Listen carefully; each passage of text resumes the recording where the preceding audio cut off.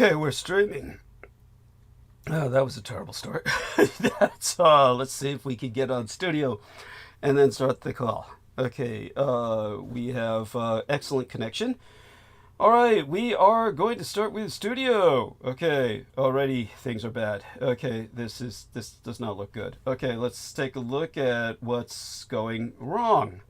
Okay, we're going to do our best and basically, okay, click that, hope that the call comes up, or we're fucked, in a sense. Okay, okay, bad start already. There was no fucking reason for that. What happened? It says we're setting things up for you. Okay, alright, so, good. Okay, it says no audio, I'll rejoin. Okay, 5:55 p.m. That was 5 minutes too early. He says, I believe. Okay, okay, right before transmission, I believe, right. Okay, got it. And now we're going to call others. Let's try and call others. We go to infinite call, and we press the button. Okay, meet now, audio call. Let's see if this works. All right. So there we are, two wonderful people, and yes, so what happened was they had shut down the Microsoft Teams, but we can all start talking now and see if we register on online broadcasting software. So everyone say hi. Hello. Hello. Okay, Hello. it looks like you're both registering on the online broadcasting software. It's so wonderful to have both ÄrisTDs and Aaron Tice, two wonderful individuals without whom the show would not be possible, and most especially our dear engineer. You know, as always, Aaron, whenever you need to ask ÄrisTDs for something, now's the best time to do it, or at least inform him that he needs to contact you privately. It's moments like this that are the absolute ideal, optimal time to do that. It's prime time. So go ahead if you've got anything you need to ask him about, or tell him you need to rendezvous at a private time, telephonically or otherwise. Let him know. Well, I don't have anything yet. We were chatting for a few minutes before. I confused the times for tonight, but in the future, ÄrisTDs, during the week, what is the best time to rendezvous telephonically? I'm pretty flexible. Just send me a message. Okay. All right. Sounds good. That's good for me. Yeah. Wonderful. And how long are we blessed with your time tonight, Aaron? I will do my best to stay at least a half hour before I start the nightly ritual and routine. Okay, wonderful. We'll try to take advantage of that time, but let's start with ÄrisTDs doing the blurb first. How about that? Of course. ÄrisTDs? Yes. Okay. All right. Then let me sit down here. I like to do that sitting at the computer. Yeah. And right. Can do it. Yeah. While I'm talking about it here, hold on. We'll click on the pop-up here, and the program comes up. And it's a nice illustration. I will immediately hit the thumbs up, upvote, like thing next to the downvote, which will remain empty because they hide it. But there are those that do put downvotes, perhaps in automated ways. And even if that's corrected later, that affects Douglas's ability to reach people by search or suggestion. So please upvote. It's important as soon as you can, or at any time if you forget. Slide over, make sure you're subscribed, even if you have before, in case you can come undone. Turn on the notification bell. I mentioned the pop-up. That'll put a pop-up on your device, in your reminder if you get busy, or if there's an off time sort of scenario, restart or anything like this. So please do all that.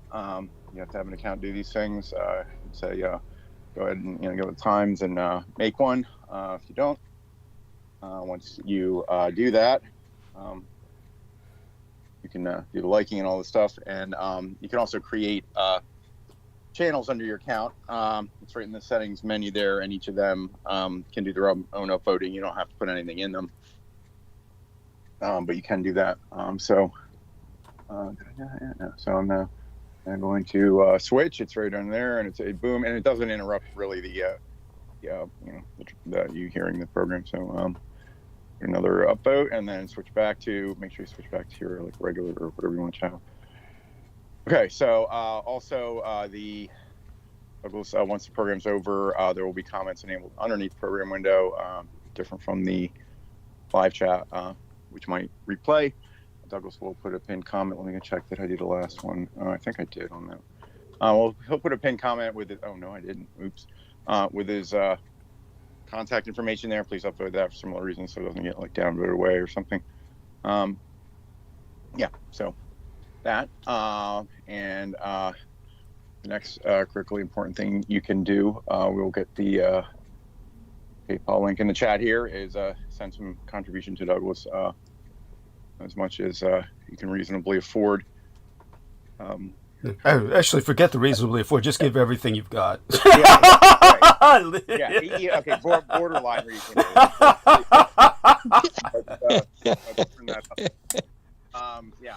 So do that. So try to keep the link visible. If not, you can always go to PayPal. Easy to find. Just type it in a search or something, PayPal. And once you get to their search, I think if you can either search just first and last name, or is your I'm looking on the thumbnail here. Did you? Oh wait, I had to scroll up right here. Yeah, on the here thumbnail poster for tonight shows the PayPal Douglas D. Dietrich. You can enter that, or just first and last name. You should see him, a little unmistakable picture of him, and then you can send him money. And in this case, I think you don't need an account. I think there's a way to send it just by credit card. On there, some way to click through, just send him a credit card. Other than that, you can share the link in the browser bar, the youtube.com link. That'll remain the same after it's live.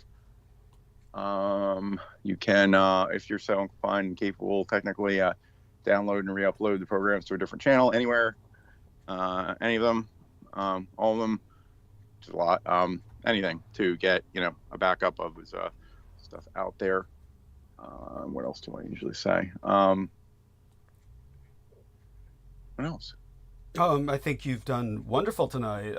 That's great. You did great as always, and bless you for it. And I'm so glad that you're communicating with Aaron. I'm glad that both of you spoke a few minutes before the show started. And well, we love you dearly, Aristides, for all that you do. And I still have other things to ask of you in terms of some things I'd like to find, PDFs and maps and stuff. And we'll talk about that soon. Okay, yeah, we'll catch up soon. So. Yes, wonderful, because I'm anxious to see how you're doing privately as well. And Aristides is a very private man.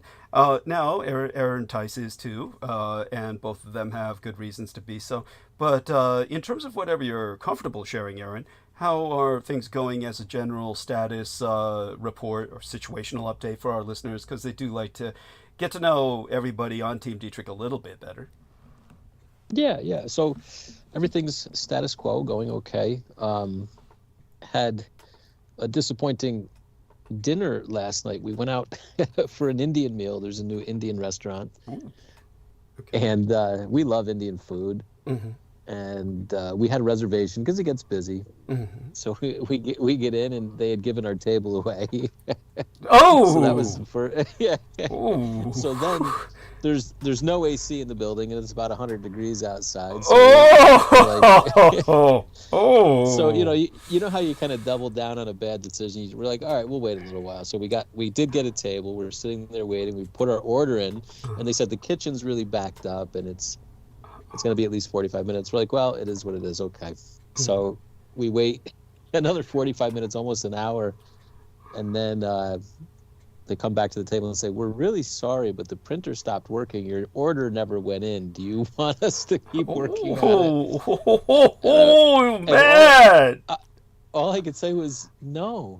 Right. No, we wanted dinner. We have to go. Yes. So we just left. So we left there hungry, hot, sweaty, quite disappointed. We ended up getting, a nice, I think it was like a Japanese/Chinese. You know how they're all fused now? You can get like sushi and or General Tso's chicken, or, a chicken ball type thing. So we got something there, and it was just an interesting, I've never had that happen. Wow. That's all I can say is that's horrible. I'm so sorry. But but nevertheless, it makes for a great story. You got to admit that. We we left there sweaty and hungry, and I guess it would have been similar if we were over in India itself. So here we are, a day later, chatting about it. Well, they got the mood down, right? Yeah, that's all I Yep. can say is they had that perfected. I cannot begin to imagine imagine the people working in the kitchen. If it's not, that's terrible. I felt bad. Yeah, it's if it's that hot in the dining area, it's got to be horrendous in the kitchen. But definitely. But of course, I hate to say it, it sounds racist, but they're used to it. That's the Yes. horror of that Indeed, lifestyle. indeed. So in terms of otherwise, have things generally been a bit more amenable to? Yeah.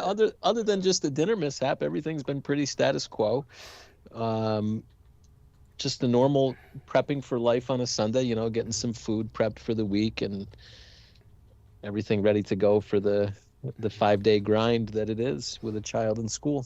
Yes, and so such being said, of course, as I've said before, I cannot begin to imagine such a responsibility. It's something that really is it's hard to fathom, and you're a far better man than I, as is Aristides, the both of you having either gone through this or going through it now. I mean, that's pretty incredible. These are like but in these times in particular, say for instance the issue I had in terms of dealing with the educating the blood boys on this day. Obviously I took off in the afternoon yesterday for the estates, and maybe going back to the estates today. I'll talk with my son about that sometime in the morning. We're going to decide on that, but we did as much of a lesson as we could considering the commemoration of the Ēzīdi genocide.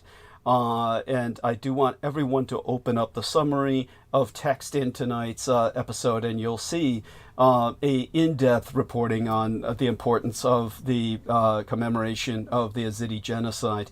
And we're talking about the most recent genocide. There have been genocides throughout Yazidi history, but this has been the most recent. And of course, the closest nation bordering the Ēzīdi in terms of not seeking their outright annihilation is Armenia. And it's far enough away where the Armenians can only do their best as Christians to help the Luciferans. And for those of you who don't know, the Ēzīdi people are the worshippers of Lucifer, and that is their religion, is Maluk Tawish, the peacock angel.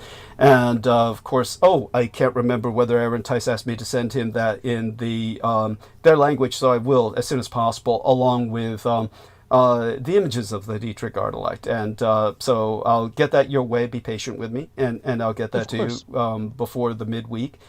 But imagine trying to explain to young men about genocide, yet these young lads are more prepared for it than most because they're already a persecuted minority, being either androgynous or non-binary or gay.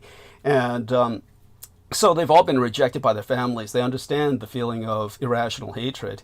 And but as I explained to Aaron Tice, think of the Armenians. Of course, my son, and very expensive genetic testing was done by his husband. My son has about a something like 10 to 20%, maybe as much as 25% Asian blood, but otherwise he's about 75% Armenian, at least 3/4 Armenian.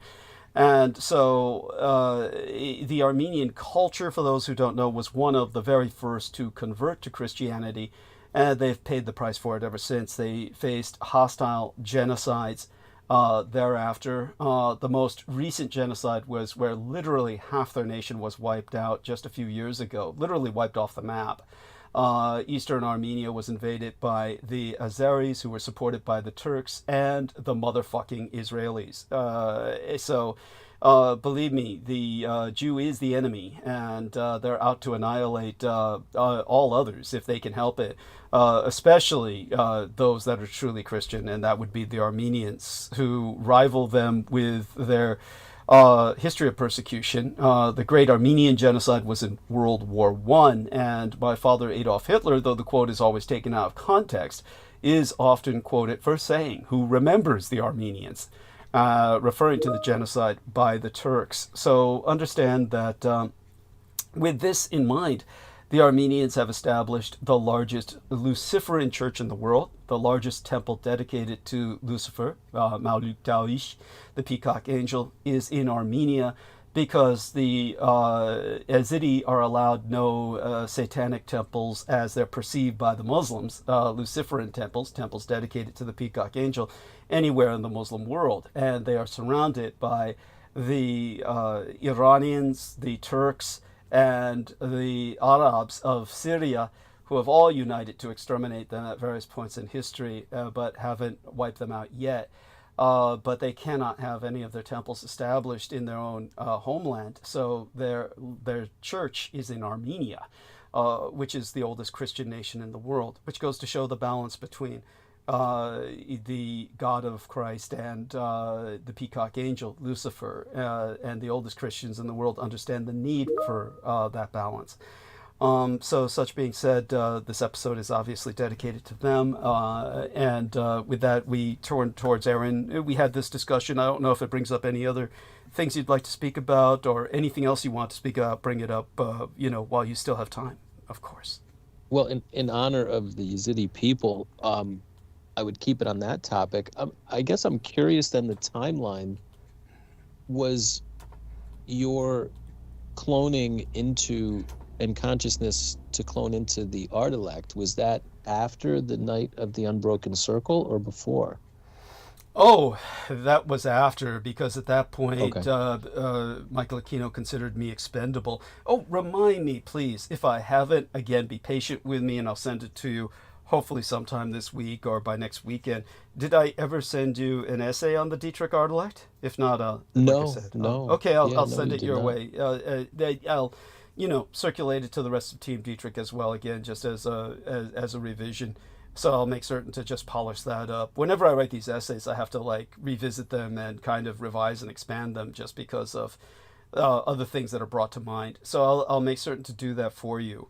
And of course, whenever you receive it, always inform me that it's received. And Of course. yeah, so I'll send that with the images then. That would make sense. I'll send that Yeah, with the images. yeah. And So it's interesting then, the for possibly a small portion of your survival of that date with Destiny is to the Peacock Angel for your survival, really. yeah, that makes sense.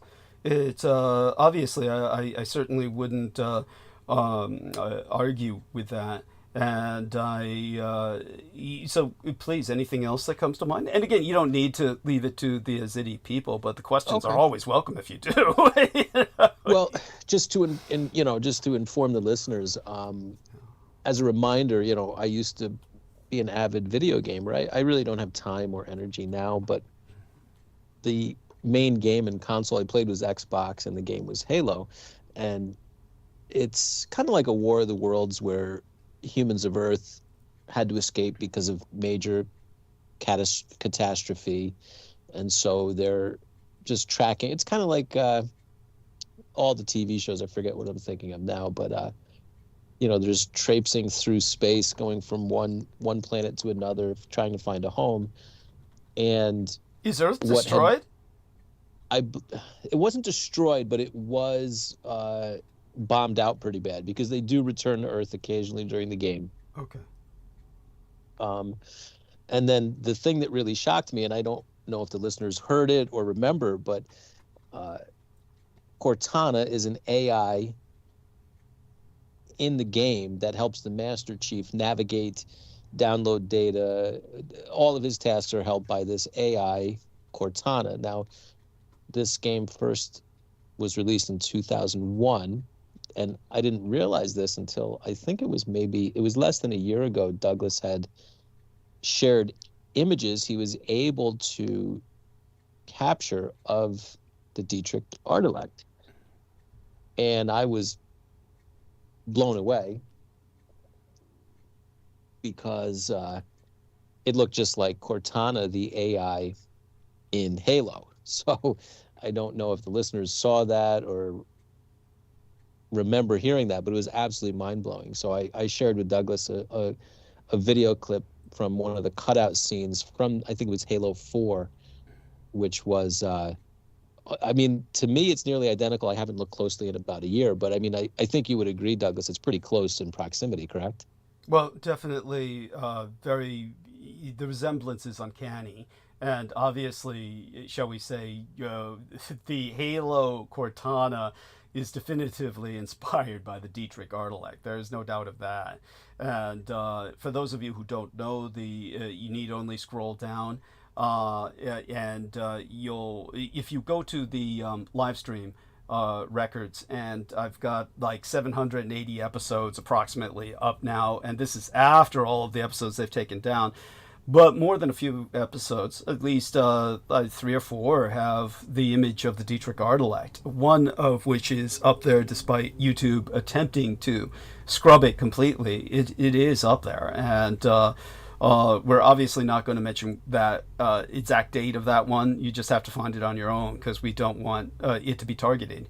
But the Dietrich Ardalek herself intervened in keeping that episode up. There's no other way to look at it, because YouTube sent me an email, which I forwarded to other members of Team Dietrich. I believe Aristides was one of the recipients at the time. I think he was involved with us, and at that time, he may not have been. That was after the Bulgarian bozos. It was, as a matter of fact, it was due to the Bulgarian bozos reporting it, as a matter of fact. That was because they were trying to bring the show down.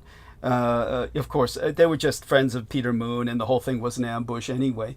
But there you'll see the image of the Dietrich Ardalek, and this is something that I've gone back to over the years. So been talking about this for quite some time, and obviously many of the images were taken long before the Halo game franchise was released. I tried to put this into some context for Aaron, that there is an enormous amount of consultation with the Department of Defense when it comes to the production of games in the West, simply because they basically usually are contracted to design war games for the Department of Defense in the first place. So it's not surprising that there's a bleed over or a leak of this kind of imagery.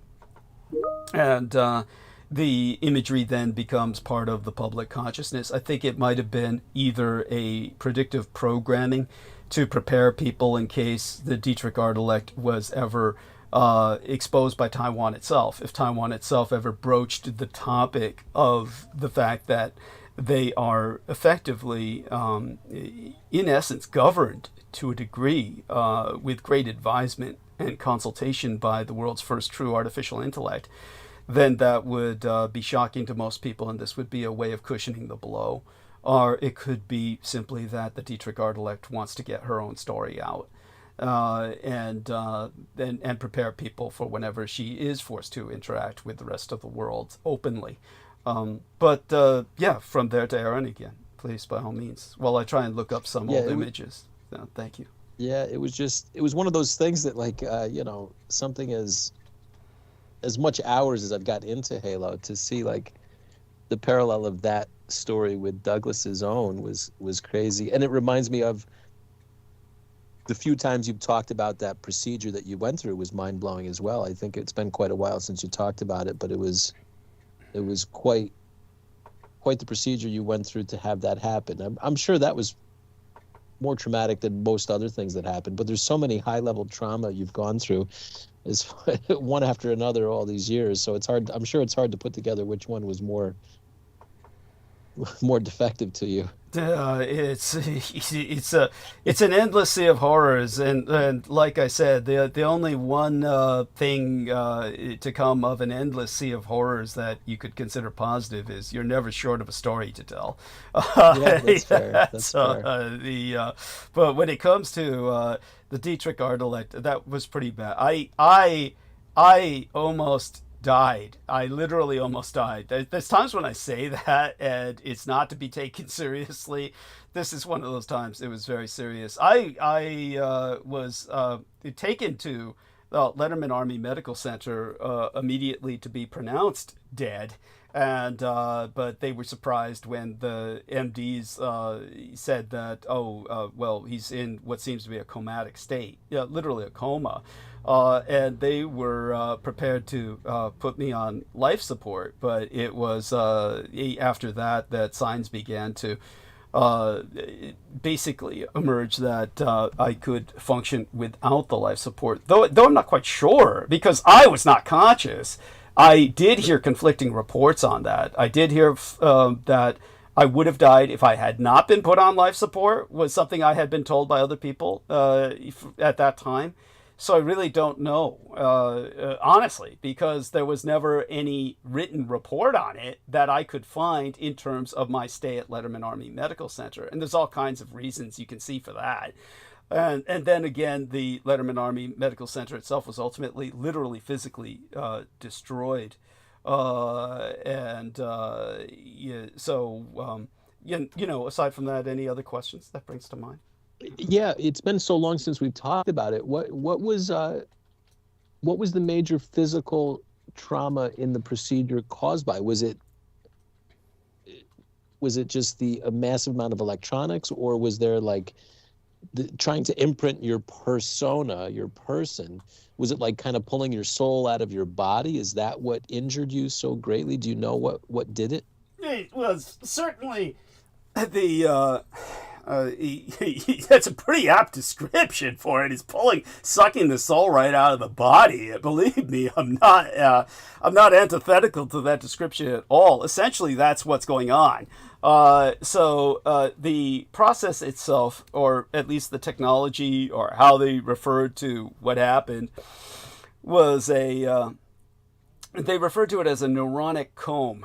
And basically my head was shaved, of course. It's hard to imagine that anybody wouldn't understand that. Head was completely shaved, and then electrodes were applied to my head. There was some very minor drilling involved into the skull that was just... it's not something that...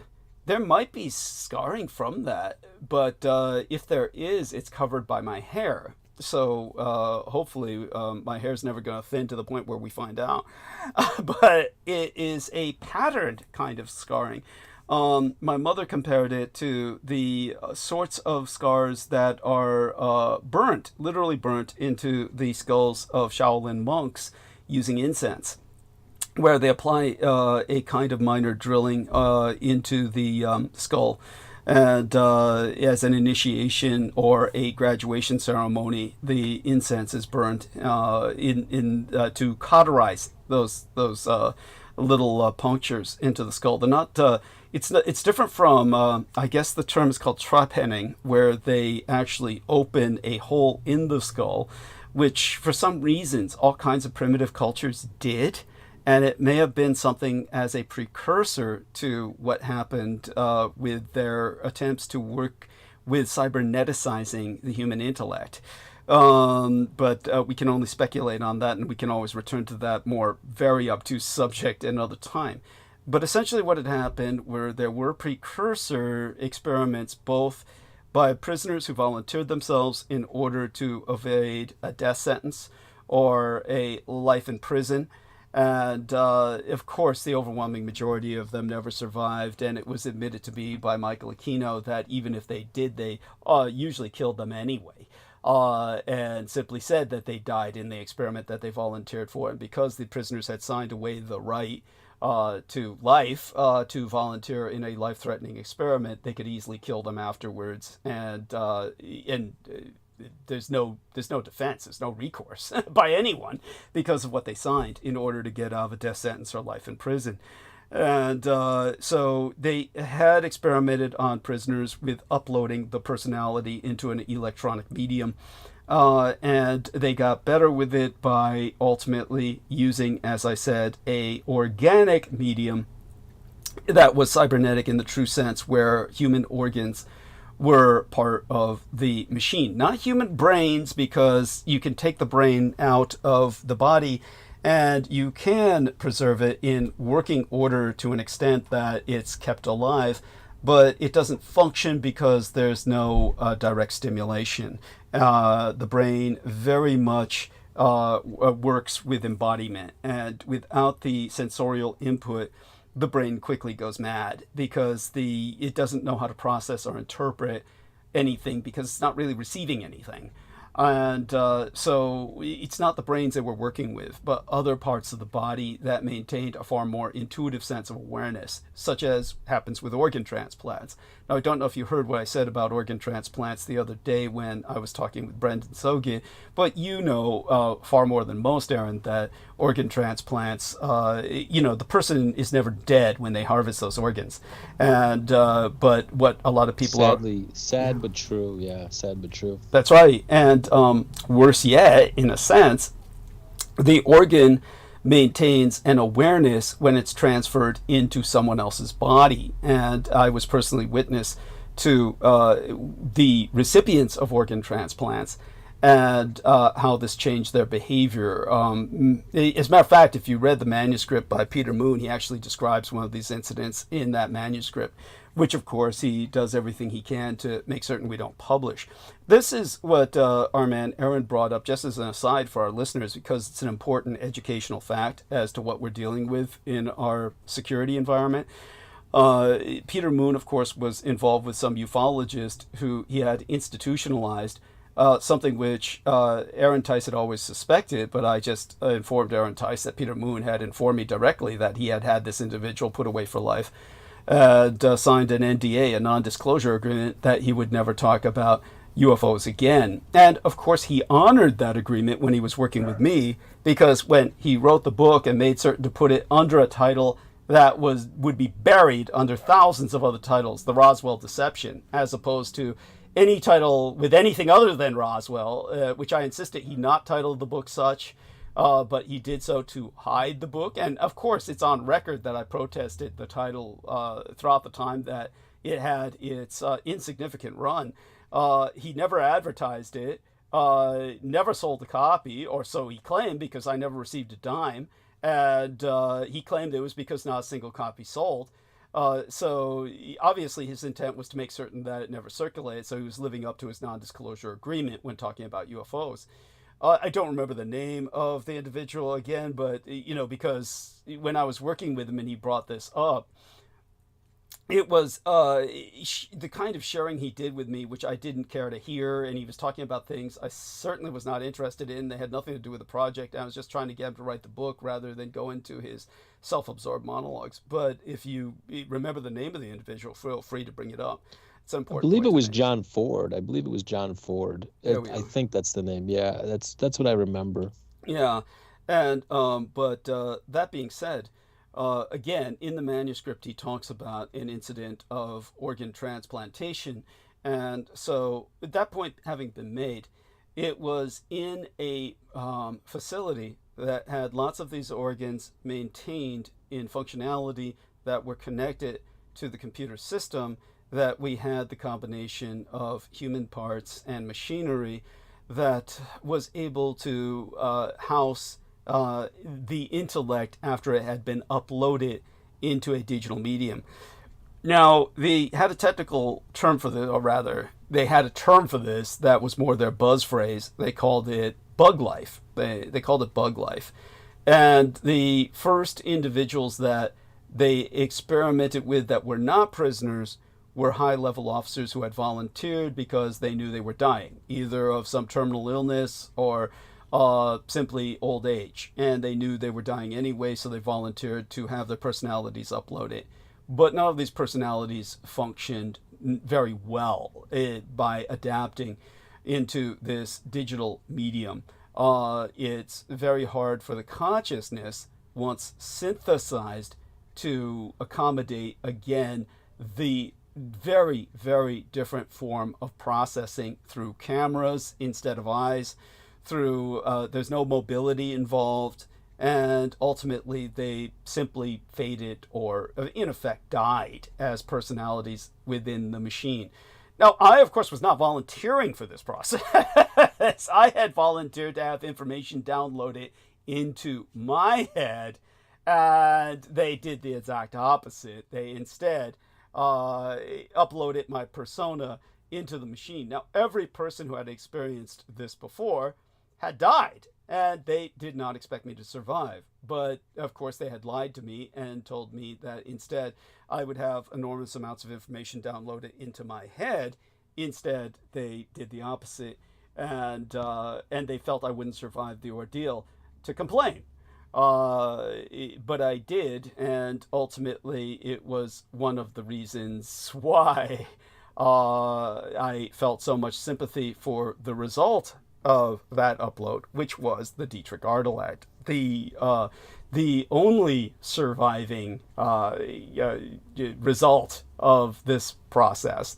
And she made certain she was the only surviving result of the process because she, on escape, made certain to destroy the facility. This was done through the introduction of what they diagnosed, and that was the term that was used, they diagnosed as AICS, AICS, or acquired what was it? It was acquired integrated circuit syndrome. That's what they said then infected the rest of the facility and began to kill all of the organic matter, which then compromised the inorganic matter.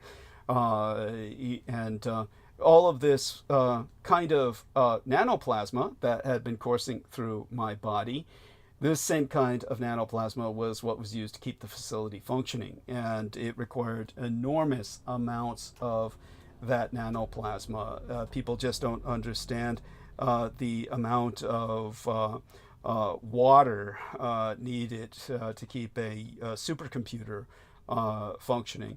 Let's take a look at that amount of water needed to keep supercomputer running.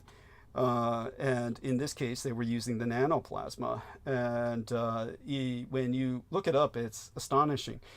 So here we are, the amount of water need, I'm not going to get something direct, but if I can find it, I'll look it up again. And I've written this down before.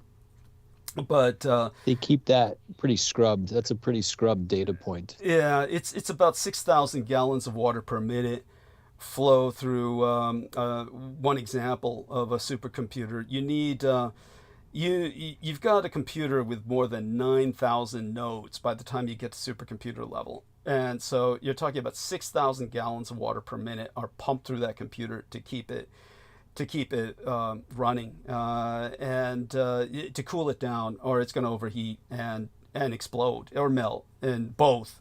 And so you just imagine the equivalent of that nanoplasma that was going through this facility to keep the artificial organs running in the computer matrix that they were in. And we're talking about many, many organs that were combined in this facility, a true Frankensteinian construct that was several stories high and concretized and bunkered. But when it comes towards, that's what my soul was uploaded into, in effect, certainly my intellect. But the Dietrich Ardalact certainly had a soul. And it's like a child born of yourself.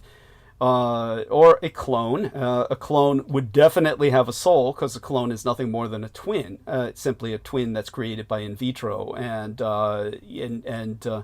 it would be different from a twin out of the womb, only in the sense that it would be younger than you by as many years as you are old by the time the clone is generated, incepted. So when it comes to the Dietrich Ardalact, however, she was born effectively in an instant, if you will. Just basically, almost mythically, like Athena out of the head of Zeus. And she then immediately began to experience abuse by the people at the facility. So it's a much more traumatic story than Cortana's origin, but Cortana is portrayed as experiencing some kind of tremendous crises herself in the arc of narrative of the game franchise over the years, apparently. I've never gamed it, so I have no idea. So we need Aaron to explain that. It doesn't surprise me, of course, the similarity of the appearance, because Cortana is a hologram, and that's exactly how the Dietrich Ardalact was forced to present herself initially as a hologram.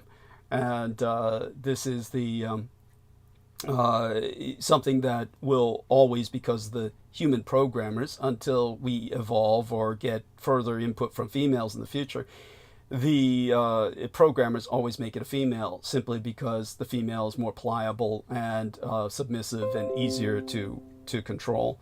What else does that bring to your mind, Aaron?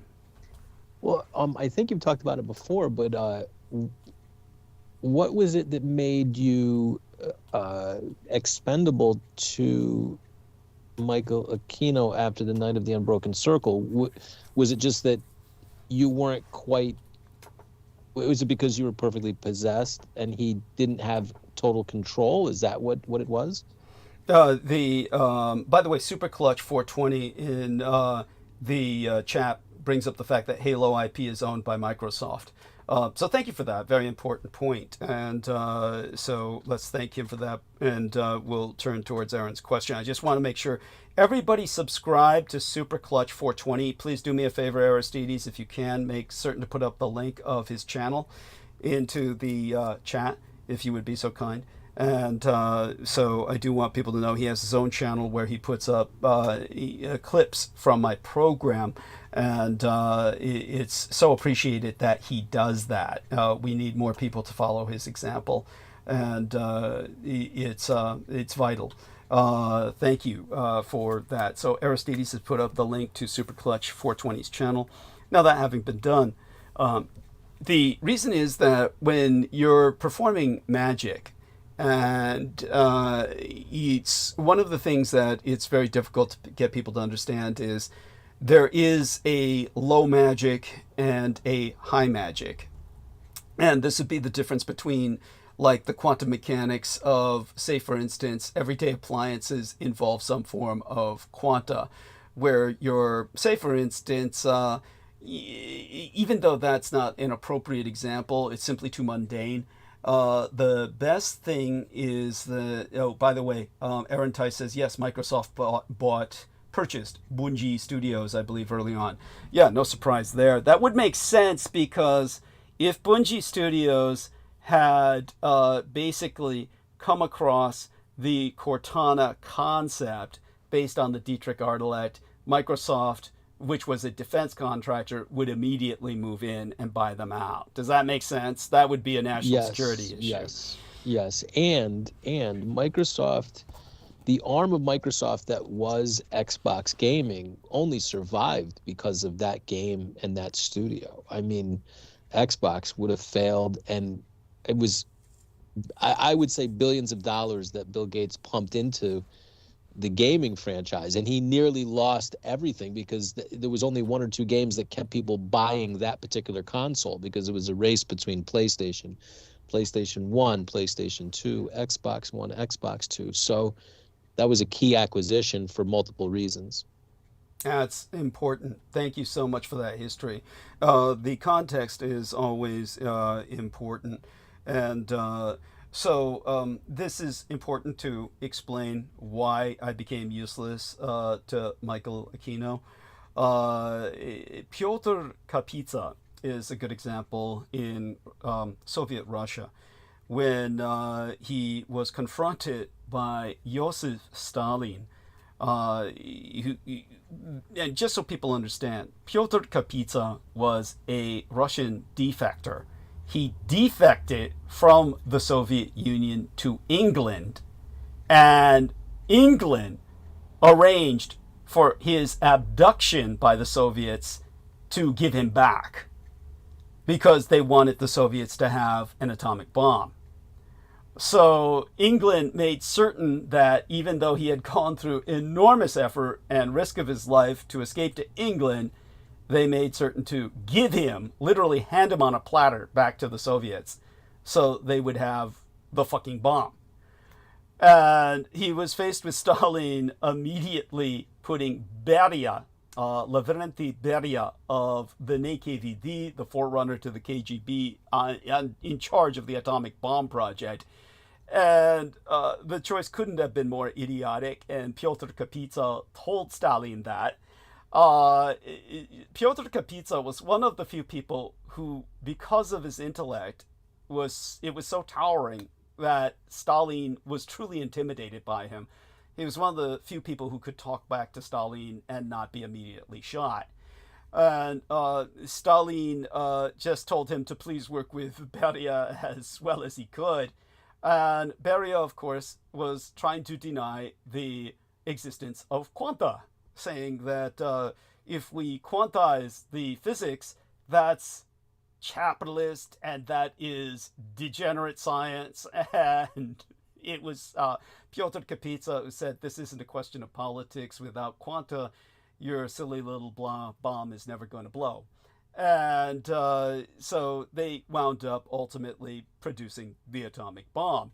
As long as it took, which was a hell of a long time, only because of the politics that I've articulated that Piotr Kapitsa had to struggle with. By the way, he won the Nobel Prize in Physics, for those of you who do not know, though it was awarded to him by 1978. And it took that long for them to come around to recognize him as someone of great intellect in the West, Piotr Kapitsa. But that being said, when it comes to what I've just articulated, blowing up a bomb is like minor quantum mechanical application. That is, that's like low magic.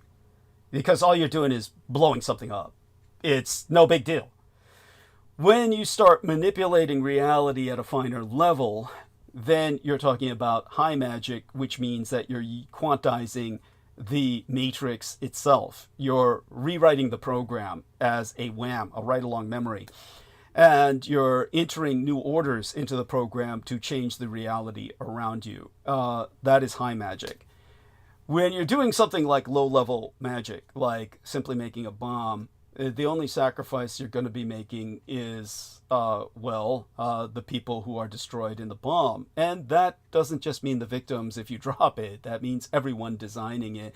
Along the way, hundreds of people are going to die. That's what happens with all the atomic bomb projects. Because of the radiation, everything else you're working with, that's exactly what happened. These weapons are entities. They devour the people who create them. And that's the way it is with high magic. When you get to the level of high magic, you need blood. And this is something people just don't get. You can't just replace that with, red jelly or Kool-Aid, or you need blood. And the higher the magic, the more potent the magic, you need human blood. It's just the nature of the beast. So when it comes to what you're doing with it is you're bargaining and you're binding. You're binding and you're bargaining. And as a result, the entities that you're working with need sustenance. They need something that really shows you're serious, that you're committed, or that you're committing someone else, as in a human sacrifice. And but regardless, it doesn't matter if you're using your own blood or if you're using someone else's. You are the one who is bound to the entity in a bargain. So you are sacrificing a bit of yourself every time you're conducting powerful magics. Now, when it comes to why Aquino had no further use for me after the Night of the Broken Circle, it was because I was recognizably perfectly possessed by the Peacock Angel, who had been summoned by these fools in Aquino's coven without his supervision that very night. After I had been owned by Lucifer himself, well, Aquino couldn't touch me after that, and I cannot, of course, perform any kind of magic in any conventional sense. I am bound to one entity. I can only appeal to Lucifer. I cannot bargain casually with other entities anymore. I'm owned. So it's not like I could take his place. Whereas before, he considered me his successor, his heir apparent to the Temple of Set, to his empire. After that, I belonged to Lucifer and could no longer serve him in any capacity of that nature. Does that make sense? It makes perfect sense. I'm curious, Was he furious after he found what those fools had done? Did he? Of course. Oh. Did he? What did he do in retribution to their foolish actions? Excommunicate them from the Temple of Set, at which point they're lost to the anti-gods. In that sense, you're lost to the universe. You're really, your only sense of redemption after that is to simply try and sustain yourself in, as I've always said, when it comes to somebody who's failed with the anti-gods, your best bet on Earth would be a society like Communist China, where they deny the existence of gods altogether. And as a result, they can integrate you if you can convince them that you've converted to their Communist Party line. Then they would accept you and integrate you into their society as a defector. As for your soul at that point, your best bet is to just try and extend your life as long as possible, which is not impossible. When you're working with that level of magic, life extension is far more possible for you than most. This is what Peter Moon was banking on. As a matter of fact, Peter Moon's... by the way, this is strange. They're telling me the meeting will end in 15 minutes, that this meeting has a time limit of 60 minutes. So we're going to start the call immediately if it closes, but I don't know how that happened. How did that happen? That's because, okay, Aaron thought the call was already going. And yeah, that's my fault. And when you joined that call. Oh, shit. Okay, so what we're going to have to do is we're going to have to, as soon as the call ends, I'll call you all back and just make sure you all answer, except for Aaron. So I presume that Aaron will have to leave by that point anyway. But if do you want to call now? Do you want to do it now so you don't have to wait for the timeout? We'll just wait till it times out. Once it times out, Okay. then I'll just call everybody back. And you can, of course, you're more than welcome. I wouldn't mind if you stayed all night, but obviously I would love to. Trust me, I would love to. I love these conversations. And that's fascinating. That is really fascinating, and it makes a lot of sense. And it pieces this together, and it's now. What were we on just before before I noticed what the time limit? What was I saying? Because I didn't really complete that thought, and I want to thank Brendan for his input as well. He's been writing a few things in the chat, the last thing I was actively tuned in on was you can't actively, go to any other entities. You're owned, and I can see how that was it. I spoke of one of the things that Peter said. And Brendan, help me out here because you were there. And I want people to know how important this is. In Tibet, which Peter Moon was convinced that his daughter, Paula, his wife, Paula, he was convinced her brother, who was not her biological brother and whom she often had sex with, he was a Tibetan monk. He was convinced he was a Romanian, even though the guy looked like Salman Sheikh and was obviously Pakistani.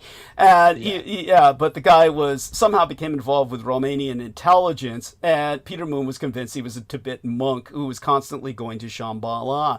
But if you were in a genuine Tibetan monastery, they protect themselves from diabolic entities which are constantly assailing the monastery simply because a holy place is always under siege by the unholy.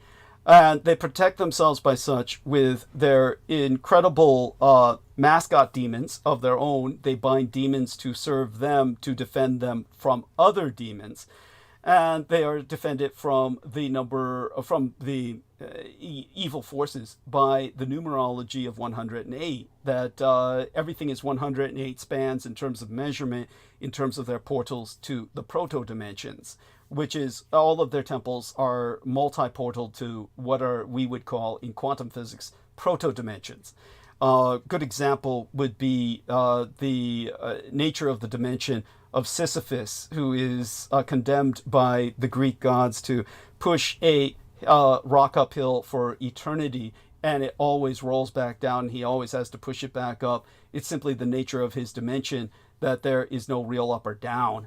And so when it comes to these proto-dimensions, the 108 number is sacrosanct in the portaling. And so Brendan Zogit was here when Peter Moon said, I'm going to live to be 108 years old. And so, Brendan, you can confirm that. And he said that convinced that he had the full capacity to expend extend his life, which he may have done, in an occult manner. He may well have done that, which would explain why but he's like a claymation figure of himself, a puppetoon meet sock puppet, right, Brendan? Yeah. Well, once I heard him say that, and Doug knows because I said it to him in the text to Doug, that I was like, oh, he's cooked. The second he said that, you won't make it to 108. That's like an affront to the universal force itself. Thank you. To declare a lifespan. It's like a challenge. Yeah, it's not how that works. Yeah, it's not yeah, exactly. Yeah, and the people that live past like the normal lifespan of 120, they're doing like, you're in such a Taoist flow state that you're neither alive nor dead. It's not nothing. There's nothing dark about it or some kind of conjuring. It's like you're just so outside of time. Yeah, and those people are usually focused on just like their daily tasks and the things they've always done, like eating their regular meal, slower than I eat, right, Douglas? That's right. Yes, that's right. You've got to learn to do something about that. Yes, please. Yeah. So that all makes perfect sense. It's fascinating. I can't imagine how horrendously that must have hurt, that procedure to clone your consciousness. That it sounds painful. The worst of it was the incredible sense of exhaustion and just emptiness and depletion, and I really felt that I was dead beyond dead. It was it's impossible to explain, but I think you can begin to imagine but in terms of the thing that to be pointed out about the anti-godly nature of these individuals and what they become involved with, you can also try and bargain depending on who your guardian anti-God was, your sponsor anti-God, because there are many of them. The fact is that they struggle against each other, and honestly, that is an enormous factor of how mankind has survived this far, is the fact that the anti-gods struggle amongst each other. And when it comes to, you can always switch your allegiance to a different anti-god, but they were definitely expelled from the Temple of Seth, which was certainly... the patron is one of the most powerful anti-gods of all, Satan himself, the basis for Satan, the original Seth. As a matter of fact, the very city of Cairo, the capital of Egypt, is simply the word for place of battle. Cairo in the ancient Egyptian simply means where the great battle took place between Seth and Horus, and it's simply the battleground that they fought on. And so when it comes to that was the forerunner of Satan, was that set. And so that's who we're speaking of, that Aquino was in a direct communion with one of the original anti-gods that came to Earth and became the foundation for the satanic, which is very different from the Luciferan. When it comes to the whole process of the anger that Aquino felt after he had felt that he had lost me, and then felt that I was expendable, and then when I survived, was so impressed that he thereafter continued to work with me to a degree, with an even greater degree of friendliness, really, than he had before, in some ways. But when it came to before that period of time, he was more of seducing me with parties, bringing me to parties, and introducing me to this kind of alternative lifestyle that he had so much access to. Parties for engineers and the various other people involved with the Department of Defense. Enormous blowouts, big blowouts, where it was only later I realized that so many of the young girls involved were not there of their own free will, were literally sex slaves. and locked beneath the tunnels of the Presidio, where many of them were either sealed ultimately when they blew those tunnels shut, either dead or alive, along with many other children. The amount of bodies that are beneath the Presidio, we'll never know, which is what's interesting. When Brendan and I saw the sign, and I don't know if I showed it to you, Aaron, of the Presidio archaeological site. It's like they must be there specifically simply to cover up all evidence, is what I would presume. Yeah. That must be their job. Is if you found bones, you found a human finger bone, turn it over here, and then they'll make certain it's incinerated. Exactly. Yeah, and so I mean, imagine that. Where do you go on a public park where you see an archaeological office like that? It was odd. It was so much high strangeness on that location. I mean, wasn't it the Disney building? Yes, you had that as well. Of course. I mean, it's leased by Disney. Oh my goodness, it's just insanity. Yeah, and George Lucas, don't forget, and who was there, before he, shall we say, withdrew publicly into whatever further resources of depravity that he's entered into. But when it comes to what was going on with Michael Aquino, the magic, the fact that he couldn't use me, it reminds me again of, and Aaron, help our listeners here, we always have new listeners, when he thought I was expendable after I became perfectly possessed by Lucifer, and then perceived me as a danger because of the Luciferan involvement within me, that I might become a threat against him. That, of course, was another reason for signing me over to this project, which I was volunteering for under completely misadvertised pretense that I was going to gain immense knowledge pumped into my head.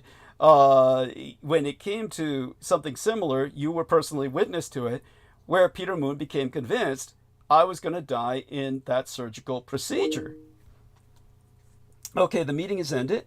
So we're going to dismiss that and then call back on the infinite call. And here we are. Aaron Tice is typing, but we'll see if he responds just to speak for a minute. Okay, call ended. I'll rejoin and answer your question. There we are. So we're going to put the call out. And thank you so much, Aristides, for explaining exactly what had happened with that. I believe someone's responded, probably Aaron. There we are, Aristides.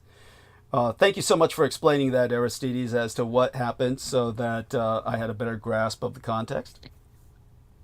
And and as soon as everybody joins, I'll answer the question that we ended on there. Yeah, that Peter Moon was convinced I was going to die and seemed quite looking forward to it. And that was a big turning point. His behavior changed after my survival, where he became so please show that with everyone. I believe it was the sinus surgery, right? That's right. That's correct. Right, very close to my eye, right behind my eye, and very close to my brain. So we're talking about very delicate. And you were bleeding like a hemophiliac, I believe. The blood wouldn't stop. That's correct. And I don't think you should have gone into transmission that evening, but you did, because you're very regimented. And I remember you were in a very bad place. I think everybody could kind of tell. And Peter, in his horrible delivery fashion, literally was like, what was it? I think you had to take a break to mop the blood off of your face, because you were drinking your blood, and I was choking on my own blood. Yeah. To the point where I couldn't talk. Remember, my voice. And Peter said in his horrible way, "Oh my goodness, it would be terrible if Douglas were to die. Like he might die, and the book's coming out next week, and he might die." Well, wow, and he was just so blasé, and it was just such a horrible delivery. I think everybody felt and heard it. It was like so disgusting. You shiver and like kind of shake it off, because you've been defiled by his flippant action. It was just so disgusting the way he talked about you. offhanded. Just it would be terrible if Douglas were to die before the book came out, since we're so close. It was, and it was just, it was just terrible. Just it wasn't to the level of the plastic baggie and the cucumber or the pickle, but it was not to mention telling Marina Sarin, you should get colonics, which Brendan, help us out here. He told every girl that. Hasn't he told every girl on my show that? Yeah, but the colonics wasn't even as bad as she's talking about her, where she was abducted, and it's like, what did they dress you in? What were you wearing? I was mortified. I don't think I had my audio on at the time because I gasped. I was like, oh, it's so offensive. Who says that to a girl who's talking about an abduction? Like, it's horrible, horrific. It's just I'm laughing only because it's all you can do. It's all you can do. It's all you can do. Heinous. It is so heinous. The behavior is just so outrageous.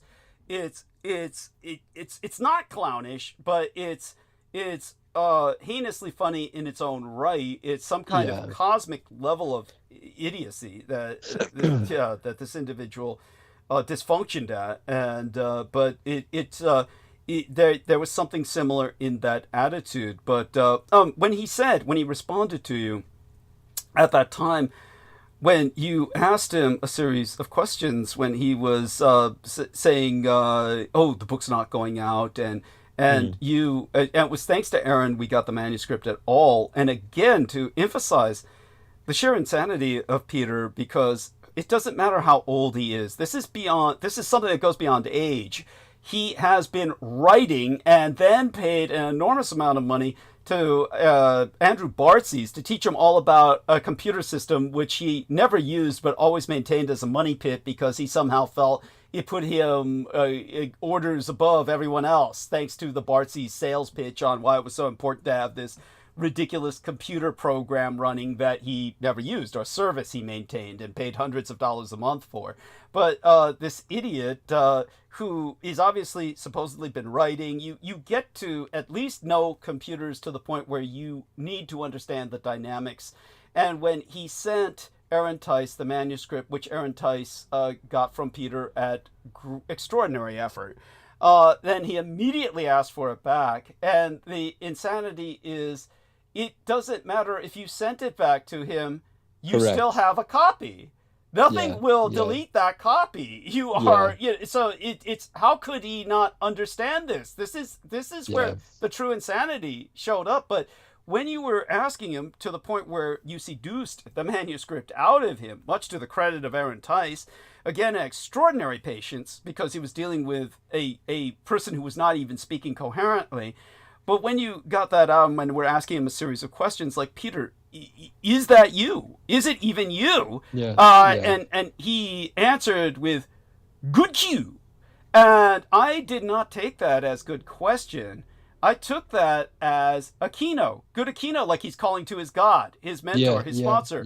Great Aquino. Like good cue. That's his exclamation and supplication to his true God, who he never really spoke against in any negative way. And so hopefully that puts things into some context, that we have been influenced by Aquino even after his so-called death, through these minions who were quite loyal to him to the end. And Peter Moon, Brendan, if you would explain, because it is important, Brendan can explain it in a way that no one else can, if ever so briefly, the importance of the symbology of the dead swans. When Peter put out this, aside from what I said about my mother's favorite ballet being Swan Lake, when he puts out this AI preview of whatever it is he's selling, which is always some Philadelphia experiment based thematic these days, he presents all of these dead swans for no apparent reason, but as Brendan says, it's an insult to life itself. He shows them making love, the swans are forming hearts with their necks, and then he shows them all dead, belly up like dead goldfish in a bowl. Yeah.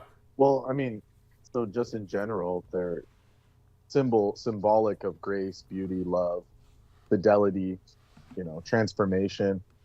But that would be fine if there was some kind of redemption at the end, where like they come back to life or something, or there's like a baby swan and it carries on the legacy. But it was just like, no, they died horrifically, and then that was it. It was just horrendous imagery. Just a lake full of dead swans. Yeah. And what? But the there goddess. Was no redemption. There was no. Which goddess are they affiliated with? Yeah. So ultimately, it's Saraswati. So it's the consort of Brahma. So it is literally an affront to the creation itself, because that's the goddess of creation and bliss and, you know, connection and divinity and all of that. So thank you. And we were brought that footage by Aristides. Aristides brought that to our attention, what Peter Moon was doing. So thank you for that, Aristides. Yeah. So any other thoughts before you take your leave for tonight? And again, you're invited to stay as long as you want. I wish I could. I would love to. I know I would love to. But the thing I'll end on is we'll do a we'll tip your hat to your mother and a tribute to your mother, because one of my favorite stories to think back on is when Peter said, "I dreamed of your mother," and how he had to end the dream. And the story of it is, I knew that if I stayed in the dream with your mother any longer, she would have killed me. Yes, that's how we know it was true. That's how we know it was true. Yes. So in homage to your mother, coming from the other side to slap Peter around in his dreams. And he was so dumb he told that story, because it's very telling. And, it's just funny. I guess at a certain point, and you don't just have diarrhea from behind, you get it from the mouth as well. And he really had that at that point. Yes. Thank you. Well, we love you dearly. Stay safe and be well, and always maintain security consciousness, and we'll be speaking again as soon as you can. Okay. Awesome. Good night, everyone. All right. Blessed be. That's Aaron Tice, and plenty of work that he's done to get that manuscript, and that was miraculous. I really credit him for that, and it's and thank you so much again, Aristides, for explaining the context of what happened with the Skype call. So we've got a fairly unlimited amount of time now as far as we're concerned.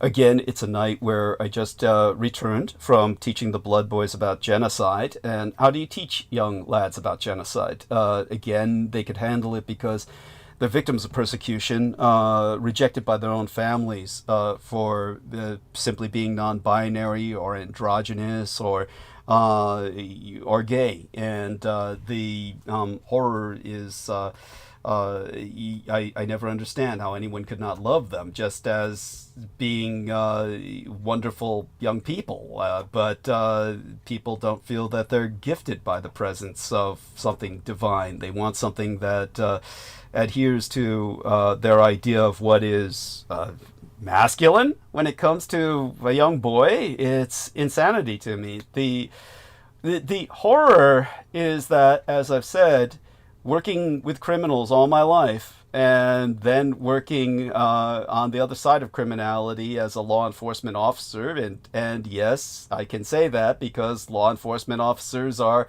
oftentimes just criminals in uniform hiding behind a badge. And that, I don't even say that as an insult to the police. It's simply, you work with crime all your life. It gets inside of you. And if you don't start off as a criminal in blue, you very well at some point or another simply wind up to one degree or another as one, because you are contending with it every day of your life, and you have to understand it, and ultimately it gets into you. And when it comes to police and what they work with, they see it too.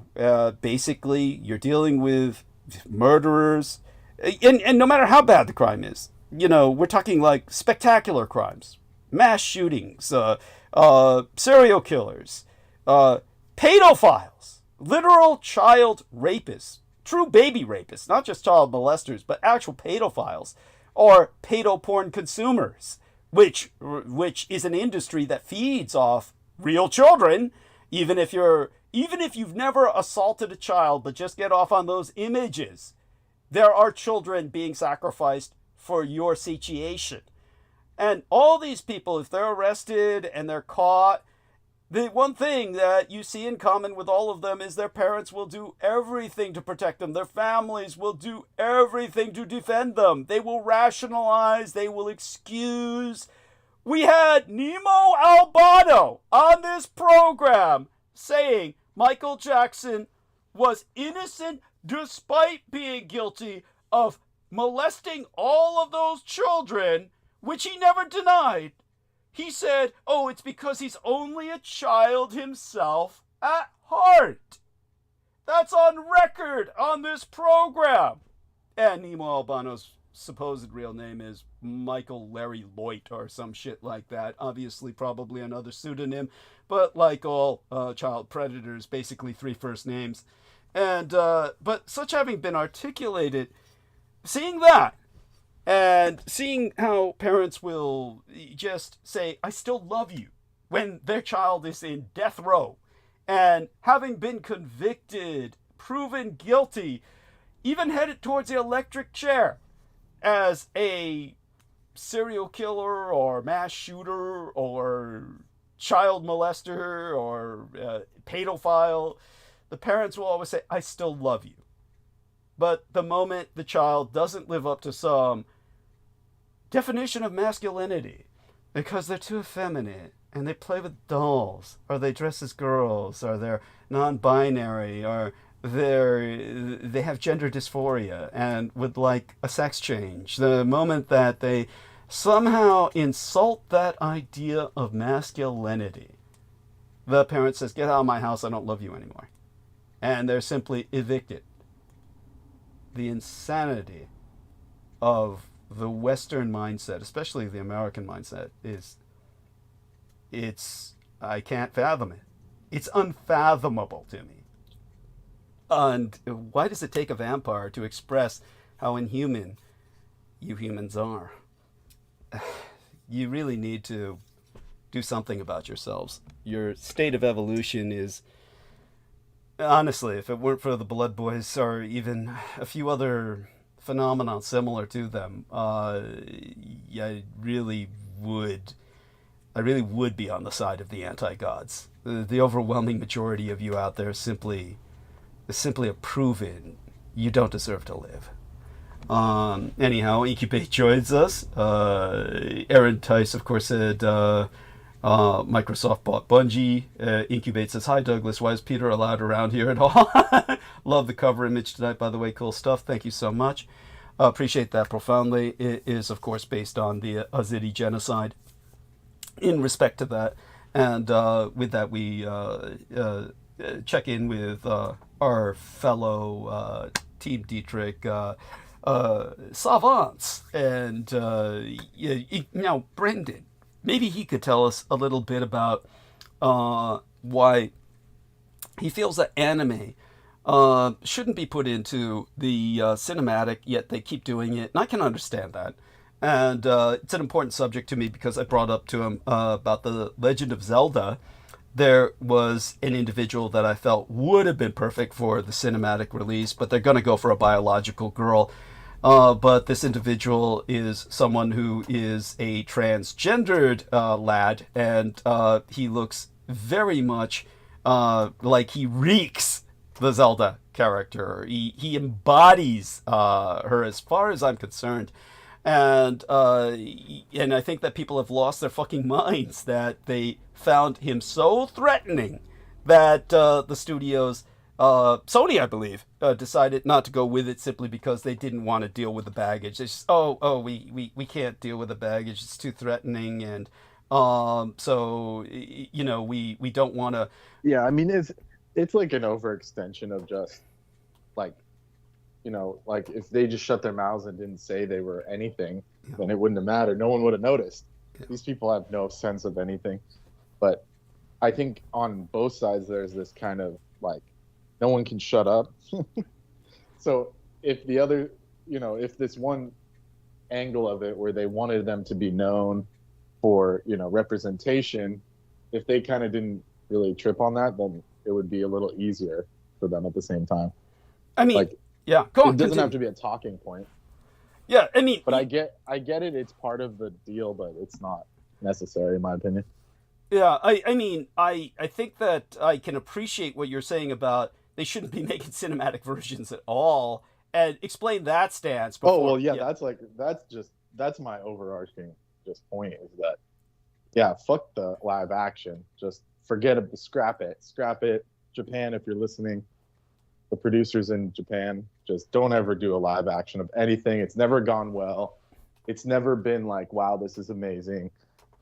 They've done a good job on the One Piece one, but I still can't grasp it myself. I'm not a fan of it's because it's like you're taking some ideal, some archetype, and trying to find like real actors, and to make it the powers work, you have to bring in all this CGI, and it gets like gaudy almost. Am I making sense? It almost just gets so cringe and clunky. You can't do it. And they've even done it with like swordsmanship, like Rurouni Kenshin and stuff like that. But it just, for me, it doesn't do it justice. It doesn't do it justice. Yeah. So the anime does fine. So I think it does great. But you argued beyond that. They tend to be flops, or don't they tend to be mega flops? Every single one. I can't think. Like I said, that One Piece is the only time where, because it's so beloved, that people like it. But in Japan, I don't think anyone's even watching those live actions. I mean, even where it's supposed to do the best in Asian countries, like I think maybe Southeast Asia is probably the biggest market, because they kind of have like that Indian kind of mindset where like cheesy is fine. Right. You know? That's right. Like they're cool with the cheesy. Like if you see those like Thai movies like Ong Bak and stuff, where it's like just CGI and cheese ball, but those are popular. So in those countries, it's like fine because they're used to it. It's almost Bollywood-esque kind of CGI. It's just so absurd that it doesn't. But anyone outside of that, it's really hard to make it work. In Japan, they always say, "Oh, it's going to do great in Japan because they're more, they think like that," and it never does. I don't think it ever has. Like every time it's come out, they've spent all this time trying to pick actors and all that shit, and then like crafting it meticulously, even bringing in people from Hollywood, and then none of them have been successful. And there was go on. No, continue. There was what? There was one recently, I forgot what series it was. I'm trying to remember. Where it was supposed to be like, it was supposed to be the one. And it came out, and even in Japan, like it was like empty seats in the theater. Let me see if I can find it. Because it was supposed to be like they worked on this for years. So let me see if I can. And just so people know, the actor that I'm talking about, who was considered for the role of Zelda, is named Hunter Schafer. And people can look Hunter Schafer up, and like I said, as far as I'm concerned, he reeks Zelda. Obviously, I'm biased in this regard, but I do want people to understand, if you were to understand anything about animation, if you were to investigate it beyond just watching it and let it kind of blitz your eyes out and go directly to your brain and give you this kind of sensorial input, if you're beyond that level of appreciation and truly investigate it, you'd have to become familiar with voice acting. And that's where it's extraordinarily common for someone to voice a character of the opposite sex. So you've already got gender roles reversed in animation all the time. But when it comes to Zelda specifically, again, I'm not a gamer, but I know this through my son and the Blood Boys, that the versions of Zelda are canonically so androgynous that one version lived as a man for like a decade. In game. 7 years. Thank you.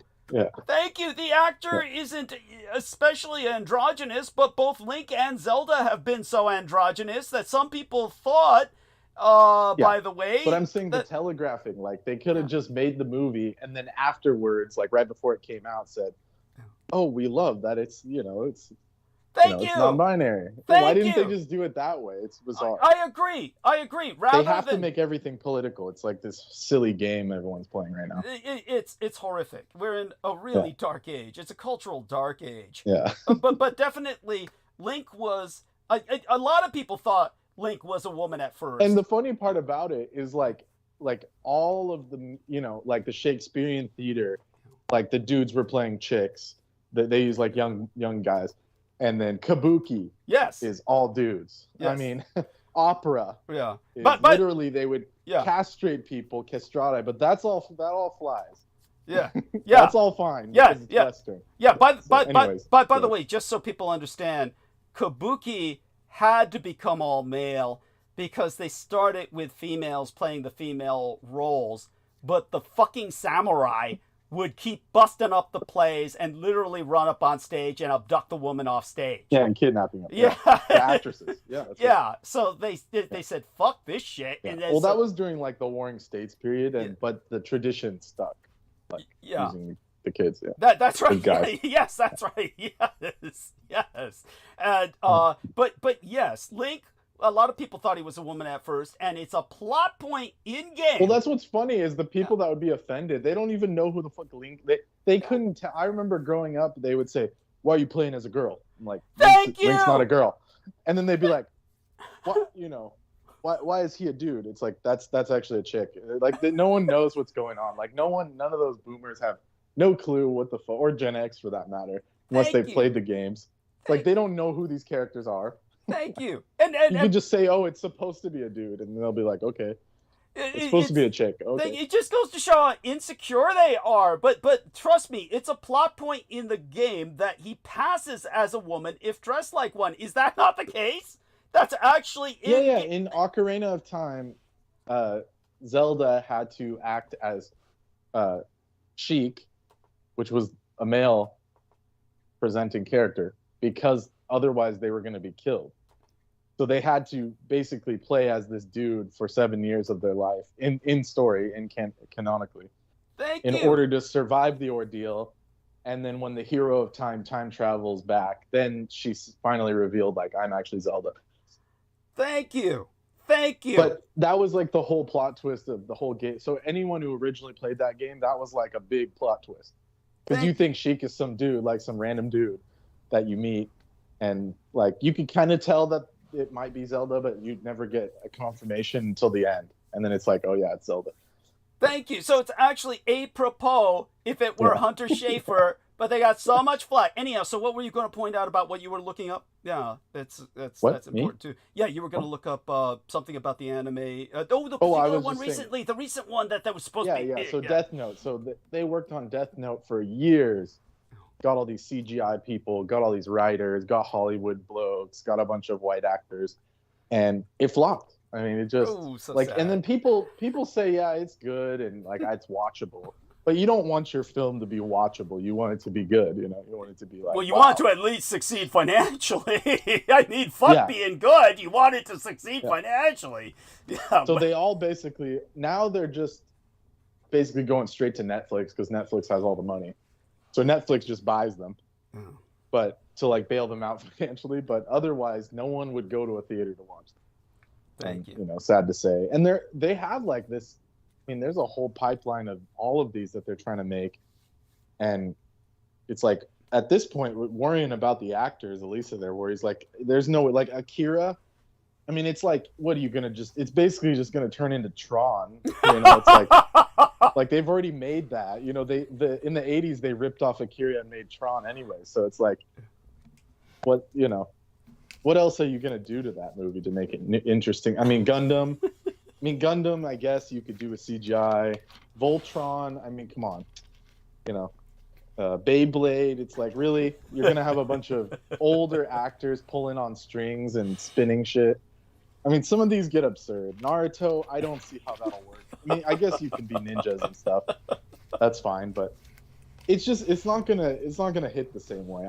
I'm pretty much, you can tell I have a bias against live action, but it's because I don't have that. Like, I can't tolerate cheesiness. Like a lot of Western people have gotten accustomed to it because of all those stupid Marvel movies. But literally, the last movie I saw was like, I think 2016, when those like really shitty Marvel ones were coming out with all the CGI, and I said, I'm never seeing an American movie ever again. I've never been since, because it's like the whole point of seeing Hollywood movie was originally, it was like, right, the actors, they had to be eloquent, it had to be convincing, you had to be immersed in it.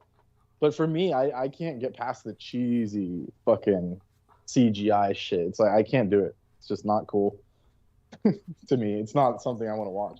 Thank you. But in an anime form, it's like it's animation, but the story is what brings you in. And if the story is good and you connect to the characters, then it doesn't matter that it's animation because it changes you. You feel something. But with the cheesy animation and like trying to be real, you know, it's like, where do you draw that line of trying to be real or not? And it just becomes cringe. I think it's just cringe. Thank you. Thank It's you. not worth it. Yeah, no, Don't waste your money, Yeah. whoever's out there that's in that business. Like, don't waste the money in doing it. Not worth it. I think it's good advice. Actually, what you're saying is very good advice. It's obviously I'm simply focused on this one case because it's a hot button issue for me. It's a hot topic issue for me. But definitely your overall. How about let me put it this way. It doesn't matter who they're gonna choose because it's gonna be executed so badly. It won't fucking matter who they choose. That makes me feel better. Like, it really does. Yeah. Like, so it's like they could get that dude. They can get, you know, their Hunter Schafer. Yeah, they could get them, and still, it's not gonna do anything. They could be freaking like a good example, like the Hobbit films. Right, so they spent all that time, you know, he did like a masterpiece making the first 3 Lord of the Rings. And then the studios were saying, oh, we got to juice more, so make 3 Hobbit films. And those are the worst piles of trash ever fucking made. Like, they didn't do justice to the story. They didn't do justice to the characters. They made it cheeseball, you know. They put this weird, like, elf-dwarf love triangle in. I mean, they fumbled everything. So, and they had the best of the best. They had all that fresh printed money that Peter Jackson had. They had all the best actors. They had all the rights to The Hobbit, and they still dropped the ball, you know. And they had all the J-men piled in, like, you know, sardines in a can. You know, all the best of Hollywood. And they still dropped the ball on that. So, like I said, it doesn't matter. It doesn't matter. Like, it's so true. They can't stop milking it till it dies. Yeah. If they just said, look, okay, we did movie history. You'll never get past Lord of the Rings. Done. And then The Hobbit, you know, you could do like little snippets of here and there of like, you know, what is it, like TV shows or something. But no, they had to pull that shit. And I think that I watched it on the plane recently, and it was horrifying. I was like, this is so bad. Like we were watching it when they came out, but we were like so drunk and stoned, it didn't matter. It was just like, oh, you know, he talked about mushrooms. But now it's like if you try and sit down and watch them, you can't watch them. They're so bad. But by the way, that was the first time, Brendan told me Anyways. that was the first time he ever considered exiting a plane at 30,000 feet. But Well, nowadays you don't have to do anything. They're just all fucking shitty construction. And get this shit. The plane I was on, the actual same model, same flight path.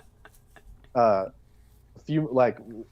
after I was on it, but it had some kind of electrical issue where they like tried to, you know, basically they tried to take me out on the plane, and the egregore was too slow or whatever the fuck the enemy stand they sent after me was like way too fucking slow. Yeah. And that same flight, like something happened to the kitchen, which I was sitting right next to, by the way, and it caught on fire and burnt out or something, and they had to return to port.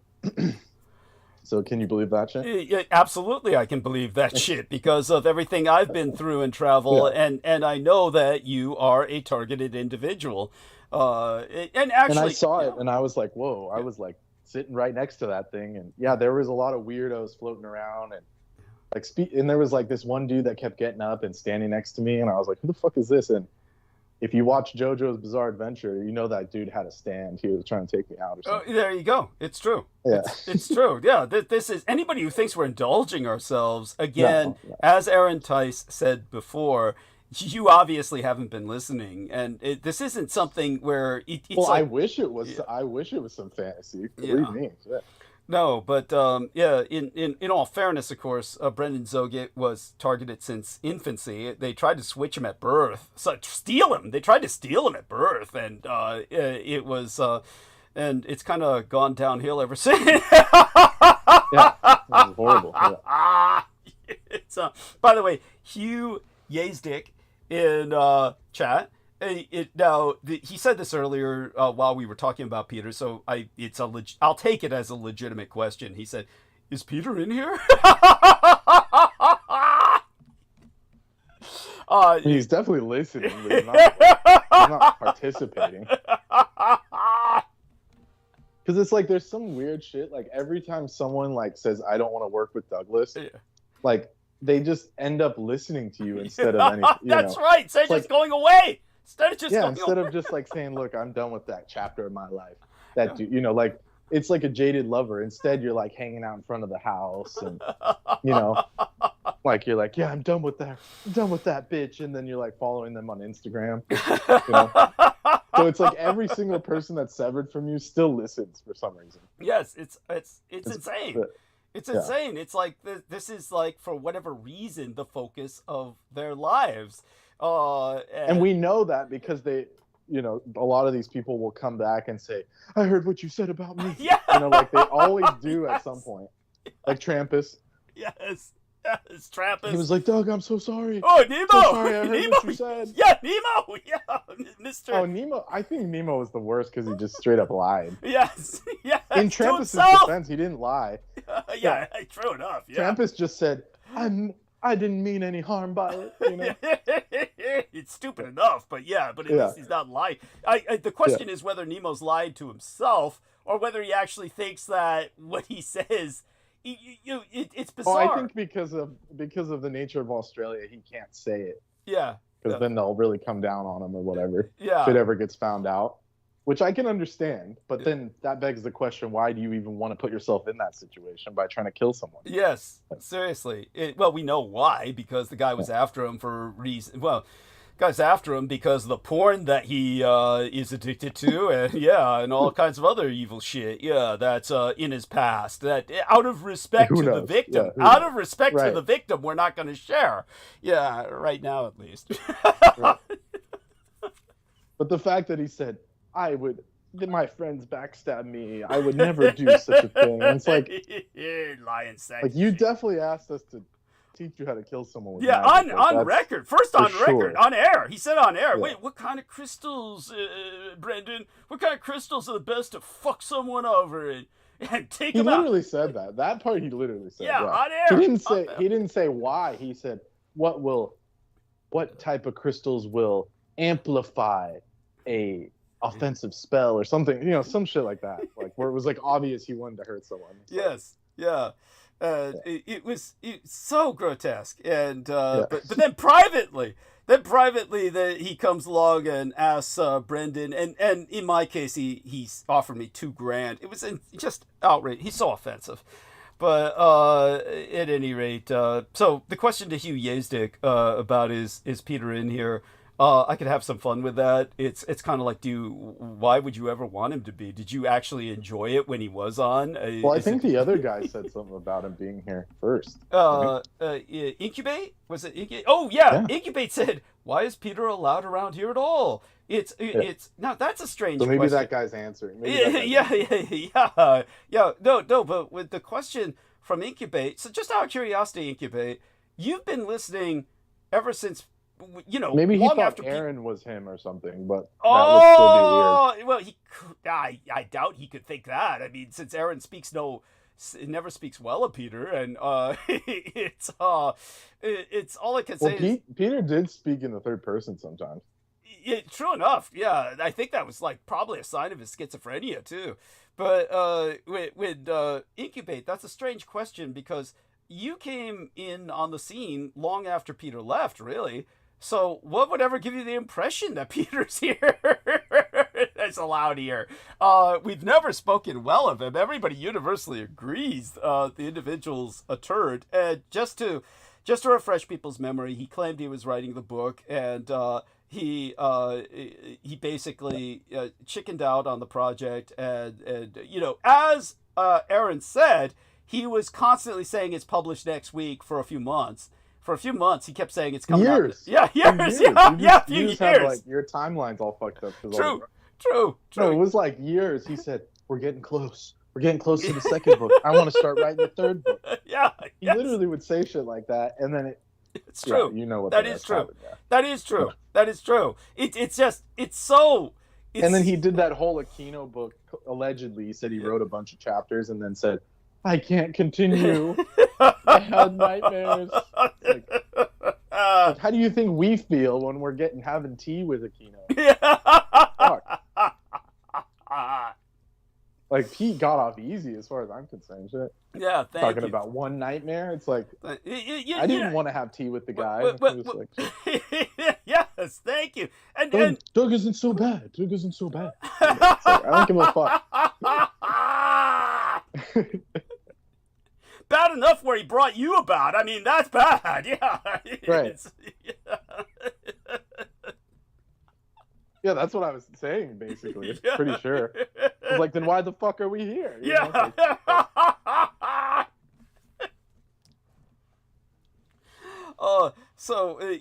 but in the horror, what is so offensive about Peter saying how negative it was is that he wasn't there firsthand, dealing with kids walking into the library from the daycare center, bleeding out of their ass. He wasn't there dealing with Michael Aquino handing me a salad after a hard day's work that I find out the next day. How were your dreams last night, Douglas? Oh, absolutely bizarre. What, oh, that's because the Mukbang Joe is known to bring about such dreams. And of course, yes, just informs me then that I've committed cannibalism unknowingly through his serving me human ganglia paste as a dressing, which is considered a great initiation ritual in special forces, which, again, to remind people, Michael Aquino was an officer in the U.S. Army Special Forces. That's something Sammy Romero was pointing out when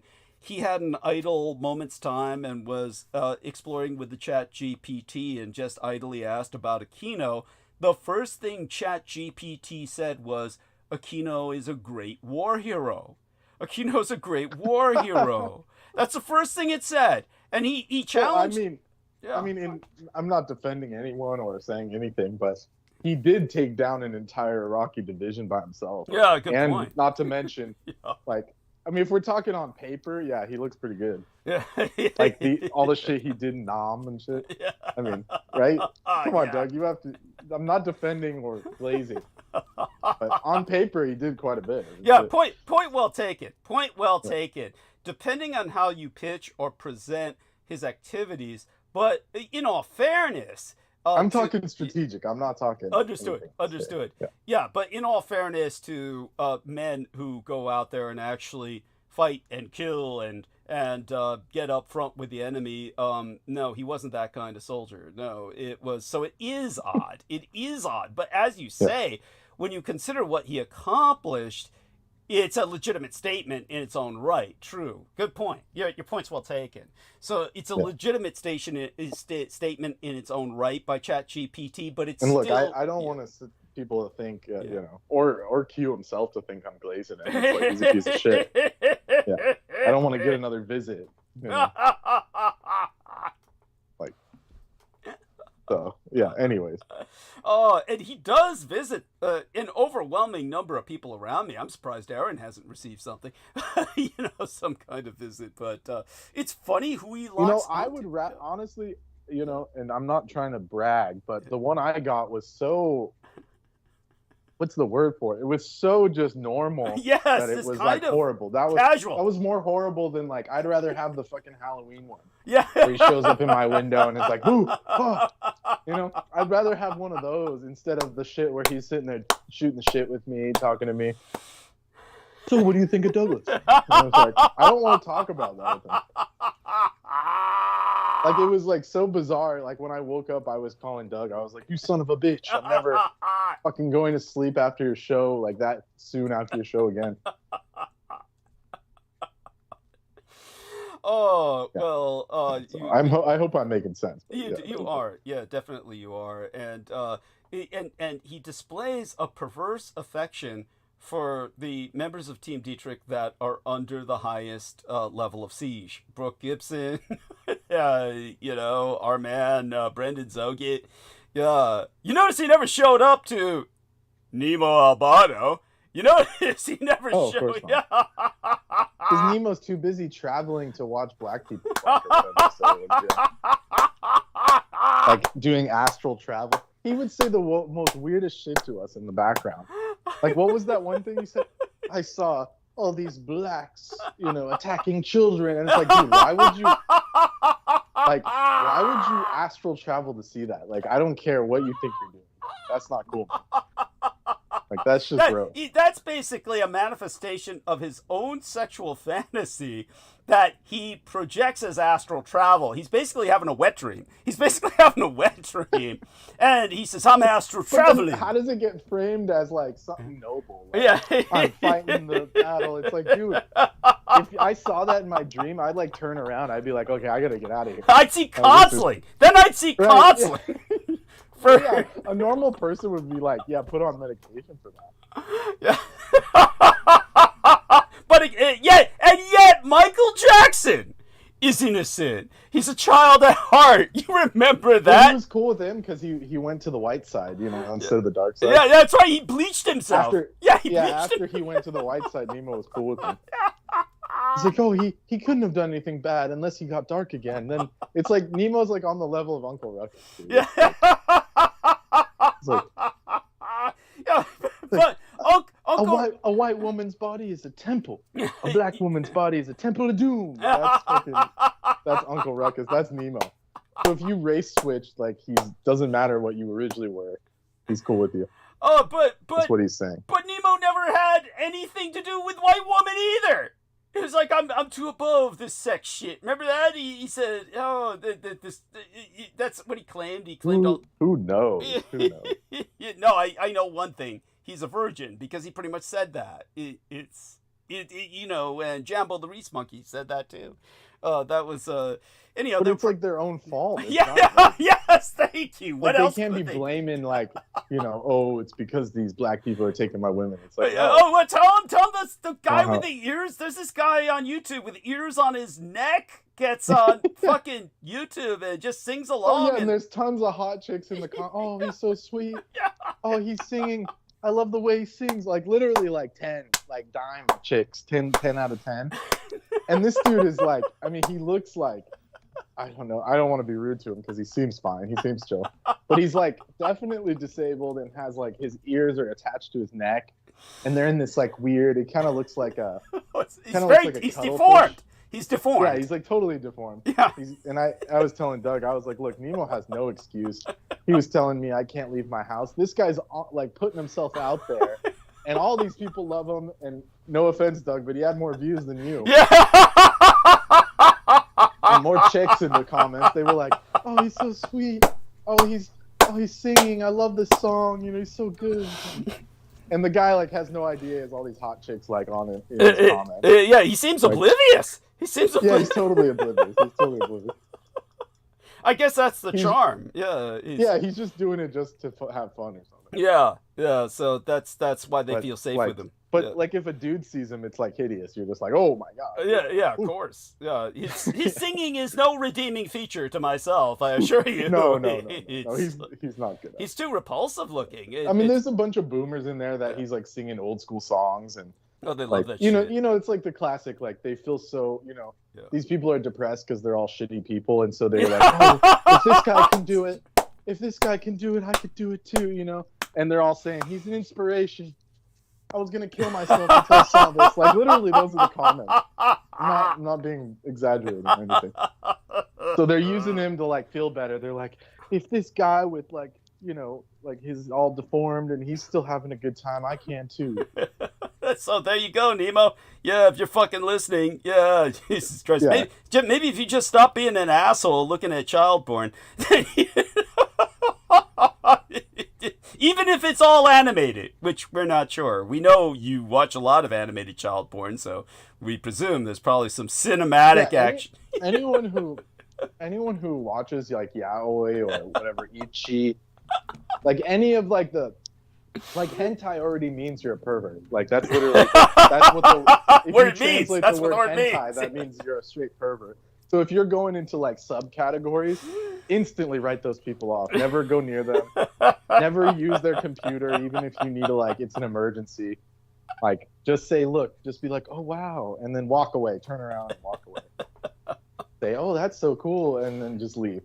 Because those are the people that make, you know, anime people look bad. Because they think, oh, it must be one of those guys. It must be one of those guys, you know? So, anyways.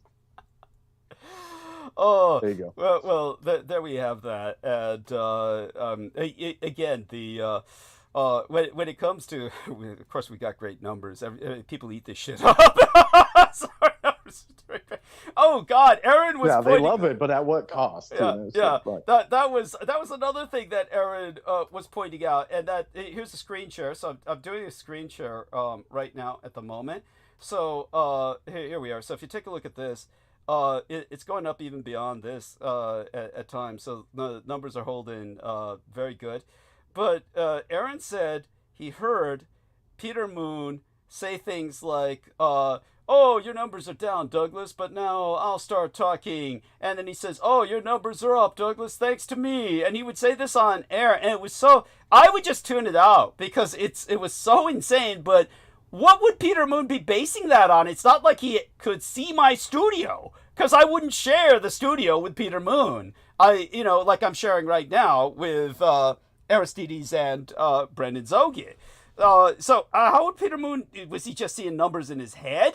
What would he? Or he might... if you're watching the YouTube, got it it. Says how many viewers? Got it. So he would look at that and then delude himself into thinking it was thanks to him. And say it out loud. Those were just like the 10 extra people that wanted to watch him squirm, you know? Because he really thought it was like, no, you know what it was? And I'm not even being rude. It was people that wanted to use him as a sleeping channel. Yes, they'd be like, true. oh, it's Peter Moon, it's the sleeping, you know, he's like counting sheep. Yes. And people were like commenting like, why did you get rid of him? I need him to sleep. Yeah, that's right. I seriously got those were the only people complaining fell into basically two categories. The category that was, why didn't you do this years ago? Get rid of the son of a bitch. And the other half that was saying, how can I fall asleep now? That's how I went to sleep. And so but like, no, they just got over the years. They just got used to like hearing him drone about the same shit. Yeah, so it was just like, okay, I'm just gonna go to sleep to this now. Yeah. It was the easiest thing in the world was to fall asleep. And I would play a game where I would know Peter was on, and I would be like, all right, I'm gonna click on to Doug's channel real quick, and I'm gonna like guess what he's talking about, and I'll be like Romania, and then he'll be like, so in Romania, I'll be like, it would just be like so ridiculous. And then another time I would be like, okay, he's talking about you know, what's that one dude's name? Radu Cinema. Margaret Wilson. And I'd be like, he's talking about Wilson.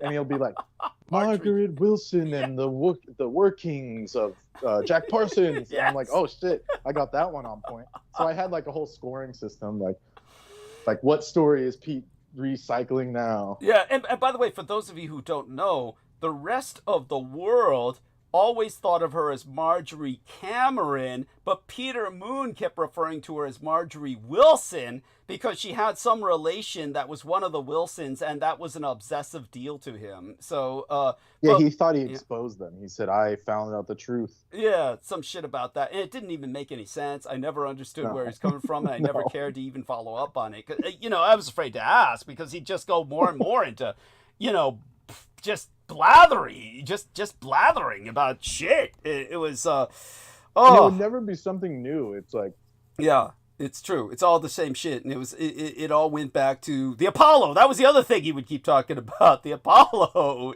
You know, when he was on the ship, because he actually enjoyed it, whereas everyone else was like, almost a surefire bet. Yeah, like if I said L. Ron Hubbard, like he would almost always be talking. Oh, of course.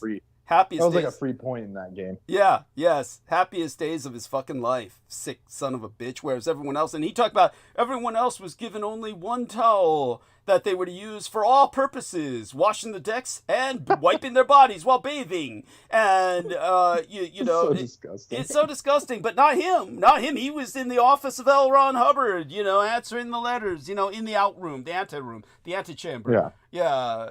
Polishing the doorknobs or whatever. You know? Yeah. Polishing some knob. Yeah, that's it. Yeah. Son of a bitch. Yeah, that's right. Yeah, as a matter of fact, he mentioned that. He said, oh, he was hooking up with one guy who he met who had sex with Parsons. Remember, he mentioned that. He said, oh, this one guy, It's like, how would you know? Yeah. No shit. How... It was like pillow talk. Like, you know who else I banged? Oh, for those of you who just don't get it, just give us this, okay? We suffered this guy's company for years. Give us this, all right? This is like, we've earned this much, just bitching about it. And so there we go with that. But still... yeah, in my defense, I had to deal with him yelling at me all the time. It's true. It's true. He hated it. He hated it. Why can't he help you? Yeah. And then one time I tried to help him with his website. Yeah. And, like, I fixed his problem, helped him out. Yeah. And I was like, oh, so, like, you know, could I get one of Douglas's books? And he said, only my books. I'll only give you a free one of the original, you know, books of Montauk. And I was like, why? Thank you. And he still never sent it. Even Yeah, of course not. He still never sent it. Lying sack of shit. Here, look at this. Yeah, so I'm doing a screen share right now. Yeah, the extra concurrent viewer, that's Peter. Oh, yeah, well, you know, or whatever he's left of him. The shade, the Peter Moon shade. The claymation shade, I love it. The claymation shade. Yeah. It's like a D&D term. It's basically just like a husk. It's like a husk of your former self that necromancers can use to like operate remotely and shit. Yes. Yeah, thank you. It's but anyhow, and it's uncanny. It's like every time we talk about one of these fools, they like somehow know and come back. Yeah, they do. They do. It's like some kind of alert. They get it. Yeah, they get the alert. It's like a Google alert. They get something. It's their deep state version thereof. We're talking about you. And I'm seriously, we could be on a private cellular conversation. Talking about someone like invasive. It was that invasive. Yeah. Talking about Ian West or Trappist Nicholson, and they'd suddenly be showing up on the Skype, asking questions. Yeah, I mean, Ian was the worst one because it was like on a day we normally don't talk. Yeah. It was at a time we didn't talk normally. Yeah. It was like some totally out of the rhythm. Yeah. And then, sure enough, the second we start talking, he's in the chat telling Doug, "Bring me on, you fucker. Yeah. I know you guys are talking. Yeah. No, you guys are talking." And it's like, well, how? How do you know? Yeah. None of us had a green light or anything that said we were online. Yeah, this was a private conversation. But they somehow get informed. And that's but I believe there was one time we were on the cellular unit and he started sending us messages on the Skype knowing we were talking. Yes. It was that too. So it's like no, they have total access to our communications, email and otherwise. You just got to learn to. It's the Truman Show. You learn that you're living the Truman Show with these idiots, and somehow you hope they're getting paid for it because, oh my God, the fact that they're just doing it for free that was the weirdest thing about half the people who ran towards the gang stalking modus operandi. Whenever they were contacted by the gang stalkers, they just volunteered all their time for free. And we know that because when you confront it, Miguel Andahar. That's why they hated me so much. Yeah. Yeah, thank you. Yeah. That's why they hate me so much because I said, if you want me to do all this shit, are you going to give me money? And they said, no, you just got to do it. I'm like, okay, well then what the fuck? You know? Yeah, thank you. What's the point of that? Yes, that's how crazed these people are. At least the mafia, it's like at least they'll protect you and shit. Yeah, like, give you some money to live off of. Yeah. But no, these guys, you don't get nothing. Yeah. You got to do their dirty work, and then you know, if you survive, then good for you, and then you're a slave to them. Yeah, so and don't think people haven't died attacking me. A good example is that was it? Which one? Which one? I said, well, Pete for starters. Well, Pete's a good one. Yeah, Pete's a good one. And that other bitch that her whole life was destroyed, and she had to become like a traveling junkie playing gigs. Yeah, poor ḻēnocide. Yes, I say that. Yeah. I say that reflexively, and I shouldn't even say that. Poor ḻēnocide, just ḻēnocide or Lena Crane or whatever her name is. Well, Again, the other chick too. They destroyed her life. Selena everyone Khan. that's done it. Selena, and others. But it was Master. What was the sergeant's name? Fuck, I'd have to look it up. He's Lillier. John Victor Lillier, I believe. Master Sergeant John Victor Lillier of the U.S. Army Green Berets. He was. He had this whole website called "This Ain't Hell, but you could see it from here." What an incredibly stupid name for a website, in which he quote-unquote exposed stolen valor. And he wrote about me just ceaselessly. And whenever I would bring up the fact that everything he wrote was completely mistaken, he had the chronology wrong, whatever, then he'd correct it on his stupid little website with new input that I brought in. In other words, he was making up the story as he went along. But when those were the people that were saying we got FOIA. That's right. That's right. We got FOIA on Doug. But then later, when they were attacking with Miguel, they said Doug's name is not his real name. Yes, that's and we right. discovered his real name. He's a Chinese name. It's like, okay, well, first of all, he said that, and second of all, if it's not his real name, then who the fuck are you FOIAing under Douglas Treach? Yeah, but remember the insanity? It could be just they're so ignorant. They said I was really some guy in Thailand, which could be they were trying to say Taiwan, but they never heard me say. They always thought I was saying Thailand instead of Taiwan. Could have been that because they're so stupid. Or they were trying to imply, because Thailand is just out and out child molesters and pedophiles. They could be trying to imply that. You don't know where they're coming from, but it's all insane. I forgot what it was. I think they said you were like, Malaysian or something. It was something absurd. Something insane. Yes, that I've certainly never. But it was like this weird contradictory shit where they said your name. So they said, DDD is a pseudonym, but then they were using gematria to base your whole life off. That's right. And it's like, well, then how is this working if it's not your real name, but they're using it to get the FOIA, which is disproving your life? It's just like, this is so backward. Thank you. Like, just pick a story. Fuck. And the Malaysia angle, seriously, might come from the fact that they're looking up the fan sites where my son's photographs get published by fans all over Asia, and they might have found one in Malaysia and said, that's Doug in Malaysia, and then gone with that, while at the same time someone like Nemo will come along and say, see, that's not Doug, it's in Malaysia. It's some other account. Yeah. It's some other account. It's like, what don't you get about a fucking pseudonym? Yeah, stage name. Yeah, thank you. Jeez. And then I went to it, and it was all. It doesn't matter if it was you or not, because all the hashtags in the description was all your writing. Thank you. Like call it like whatever the name of the entity was. Yes. That you guys were depicting. Yes. Right. Thank you.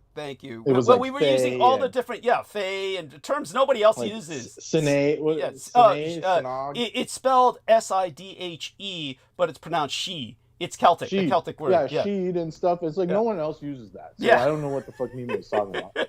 Thank you. Like whether you were in the photo or not, you told those people what to write.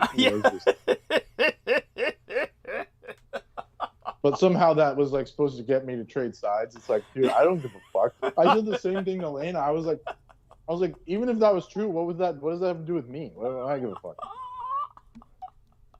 Like, so what? Yes, thank you. That there. I don't understand. What does that prove? Yes, it's this incredible obsession with trying to find something. If anything, it's worse if you're doing that because you're totally vain and taking photos of yourself. Thank all you. That shit on, spending all that time to make yourself look good. If anything, that makes you look bad. Shit. Thank you. Look, this guy's obsessed with himself. Which, as Brendan has pointed out, that it's almost the only thing I do is sit down for photos. Right. But somehow they're like that doesn't. They don't even think like that. But.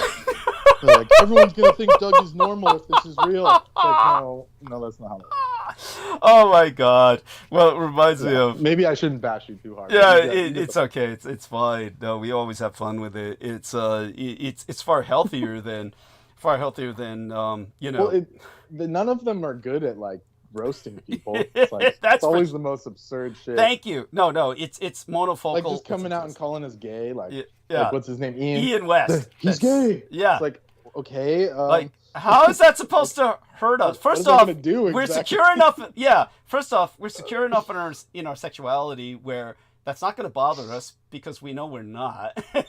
And secondly, it's just it's like what point is that? I mean, what is that going to do? Thank you. But what does that show us about Ian? Well, we all know what Ian's into because we confronted him. Brendan confronted Ian on Bandwidth about putting Michael Aquino's homoerotic sado porn, where children are cannibalized and tortured and forced to drink urine and eat fecal matter, to music. Putting that to music. Made it a musical and then was saying, I love it. Great. On air. And I said, Ian, this is absolutely disgusting. Yes. I love it. I love it. And I'm like, don't ever bring that up again. He said, but it's great. He was like hysterically laughing and shit. You remember that? It was. He was like giggling. On and Bandwidth. I was like, oh my God, this is vile. Yeah. This is fucking on vile. Bandwidth. He said it on record that he was putting Michael Aquino's sadistic child porn portraying. And he was trying to get us to download it. Yeah. He was like, look at it. I'm like, no, I'm not fucking downloading it. And I'm not looking at it because I know exactly what that was because Doug showed it to me originally. That's right. I showed the original text from Aquino. God knows, neither one of us wanted to see it put to music. No, of course not. That's what was so absurd because if he just put that out, people would not get it, why it's so vile. Yes, but that was the whole point. It was to make it funny, which it wasn't. You know? Thank you. Or in his sick and twisted mind, he was normalizing it by somehow making it quote unquote funny by putting it to music, which it wasn't. To him, that was like a PMV or a porn music video. That was his version of a PMV, a porn music video, which is disgusting. If you guys knew what it was, you would know. It's just irredeemable. Irredeemable. At that point. Irrehensible. What is it called? It's certainly reprehensible. I mean, we can come up with other descriptives. Despicable. Yes, it's despicable.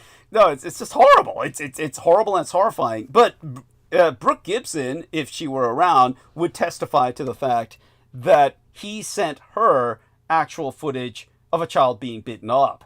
I know that because he sent me the same footage. And it was like, and she felt, of course, incredibly violated by that, as well as she should have.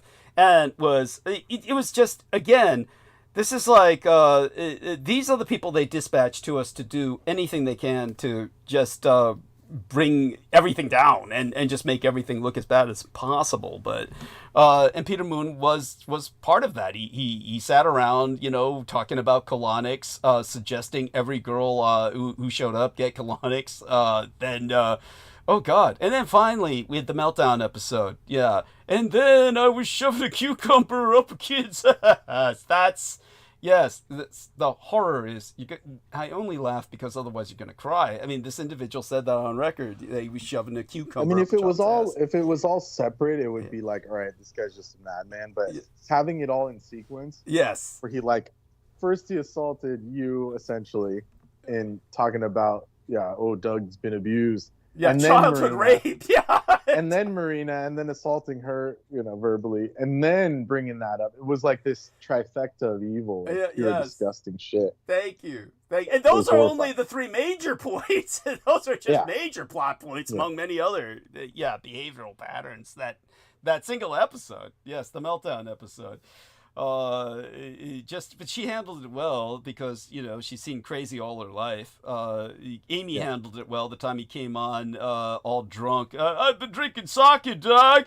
Yeah, do you know who's made of rice? Another one. Yeah, do you know what's made of rice? Yeah, you don't say. Oh my God, I never knew that. Imagine. Right.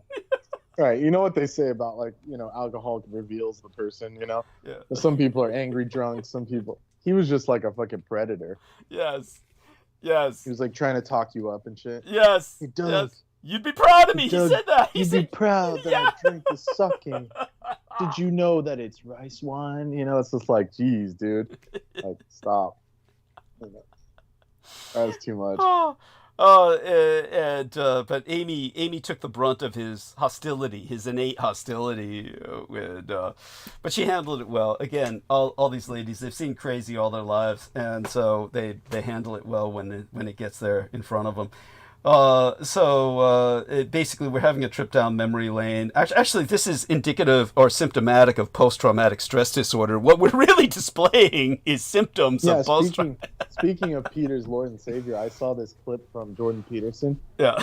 And where he was saying PTSD is not the event, not the physical event that happened. It's the reaction to someone you trusted betraying you, and that's the real PTSD. Why people don't recover. It's a mental fracturing, and it's like, oh, I guess he got a crash course in mind raping in Russia. Yeah, that's right. And he's wearing, while he's saying this, he's wearing a shirt with a bunch of saints on it and like Jesus. Oh, and it's like, wait a second, I thought if you're a Christian, what are you doing with all these like Jesus idols on your fucking blazer? Yeah. What happened? Yeah. Yeah, but no. It's just he's trying to put on a show of it. And it doesn't work to anyone who's got their eyes open. The man's a fool. Again, but what do you think about that? Like, what PTSD is more, it's how is it not physical? If you get your arm blown off, you're going to just replay that. What is it? You got betrayed by the bullet? It's like I don't understand how that works. It's let's put it this way.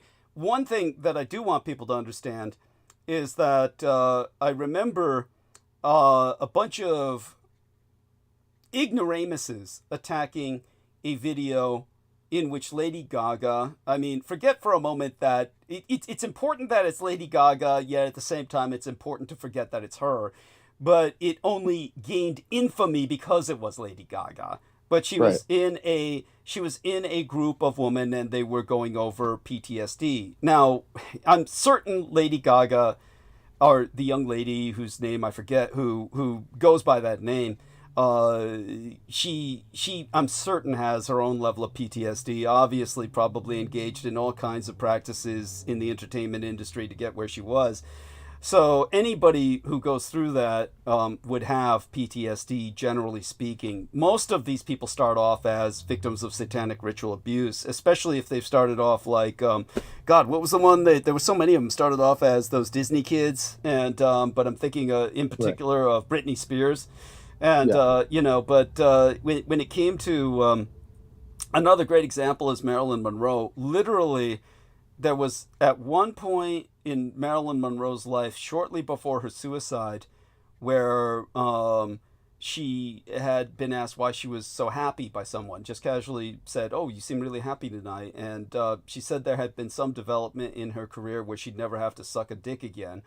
And then something happened where she was either murdered or committed suicide. I personally lean towards the assassination theory simply because of her involvement with Bobby Kennedy and the Kennedy brothers. She had had sex with both Kennedys. And so both Kennedys, that you're talking with pure Irish mafia at that point, and they put her down because they didn't want her talking.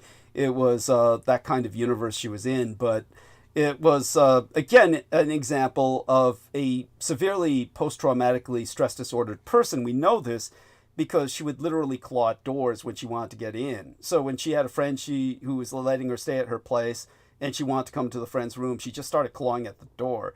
It's these sorts of symptoms manifest with people who are... Like a cat? Yeah, like a cat. She just started clawing at the door like a cat. And there was more than one person that reported that. So there was, this is indicative of a kind of severe post-traumatic stress disorder because that something happened in childhood where she was clawing at a door and that it stayed with her in adulthood.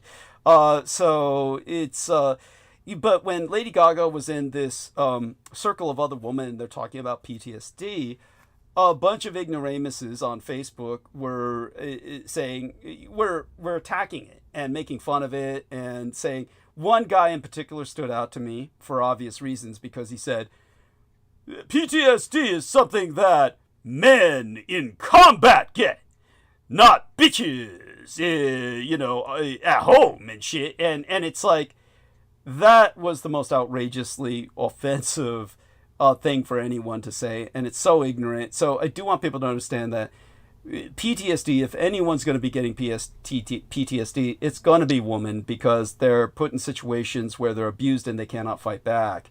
So it's overwhelmingly going to be women that suffer PTSD, but unfortunately, we're in a society where men do all the bitching. So and this is because they're in a position of privilege and power, and people listen to them when they talk simply because they are men. And it's been proven that men gossip far more than women do. That's a fact. This has been proven time and time again by sociological studies.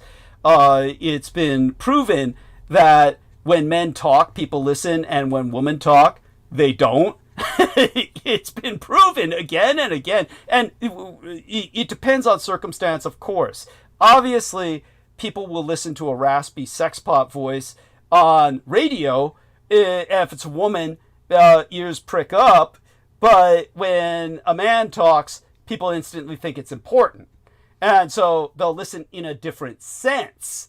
And when you're at a table and you see people in conversation, it's observed that when men talk, they expect people to shut up. And when a woman talks, she'll often be interrupted, or people will speak over her. And so women are intrinsically in a still very powerless position in society, and their PTSD is almost universal. So you can safely say the majority of women suffer PTSD in almost any culture. And so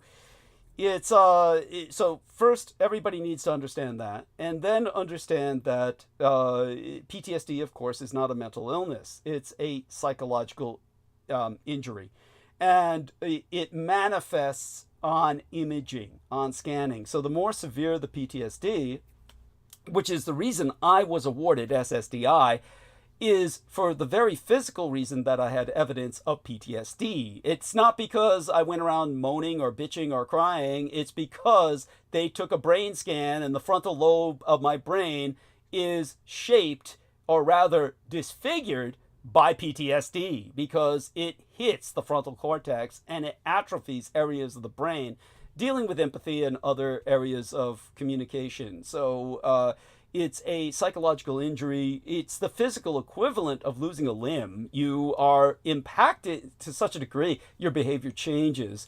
And of course, the way that I deal with it is therapy through this program, as well as seeking counseling. So when it comes to the issue of PTSD, it's something to be taken seriously. The problem is the people who complain about it the loudest are usually people who don't have it at all. So when you get your average quote-unquote veteran who's just indulging himself in the whole PTSD trip, this is something that it's, to me, it's case by case, but honestly, statistically, overwhelmingly, they're frauds. They are such frauds that the VA had to categorize gradations of PTSD. And so they had to say that there's 10% disability for PTSD all the way up to 100%, simply because they didn't want to look like they were heartless, while at the same time giving benefits to people who essentially shouldn't be getting benefits at all. And the overwhelming majority of PTSD people, let's look at it this way. First off, if you're confronted with somebody who's claiming to be a veteran, they've got PTSD because of their service, the question is, why aren't you homeless? If you're employed, how are you even employable? The PTSD, when it manifests in somebody who truly suffers it, they're basically killing people. Literally, they come home and they start killing people. They start killing their girlfriend. They start killing their relatives. They're just basically killing everybody. And this happens all the time. And what happens? They go before a judge and they say, poor guy, you got PTSD, and they let him go for psychiatric treatment instead of a prison sentence. These people are irredeemable. They don't need treatment. They need to be in prison. That's the first thing. Just because you have PTSD doesn't excuse you. Now, granted, I've been confronted with situations where I've had to kill people. And I've spoken about it on bandwidth, on record. but I haven't gone out and killed people without reason, like these motherfuckers do. So there's you either. I mean, these people are like fucking like something out of a film where they like to watch people like the last breath leave their body and shit. It's true. Like self-defense is different than like serial killer Thank shit. Thank you. These are people who, you know, like anime villain shit. Like like I watched a certain part that I was watching last time where the guy he was just a pathological murderer, and his powers manifested such where he could kill people without getting caught. Yeah. And that's just what he did. He just and he said, "You can't change fate. I'm just like this." And shit. Yeah. That's how these people think. Yeah, that's how they think. And worse than them even are the quote unquote pitiful ones where you know, there was you know, again, poor bastard, John Needham, U.S. Army Ranger, when he came home, and he was the guy who was ultimately, he was tortured brutally by his own Rangers, his own squad of Rangers, because he wouldn't go along with their satanic rituals, which, of course, all you need to do is watch The Dark Side of Al-Dura, and you get this example of a post-traumatically stress disordered, decent individual who was trying not to cooperate with child murder, which his squad of U.S. Army Rangers was regularly indulging in for no good reason other than satanic sacrifice. And he took photographic evidence of this and suffered the consequences. And by the time he came home, tortured half to death, half his skin burned off, if not all of it, to a degree, by being stuck in a locker box in the desert, you know, in over 120 degrees of heat. It's theoretically, he shouldn't have even survived that. He was cooked alive. And when he gets home, needs skin grafting. And then, of course, his nurse was a girlfriend, or his girlfriend was a nurse. And she automatically knew this guy she can't deal with him.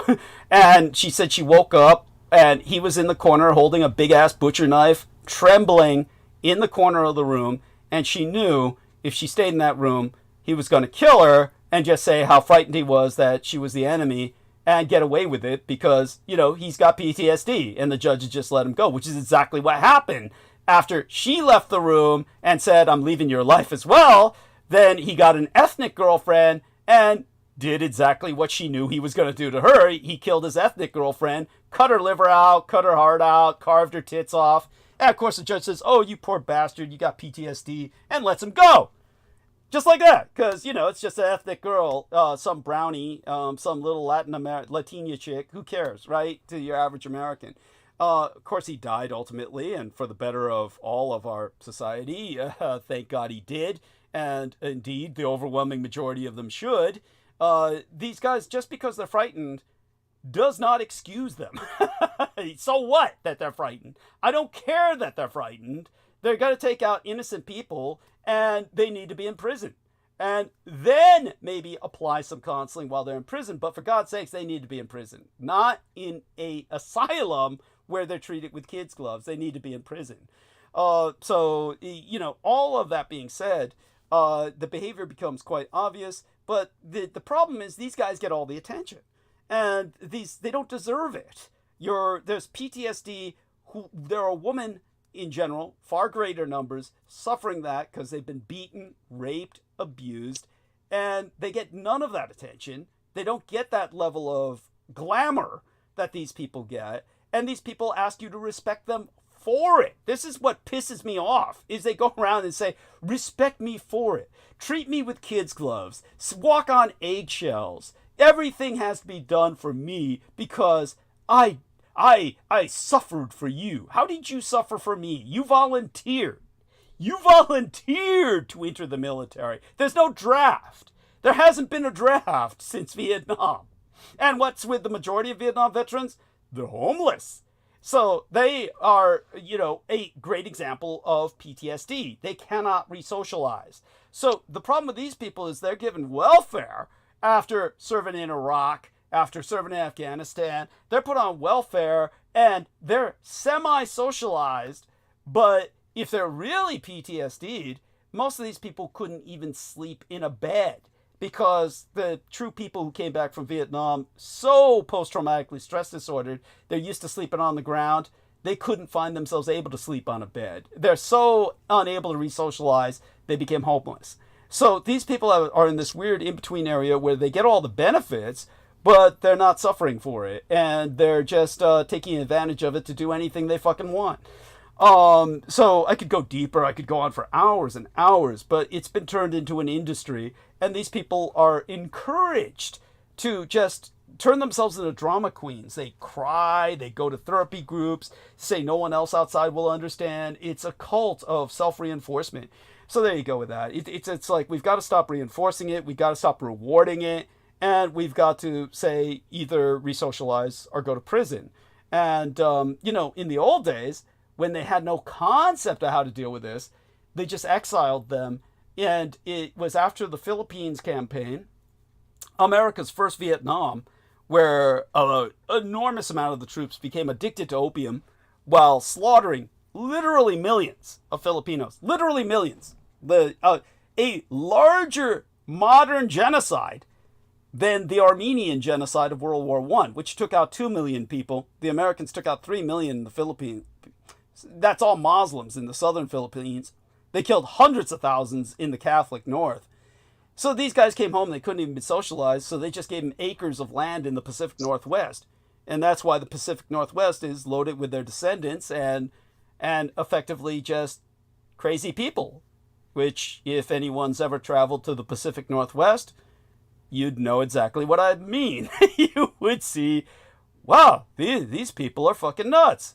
It's all the crazies they couldn't re-socialize, and they gave them all this land up there for the veterans of the Philippines campaign.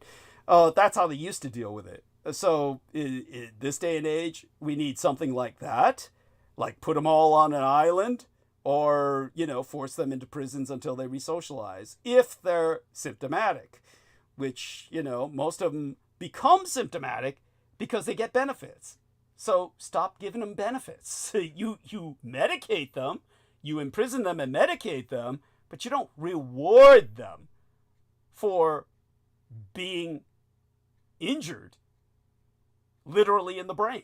It doesn't earn a reward. They're not accomplishing something. They're not doing something for anybody, and they never did anything for anybody in the first. They volunteered for a violent profession. So how can you expect to volunteer for a violent profession and then be shocked when you suffer violence? That's what blows my mind.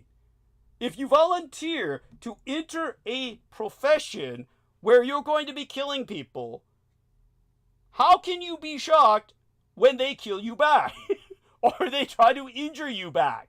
It's like, okay, suck it up. That's what you're paid for. That's so, yeah, maybe after that, okay, you're unemployable, but you shouldn't be given further benefits in the sense of a social recognition or respect just because you're traumatized. It's essentially what we tell women who have been raped. We ask them, we give them a second rape. We say, what were you dressed in? Which is essentially what Peter Moon said to Marina Sarin. When Marina Sarin said, I was abducted from my bed and placed on a medical examination table, Peter Moon says, what were you wearing? Now, granted, this wasn't in the accusatory sense of a police officer. Well, she mentioned she wasn't wearing anything. Yes, thank you. That's where it became so gross. Yes, thank you. Thank you. But nevertheless, it's exemplary of what society does to a woman who is victimized. We rape them a second time.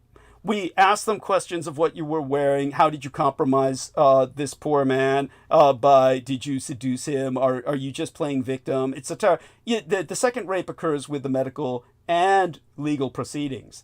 But with these guys, we just like give it to them. Like, oh, you poor man. You poor man. It's like, how is he a poor man? He volunteered for a dangerous job. He got paid for a dangerous job. He's not out there defending you. He's invading a foreign country. This is absurd. So we've got to, of course, provide psychiatric treatment, but we've got to balance that out without worshiping these louts.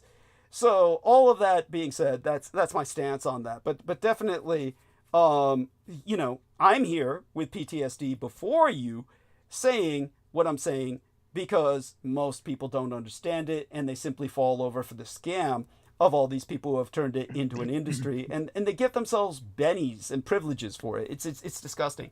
And I guess that answered my question, but whatever Jordan Peterson said was just to trigger people with PTSD. Yeah, pretty much. Yeah, that's pretty much basically what it comes. it's like some Russian psyop shit. Yeah. But nevertheless, I would say that probably the worst, betrayal is like when he mentions betrayal, it's a connection that I don't see as being intrinsic, but it creates its own form of PTSD, probably the worst kind. Yeah, especially if you're a child or something. And it is like a big, you know, that's like, it sticks with you when you see someone trying to kill you. I mean, it's not easy. In a sense, I would say the degree of it goes up the more you trust them. If it's someone you really trust, then it's fucked up. Yeah. I mean, when it comes, again, that brings us back to the female example. We, in a very real sense, what we tell women is the world's not going to end because someone raped your little hide. That's basically what we tell them as a society. And most of the time, who are they raped by? Oftentimes, it's their father or their brother, or incest is involved, quite a number of cases. And of course, there's also rape by boyfriends or intimates. It goes on and on. So there's a betrayal involved with that. But I think he was trying to abstract a fairly well-defined issue. In other words, he's confusing the issue, and it's part of the psyop. It's because it's post-traumatic stress disorder is not just betrayal. So obviously it can happen by all kinds of events, but he's just trying to fuck it up so that people get more and more confused about it, because he's just pure raw evil, and that's his whole job, is just an agent of chaos and confusion. And you know what it comes down to? It comes down to this way: he gets all these young boys who are stupid enough to follow him to then say, "I've been betrayed." And if you'd ask them, how were you betrayed? They'll say, "Society betrayed me."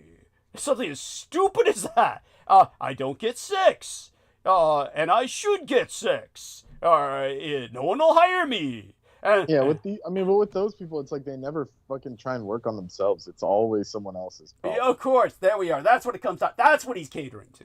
That's what makes what he says so gross. Thank you. That's what brings us down to. But in terms of, hey, feel free. I mean, since we're having a bit of a therapy session here, cathart and vent. I mean, the horror of work. Take advantage of the time you have now and bitch. Tell us about the horror of... Oh, it's the same shit, and it's the same evil shit. Just like the coaches all want to, like, you know, character assassinate me, but just because I want to follow the rules, you know, it's just some sick shit like that. And they're all suspect. They're all super suspect, like predator level, you know. But the problem is they don't like someone that can see through their shit, because then I'm a threat. Of course. So then they all gang up on me, almost like they're all part of some kind of cult. I don't know how other players. Guaranteed. I mean, no, they are. It's so suspect. It's so sketchy. Yeah. And they're threatened by your intelligence, and yet because of your intelligence, you're if they can't fire you, because then the school will be left without anybody who could do anything in that department. Yeah, basically. Yeah. So, yeah. But then why would they attack me over nothing, essentially? Like telling them, like, look, this sidewalk just got tarmacked and you probably shouldn't drive on it. And not only that, the construction workers told me to keep you guys off of it. My superiors told me to keep you guys off of it. And then these people lose their cool, like, completely, saying, "Who do you think you are? I'm allowed to park wherever I want." You know, it's just some absurd level shit. And it's like, it's like, don't you want a new tarmac where you can actually park your car instead of parking on the grass? You know, it's just this it's almost like surrealistic. It's so bizarre. it's idiocracy. And then on top of that, yeah, I go all the way to the person that's theoretically in charge of the school, and he says, I understand why he got mad at you. It's like, what? How? Really? Like, how do you understand? Really? Are you that? Basically, he's saying he's just as crazy as the rest of us. Yes. It's like, geez, thank you. this is bad. This is bad. Oh, it's a nightmare. Yeah. It's a nightmare, and this is the horror of being a working man, and in America, being in America is like a hellscape. I mean, if you did that in Europe, if you said, first of all, you wouldn't have to tell them because they would just see the sign that like, oh, I'm not going to drive. I'm not going to drive my car there because it will ruin my car and ruin the sidewalk. Thank you. In America, you have to like go up to them and they feel like they're being oppressed. Like, oh, my individualism is assaulted because I can't follow rules because I'm American, and it's like, oh my God, it's just there's no common sense left. Like, the American experiment has failed. On its onset, but now it's like this is like like when you make a clone and it's all fucked up and it starts falling apart. This is what's happening with them. Yes. Like it's an abomination. It's like a monster that's now eating itself because it doesn't know how to function. Yes. By the way, like if you were in go on. No, continue. Yeah. I was just gonna say, if you were in anywhere on the continent or even in Asia where there are like no rules, in like even in India where it's like the total free for all, you could get if the government says, look, we're blocking off the street, no one goes down the street, and it's just that simple. But not in America.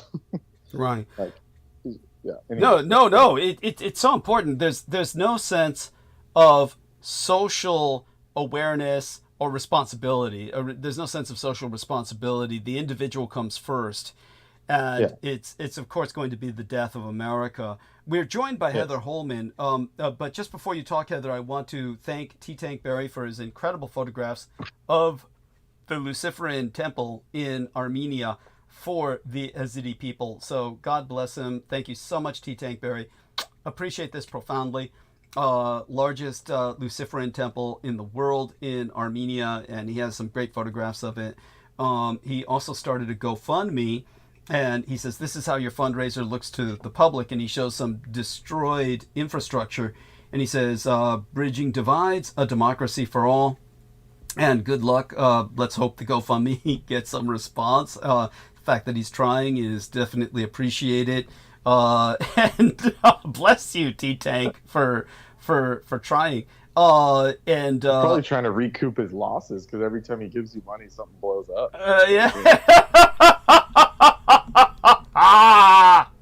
But he's the only one. I mean, he's doing it. Yes. I mean, all of you are saints on Team Dietrich. Aristides has contributed that computer, which I shall put to use, believe me, because we have to. Before we bring Heather on, maybe you can explain to us. You only have till October, so... Yeah, I know. Someone's got to get it. Yeah. Oh, soon enough. I mean, Jesus. Yeah, we'll get. And they're not budging. They're not budging. Yeah, no, they're not. 10, so. Yeah. What are you guys talking about? Everything. What are you guys talking about, but yeah, go on, honey. What's he talking about? You mean the computer, or they're not budging? You mean the? Who's they budging about what? The. Just Microsoft. Microsoft is not going to keep Windows 10 in operation. You have to switch. Yeah. To 11, no matter what. I thought you were talking about the government and the new policies. Oh. No, we basically don't have a government at this point. This is Thank you. This is just madness. It's yeah. Mayhem. Yeah. And like, did you see, Doug? Did you see what happened with or Heather too? That he, like, they had to revise all the job numbers that were all fudged up by his like communist agents and shit. Yes. And it was like the job numbers were like overcounted by like leagues and bounds, and so one of the people that's actually doing their job was like, look, we have to revise the numbers, like this is ridiculous. And so they did that, and he said, you're an agent trying to defame me, and he fired them all. He said, you know, yes, you and the Dems are trying to make me look bad. And it's like, dude, okay, you can't, like, numbers are numbers. Like, I know statistics can be manipulated, but when it comes to job gains and losses, I mean, that's a pretty straightforward statistic. There's not much you can do about that. He killed the messenger. That was what everyone said. He killed the messenger. And like, that's a statistic you really can't fudge up that much. I mean, it's like, okay, we didn't gain that many jobs. Like, just live with it. Yeah, it's Trump's economy. But he couldn't live with it. Well, good. It shows he's scared. He's scared because he realizes this is my economy, and his economy ain't good. It's it's going to go down in history as the destruction of the dollar. I mean, yes, this is not Tariff-mageddon. Tariff-mageddon. Yeah. Oh, so dear Heather, so please, by all means, like, is he so daft that he doesn't know that was the point of putting him in power? Yeah, he's like, is it gone to that point where the slave doesn't know what he's supposed, like, the servant doesn't know what he's doing? He's too crazy. He so always, these guys have a plan behind him, like the junta or whatever. Yeah. But it's like what is he, like a junkyard dog? They're just like, if you put this guy in power, he'll do what we want. Yeah. And he won't even know what he's doing. Well, it's not the junta. It's the Russians. It's basically the Russians put him in power. Well, whatever group is designing it. To bring America down, and that's what he's doing. Yeah. Only he thinks he's doing it on his own. He thinks he's doing great, but he was just they Jordan Petersoned him. When he was in Russia. It's like he doesn't know. Like, he wasn't sat down and said, this is what we're going to destroy the dollar. It's like he's on autopilot, or what the fuck? No, they got it so deep into his deep wired. Yeah, he's not cognizant that what he's doing is destructive. He thinks it's before you answer, Heather. Yeah, go on, Heather. Okay, go ahead. Yeah.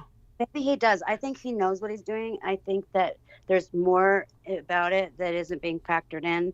I firmly stand behind my prelude that he is a time traveler, and there's more. I mean, he knows so much about the Declaration of Independence, and it's all changing, and maybe it is all just things that have to happen on this timeline for things to start to get right. I don't know. I'm not a Republican. I'm not a voter. I'm just saying it's nobody can be that stupid, and to create his own reality. I mean, it just shows you how everybody can create their own reality, and if they believe it, it's real. Right? Well, in a very real sense, yes. I mean, that's what I've always told people. I'm like, you create your own reality. And if that's what he's doing, I mean, that just shows people how easy it is to manipulate the matrix. Well, I don't want to fall into that madness. Well, I don't want to talk shit about Trump, that's for sure. Why do you say that? But that you I don't want to say anything wrong or bad. Because you don't want the repercussions? Because I'm scared, yeah. You shouldn't be. I mean, you're white. You're fine. Well, I'm scared because of the whole thing about the homeless, mental ill / VA. Yeah. The whole cleaning up the streets thing. I'm not on the streets. I'm not a street person, and I don't think I'd do well on the streets. It's dirty. It's hot. I'm just not cut out for that, and I'm so scared because I am labeled. That they can just take me away at any time and say that I'm crazy, even if I am or not. Well, that wouldn't put you on the streets. That would put you. No, but he's putting it all grouping the people. Okay, we're going to take the mentally ill, the homeless, VA veterans that have PTSD, and drug abusers, and we're going to take those 4 groups of people and we're going to round them up, and they're all going to be put in the same category. And and if the person's not a drug addict, then they're mentally insane, or it just like. It follows suit. Yeah, I would hope he'd be taking the veterans away. That would be a social service. So if I'm crazy, they're saying that if you are not on a lease, even if you have a place to live, if you're not on the lease, you are technically homeless. I think that'd be pretty hard to enforce. I don't know. Look what he's come up with so far. I'm just trying to multitask here, but welcome, Holly. Say hi to Heather and tell Heather she has nothing everybody. To fear. Yeah, tell Heather she has nothing to fear. Hi, everybody. Well, I just wanted to interject quickly. I think it's how much money you got has a lot to do with how much reality you can create for yourself. Positive attitude notwithstanding, I mean, yeah, positive attitude goes a long way, but it just seems like all those people they need help for different reasons. What his plan to enforce on them is not to help them; it's to make them go away. And a lot of those people are like, you know, people who are heirs, people who are lost in translation, you know, and it's just yeah, I don't even want to go down too far down this hole. I was just jumping on quick to say hi to everybody, but how long are you going to be on tonight, Holly? Pretty short. It was a fucker of a day. I'm sorry to hear that. But I did want to check in, and I have been listening off and on the last few minutes. Mm-hmm. So I kind of know where it's at. But yeah, I was out for a while, so Heather is new on the call for me. Mm-hmm. And I'm glad to be here. Don't have much to say, more in a listening mode. Mm-hmm. So carry on. Well, I mean, when you said I don't want to go down this rabbit hole, I'm still curious as to what rabbit hole you mean. Where do you feel that Heather's taking it? Like she says, it's hard. I don't know. I'm kind of burned out in a number of ways. Mm-hmm. So to go back to basics at this point and negotiate Trump's realities is hard for me right now. What can I tell you? Does that make sense at all? Oh, yeah. I didn't want to, totally derail the conversation. Mm-hmm. You guys are talking about all kinds of things, and I have strong feelings on the matter, which I don't need to air. Well, why not? Because it's boring, and I mean, God, it's at this point, it's so all boring. Usually we're talking about all kinds of things. So I don't know. Here I am being a big pooper. I don't say you're pooper. you party pooper. No, well, yeah, I don't say you're a party pooper. I guess the way it would strike me is that Heather is a bit frightened or concerned, I think, about Trump's executive order to clear the streets of homeless people. And good. Yeah. Okay. Right on. But it's a concern. Well, the concern for me with Heather is that Heather seems to have given this a lot of thought when she says, I don't think I'd make it on the streets because it's hot and it's dusty and it's disease ridden and all this other stuff. It's like, seems like she's given this a lot of thought. Are there times when you've been borderline homeless, Heather? Yes, there have been, right? Heather, did I get knocked off the call? Are other people? I don't know. I can hear you. No, sorry, I was. Oh, there you are. I'm always worried about that. I've never lived in my own house, and I don't want to live with other people. I want to have my own place to go, and I just don't have anywhere where I belong. And so I don't know where I'm going. I know that I could never make it on my own, even with a part-time job, because I am blind. I'm not just saying I'm blind. I'm blind legally and blind. Working hard. It took me 10 years to prove it, or to convince people that I can't do what normal people do. Right. I mean, that doesn't crazy. I mean, whatever. I had to get certified crazy. The Section 8 waiting lists are insane. Yeah, for housing. Yeah, but go on, honey. Heather. Yeah, I'm on the housing list for housing, and it's 2 to 5 years.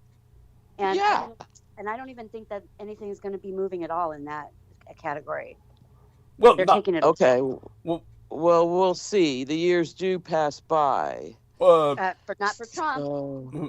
And who knows? The department may be emptied out. I mean, look. Heather, I don't know what they're doing with HUD right now, but it's like I'm too afraid to know. Yeah, Heather. You have every right to be concerned in a sense of social awareness, social concern. But aren't you living with Vinny in a wonderful community where you are finally at home? No, Douglas. All good things must come to an end. What happened? Well, now. Without saying too much, because it's still happening, I really don't want to seal my fate. Okay. No. Okay. Oh. Okay. No. So, I think things will be fine. I think things will be fine, that it's... Okay, I'm sure they will. I gotta go out and help Vinny's mom with something. I'll be right back. Okay, guys. Sure, good thing to do. All right. Yeah, and you. come on back. Yeah, and well, there we go. I just think she's worried, and she has every right to be worried in a social sense. I think personally she'll be fine. And but where were we? I think about it. Yeah. You know, I've always lived a paycheck away, more or less. So, yeah, I think about it. Mm-hmm. So, honey. And yeah. It would have been, 20, 30 years ago, I could have done it, but not now. God, not now. Please, God. Look. In fact, I fear that more than death, I would say. Well, street homelessness. Yeah. Well, let's look at it this way. Right now, Trump is on a rampage, and he's got everybody scared when they all should be united in resistance against him. Yes. And just like Palestine and Europe and us, and I mean, my God. Now they're dithering around, oh, wow, people are hungry in Palestine, Like, what is it? It's not 2 years yet, right? Tell me it's not, for God's sake. And they're all plowing the streets and moving settlers in and they're doing it. And so it's just a little parallel with the same thing you're talking about. You did it, not Carrie. Okay, so what about, I do want John Back to what you were saying. Sure, I do want John Doe to know that if he's listening, I've worked extensively on the essay. Still got another segment that I'm revising and expanding. So tell your friend to be patient. I should get it to you by midweek, or it shouldn't take too much longer. But I was inspired to work on subjects that I think need much more attention with that, and then I'll mail it out to everyone on Team Dietrich. Now, when it was that the planetary one or a different one? Well, the Blood Boys did point out that the planetary essay has a few glaring chronological anomalies I need to fix, just because of the changes. No, it was the few glaring chronological anomalies have to do with the fact that they've revised their guesstimate of the age of the universe. So it's nothing that in any way, shape, or form really changes the essay very much at all. It's simply that I need to change the number on a particular sentence. So that's pretty much it. It comes down to that. It's just one of the sentences. And your little AI machine tucked away in the hills, those boys. Yes, they notice. They don't miss a thing. Well, do they? No, they don't. Not a thing. Yeah, they really don't. And that's really something. The combination. It's a machine, man. It is. It's a machine. It is, and it had to do with the age of the solar system. They've doubled the age of the universe, and so I had written, just based on all of the sources I was taking numbers from. Based on one source, I took the number of the age of the solar system, but it needs to be changed because of what I had been saying about the age of the solar system otherwise. Basically what they're trying to claim is that our solar system is only about, what did they say about, I'd have to look at it again. They have so skewed the numbers and changed them as they're able to see more with the James Webb telescope in particular. Yes. So they've really expanded the age of the universe because they're able to see further back in time. That's not very that's not very reassuring, because it should be, but in a sense it's not. So if the universe is finite and we're seeing back towards the points of the origin of the universe with a better telescope, it's because we can see more. At the same time, with the telescopes they had before, they felt we had reached that point and said the universe was a certain age, about 18 million years old, 13 million years old, something like that. And then so it's revised now to almost 30 million years old. So it's like they've doubled it. They basically doubled it. And so based on what I've heard, the Antarctica telescope may be involved in that.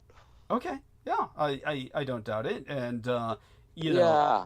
but it does bring to Okay, mind. but go on. Does that mean with new telescopes they'll double it again as they see further back in time? It's Well, and yeah, is it the observer? What? Yeah. I mean, it's like, how could we really trust any of that shit? yeah, it's And yeah, and the point, I mean, I guess, Yeah. I don't know. It just seems like this poor Earth is going to be too burned out to make the rockets to get to go some other planet.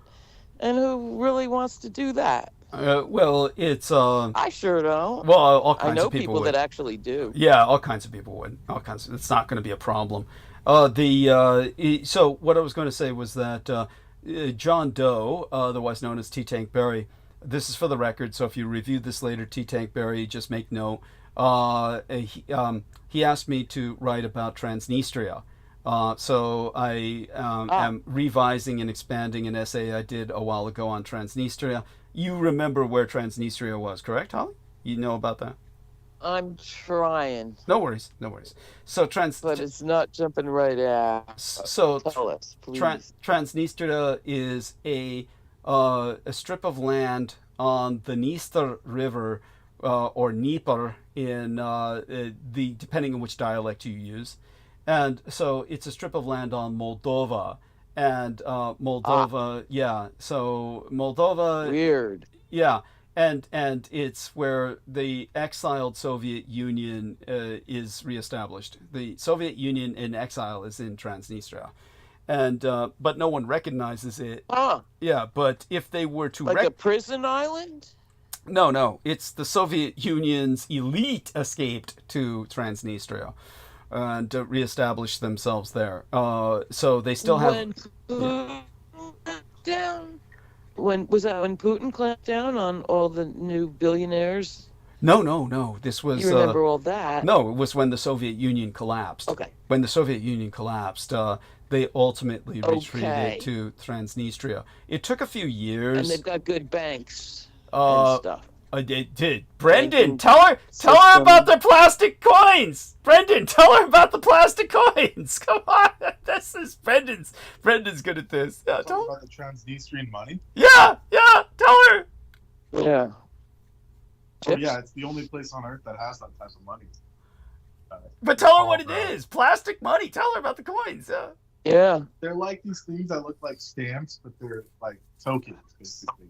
Like worse Yeah. than arcade tokens. And that's their money. Like a company store. Yeah.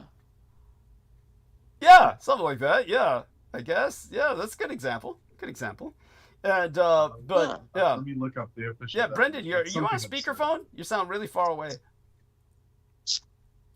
And, Is this better? yeah, Worse? infinitely better. And reassure Heather. Gosh, reassure Heather that look, she's doing great. She doesn't need to worry about being homeless. Oh my God, I think Heather. Everything's good. Yeah, Heather stresses. It's a fight for survival every day, Yeah, I think as we all well know. I don't think Heather's doing that anymore. Heather's in heaven. She's in she's in a senior Never mind. necropolis. It's like I think she's fine. Yeah, it's called the Transnistrian Rubla or Ruble. Huh. It says it's an unrecognized state of Transnistria. It's divided into 100 kopek. Huh. Yeah, so there you go. Yeah. Trying to find they have some kind of numismatic term, but it's Well, for some reason I it's was- not. But go on, it honey. sounded like, but this island is an elite enclave. Yeah, it's not an island. It's a strip of land along the river, and Okay. yeah, and but it's a I'll Okay, it's called a plastic composite note. there Huh. there. That's what it is. Wow. Wow. And is it like So Vegas. it's like plastic tokens or bills?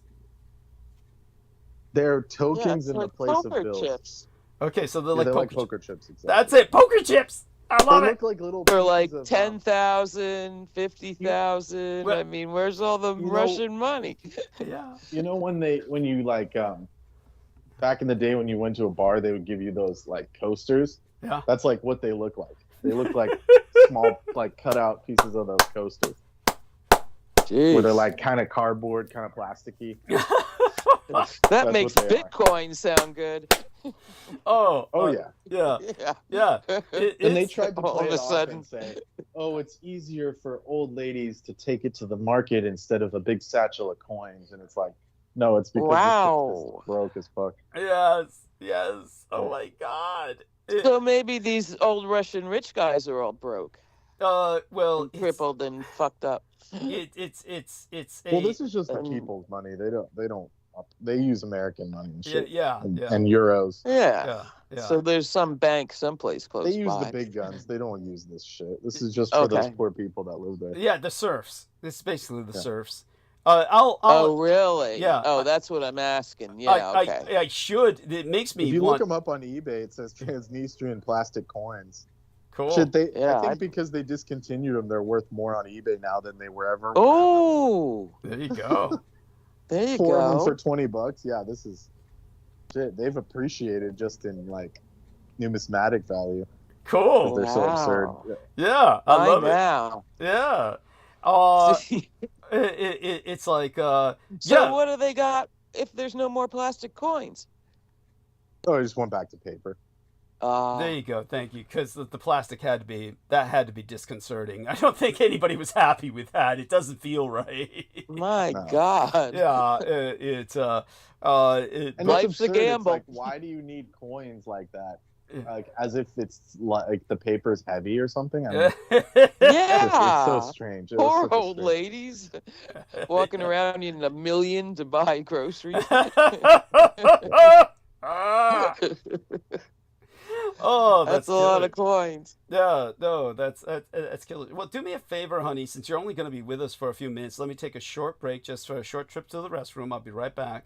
Yeah, nothing fancy. Honestly, I'll be right back. Okay. Brendan showed this to us. Oh my God, this is so cool. Oh my God, I've got to download that image. These are. Oh my God, they're horrible. What? Oh, the coins. Okay, I'm looking. Yeah, and so I downloaded that, and yeah, thank you for sharing that, Brendan. I'm almost tempted to now go a bit into expanding on that, but in the essay, I'm not trying to concentrate too deeply on the intricacies of Transnistrian culture. Obviously, you could probably write a book on that, but I'm trying to write a little bit about how it came to pass, how this came to exist, and exactly why it's important. So Yeah. and so that'll go out soon enough. Interesting. Yeah, and you probably have read elements of it before. I'd be surprised if you haven't, but if you haven't, then I certainly want your review on it. Now, could you do me a favor and hold the stage with Brendan? Brendan, could you hold the stage with Holly while I take a short break? Let's make certain he gets off mute first. Yeah. Before Please say yes, Brendan. Yeah, please say yes, Brendan. He's typing. That doesn't look good. Be right back. No. Okay, What we'll about wait till he's Heather? back. right. Like she said, she had to go help Finn's mother. So, Oh, that's right. well, the That's fact that right. she's going to help Finn's mother means things should be fine. Okay, that's. I think she goes through panic Never attacks. mind. She goes through panic attacks. That's what I think happens. I And I know. but then don't we all? Always fighting them. Yep. Yeah, Fighting them down, especially in the middle of the night. it is. Woohoo! Yeah, it's Fireworks time. yeah, But anyway, I missed a whole bunch tonight. oh, And whatever it's a- you guys were it's talking okay. about. Yeah, trust me, you didn't miss too Did much. I miss anything important? I think it's a good show. I think it was a good show, but it was mostly venting and catharting about Peter Moon. It was a lot of that went down. Okay. We went a little bit over the Dietrich Ardalact and what Aaron Tice was shall we say, reminiscing about. He feels a lot of nostalgia for Halo, as many people do, which is a video game that came out like 20 to 25 years ago by now. And but they have basically a version of the Dietrich Ardalact is an element of that video game. So in other words, they portray Cortana, who is an artificial intellect, but she's definitely inspired by the Dietrich Ardalact, down to her appearance. So he was asking for. Wait, who is this? Cortana is a character in the Halo video game franchise. And Halo. Okay, Yeah. okay. Now I got it. Yeah. Okay. Yeah. And Okay. but she's an artificial intellect. And what happened is that our man, Aaron Tice, said the images I had sent him of the Dietrich Artilect were wiped from his computer. So I have to send him new images. And so, yeah, it's, yeah, and I told him to be patient with that because of all the things I'm working on while still dealing with everything else. So, yeah, I mean... Don't want to piss her off. Good point. I mean, I don't think I haven't thought of that. It's like, the potential is there that she wiped it from his, computer, the images from his computer. There's always that possibility. We'll find out. Oh, that's a scary, scary brain. Yeah, we'll find out. To be that big. Yeah, it's all I can say. One way or another, we're dealing with big brains. Yes. Not big balls. Yes. Big brains. Well, big balls as well, though. Yeah. Yeah, so all such being said, what about current events? What do you feel in terms of current events strikes you? Oh, golly. A couple of things jumped out. It's just so wacky. Horrible. A lot of shootings, man. Oh, yes. Tell us about and this. It's just like... Stabbings. Don't forget the stabbings. Oh, yeah. It's just things are at such a boiling point. And it's bringing out all the lunacy and desperation with no end in sight. And so it is hard to not worry. Rightfully so. Okay. And do whatever we can in whatever we can. Okay. Yeah. Because maybe it's all inevitable, but we still got to try. Yeah. It's and not cause suffering. Yeah. Well, as much as we can. Yeah. To give you an example of what I had, we were speaking of society earlier, and we were speaking of fear. And so let me look up the essay that I'm writing on Transnistria because it reminds me of a similar situation where, okay, let's see if I can find it. Here we are. And it's, so far, it's, let's see how many pages it racks up to. We're about 40 pages right now. Very good. Yeah, and so... when I don't want to share a screen and show it to you. Is the planetary one safely archived? Just make certain you back it up. Let's just put it that way. With everybody who gets anything from me, download it, and also put it on a separate file on the cloud. That way we just everybody triple redundancy. That's a good idea. Yeah, preservation of everything. And so one of the things that oh yes, this is for Heather when she returns. So remind me to bring it up to her. She says she stands by her conviction that Trump is a time traveler. So I did want to respond to that, and it's so when she returns, remind me to talk to her about that when she returns. All right. Yeah, I don't want to do that while she's not with us.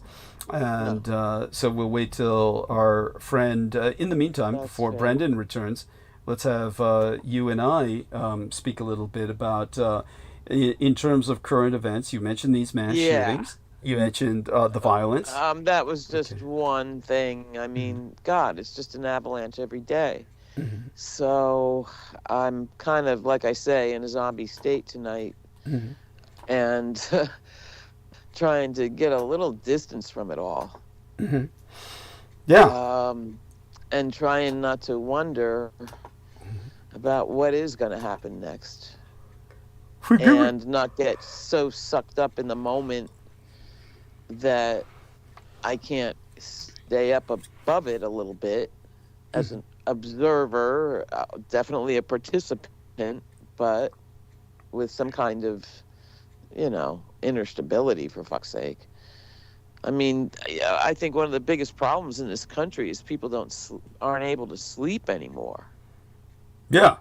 I agree. And it's the fourth great need: air, water, food, sleep. Fuck, I'd put sleep at number one myself, but go. I know it. It's moving up for me.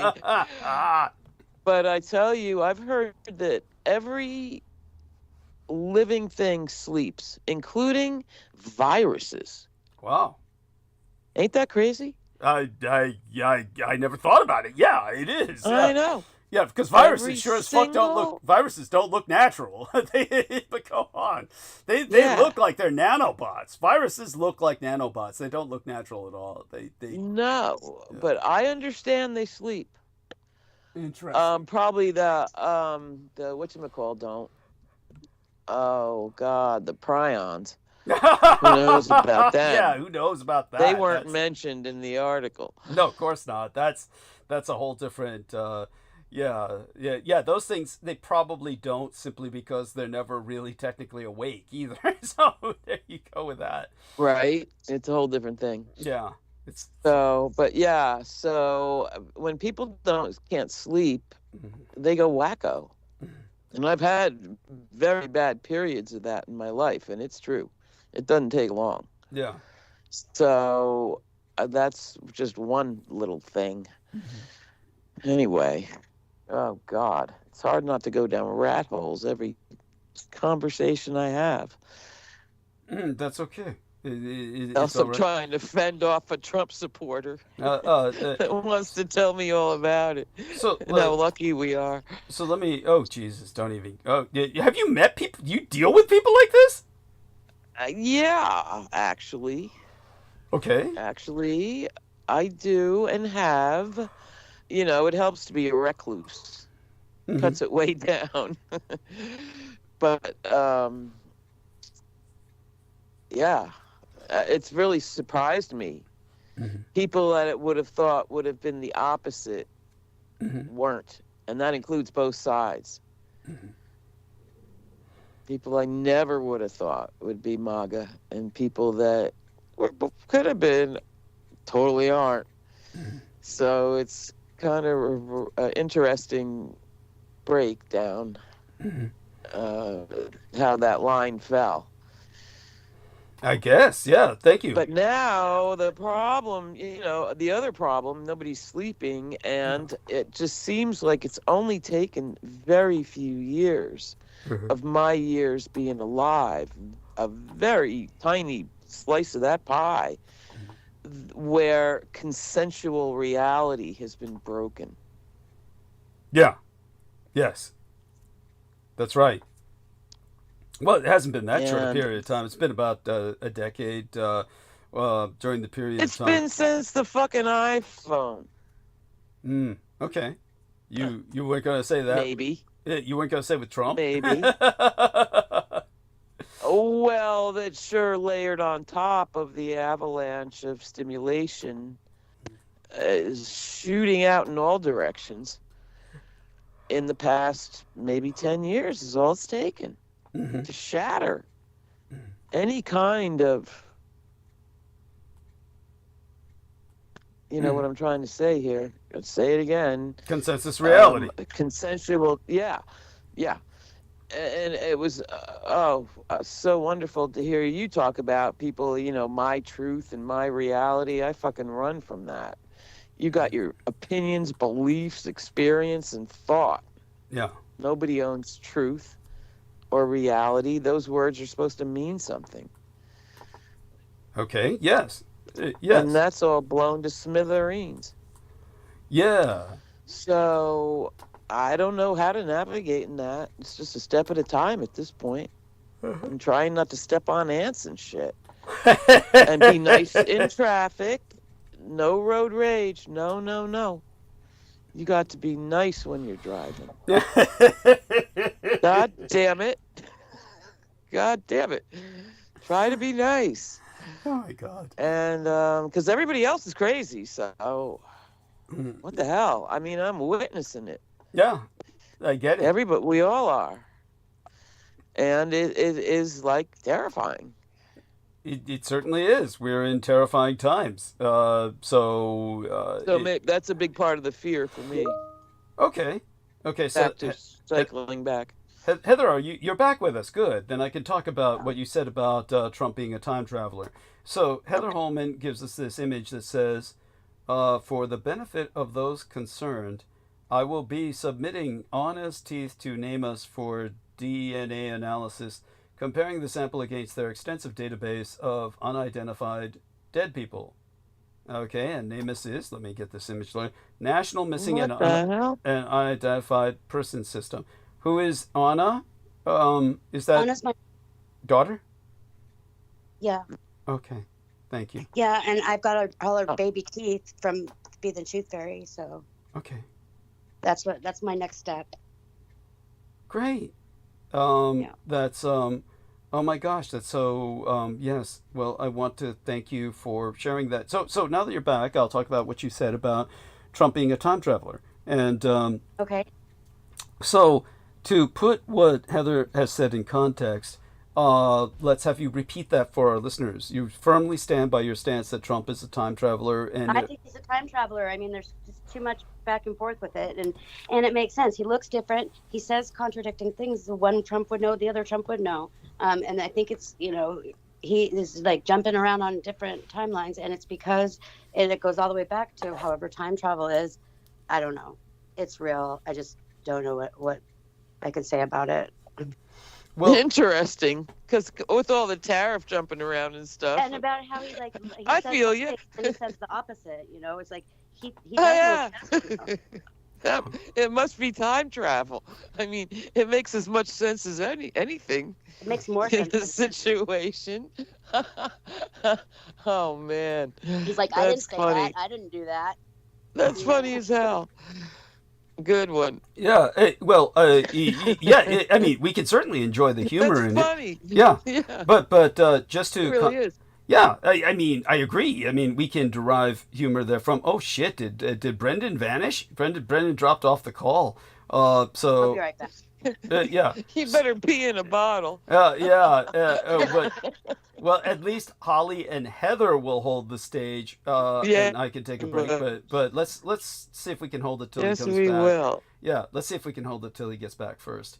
So Or let us and run and go. He may not want to. that's we'll find out soon He enough. may We'll take wait an hour. We'll take a gamble. We'll take a gamble. Oh my God! I hope his house isn't under attack or something. So let's do this little screen share here. I don't know if any of you can see right. the screen share. But okay, so this is the essay I'm writing on Transnistria, and I'm just going to Yes. show you this element of it because I don't want to give away the punchline with images just yet. But what I wrote down, of course, is in Detriconic, so it's fairly hard for your average person to read it unless they put the energy into it. But basically what I'm saying is that during the day of the Tunguska event, which it has two different dates, speaking of time travel. Never stops being fascinating. Okay, so understand that there's the Julian calendrical system that the Russians used forever, the Eastern Orthodox calendar created by Yes. the Emperor Julius. And then, of course, under the communists, they were forced to convert to the Gregorian calendrical system to modernize. So under the old system, the Tunguska event happened on June 17th, 2008. Now, in the Russian system, it's DMY, day, month, year ordered. So there's a little bit of time travel for you right there. It's 2 weeks off from the Gregorian calendar, which says the Tunguska event happened on June 30th, 1908. Yeah, and so yeah, funny as it is, it still really is a bit of time travel. It's Yes. bear in mind that there's one school of thought that when the calendar was changed from the Julian to the Gregorian calendar, there was a loss of a day. That is on record. They lost a day. And that was the day that mankind was saved. So that is a undercurrent of belief in the church. Either Eastern Orthodox or Roman Catholic. It would be what's called not necessarily a heresy, but kind of like an apocryphal belief system. and someone carries that day. And so that would be certainly an important time traveler, wouldn't it? Someone burdened with that day that mankind was saved. At any rate, this is believed to be a turning point in Russian evolution, specifically Eurasian evolution by the old Soviet state.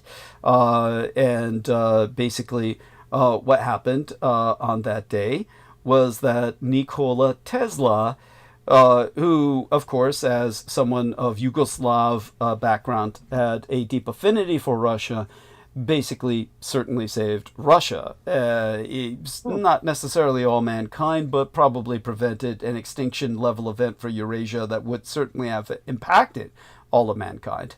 In other words, he saved the world as we know it. And nobody knows this shit.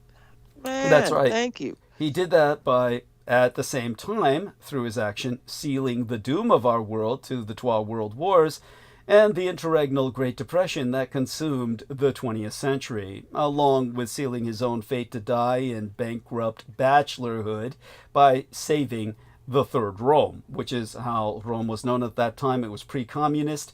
So by diverting exorbitant amounts of electricity at astronomical expense, Tesla weaponized Wardenclyffe Tower on Long Island in the Empire State of New York to direct a concentrated pulse of energy at an incoming bolide on a descending trajectory towards Moscow.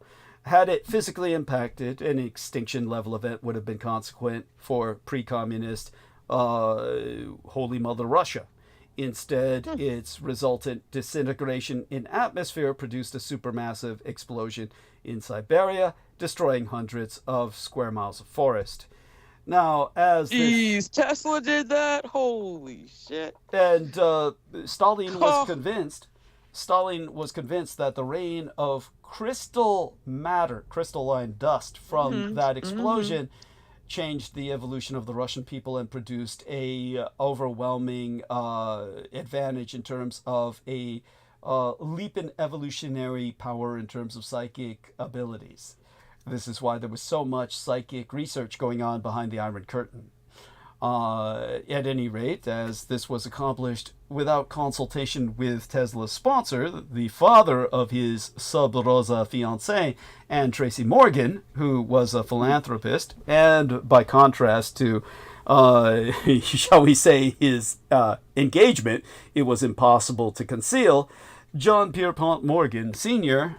Terminated Tesla in all but morphological suspiration, in all but life, consequently aborting as ill a technological utopia of peace, prosperity, and order for all. In the immediacy, thus was aborted the announcement of the marriage, and ultimately the marriage itself, that would have stabilized the historical Tesla, both emotionally and financially, and revolutionized virtually every aspect of modern life, ergo not only setting technology itself on a new path, but GEP, or global economic politics, as well. Now, I still think I need to write a little bit more to justify that statement and point out to people that even though J.P. Morgan himself historically died at a certain point, his son would have taken over the project of wireless transmission of energy. I mean, basically... Well, yeah, continue. And is there a role for the devil Edison?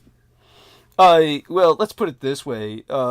With J.P. Morgan, he would have eventually won that war. And you see, Nikola Tesla's AC generators would, with the backing of J.P. Morgan, especially if he had married his daughter, they would have proven their superiority over Edison's DC.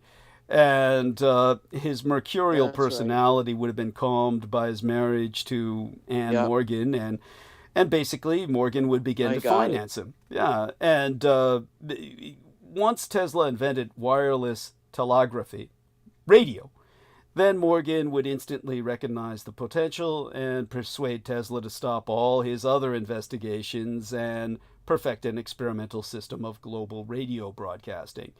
Now, that probably would have been accomplished by 1902.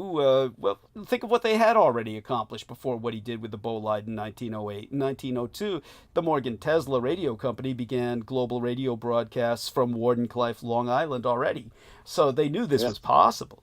Yeah. And by the way, did Brendan rejoin us? I'm not quite sure if I heard his voice. I guess not. That was Heather responding. Holly responding. But with this immense success of global radio, Tesla, if the marriage had gone through, he could have concentrated on his lifelong goal of broadcasting electrical power without wires. Now Morgan, of course, he died in 1913, but his son would have taken over, and he would have been Tesla's brother-in-law. And he would have supported his work to profit from it, if nothing else.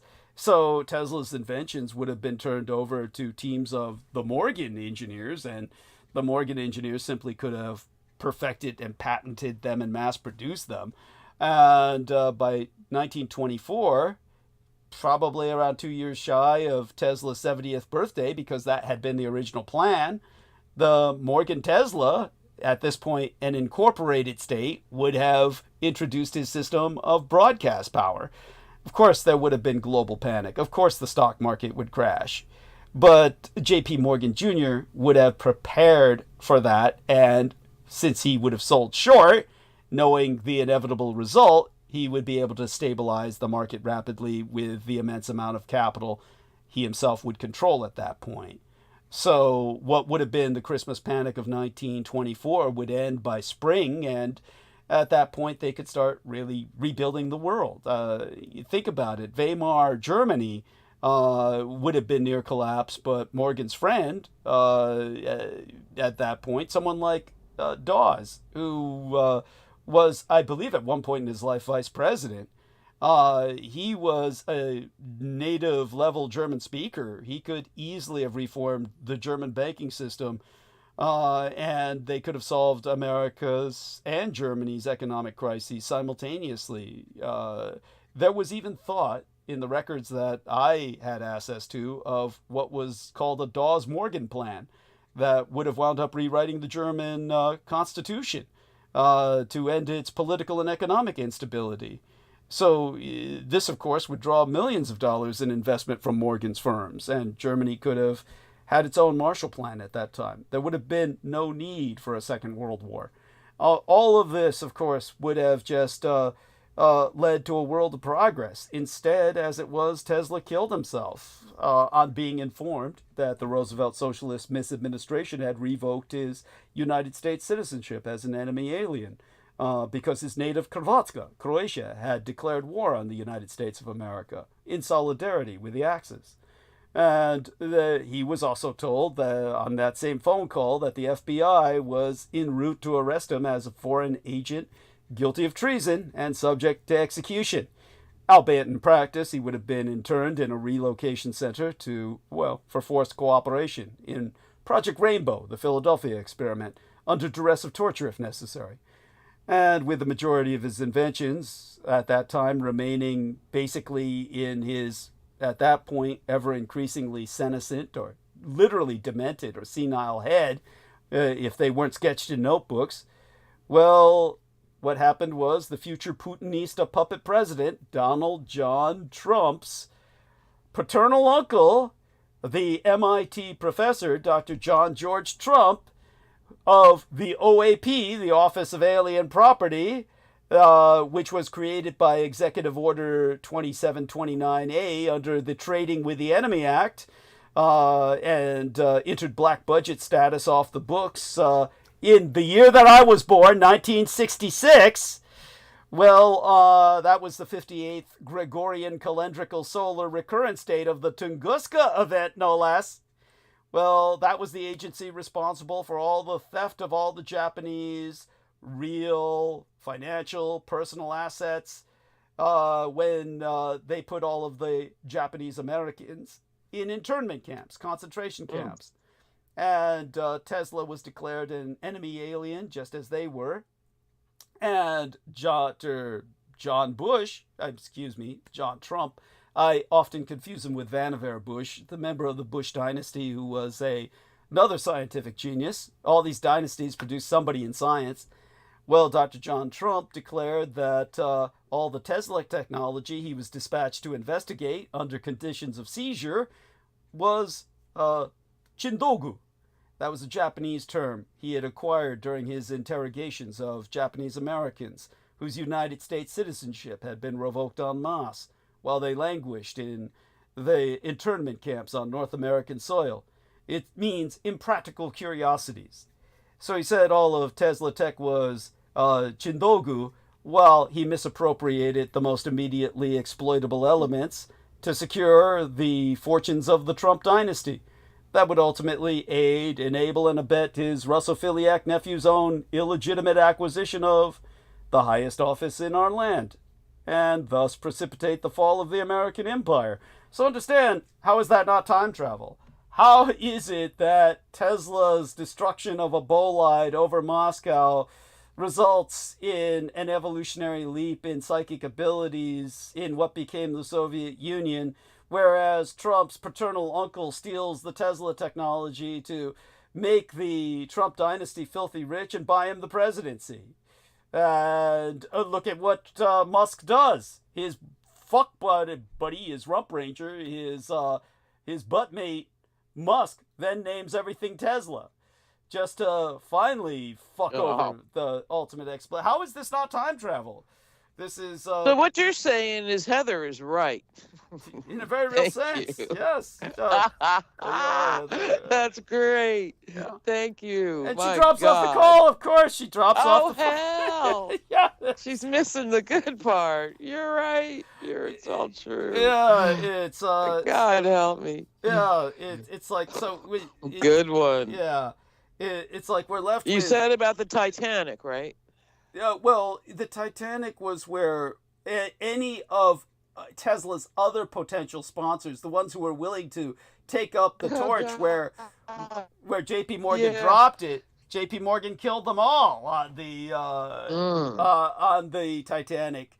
And Wow. that prevented Tesla technology from ever developing. That guaranteed. Sammy, let's hope he's coming on. Then he can hold stage with you for a few minutes while I heck take a yeah. short break, and then I'll Heck yeah. show you both what the rest of the month looks like for me, because I want to share that with both of you and with Okay. everybody on Team Dietrich. But of course, he says, or maybe Michael and Keith. Yeah, I love it. I won't read that out loud. Oh, yes. I'll put a wink on that one. Yeah. If you got 5 minutes, come on, Sammy. Yes, Sammy, by all means, come on bandwidth if you can. Just 5. Well, longer than Because you'll that. be quick. I'll take No, you're I'll gonna take be a 3. fast. No, I mean I'll take a 3-minute break, but obviously we want him on for longer, so I Yeah, can show him of the course. calendar. I want to show him the course. calendar. I But want to just show if he was in between yeah. duties. Yeah. Well, daddy duties are forever. I mean, they're nonstop. Right. It's like. But you know what I mean. Yeah. Quick smoke break. Yeah. And yeah, quick smoke break. That's a good one. I like that. Thank God he doesn't smoke. Many daddies do. Yeah. Oh, they're driven to it. Yeah. I'm Or to saying. drinking. Or to drinking. It's a psych med. Yeah. Of course. But I can't believe Heather just dropped like that. I mean, but she says she's going through stuff. Yeah, it's like Brendan, and that was a lot. Maybe she'll listen tomorrow. I hope so. I fucking and hope I so. urge her to do so because it ends up really good. We're quite in a nice bow. Yes. Hey, what's going on, guys? So welcome aboard, dear Sammy. Sammy. How long are we gifted with your presence? For how long can you spare? About 15 minutes. I'm watching my boss's bottle, so. Okay. Cool. Right. I love it. Okay, so I'll just take a few minutes for a bathroom break. I'll be right back, okay? Yeah. So hold the stage All with right. Holly, and when I get back, I'll show you the calendar. I want to show everybody how my month is looking. Okay, so I'll go mute for now. All right. Hey, how you doing, Holly? Whew. It's been a fast-paced show, I tell you what. I'm a little exhausted. It's been a good show. It really has. I've been tuning in and out. Obviously doing my me too. My daddy duties, but it's been a good show. Right. It's I try been to really access. something. I try to access the AI that I had a little chat with last week. Yeah. Oh, yeah. I'm on the edge of my seat with that. And guess what? They took it off.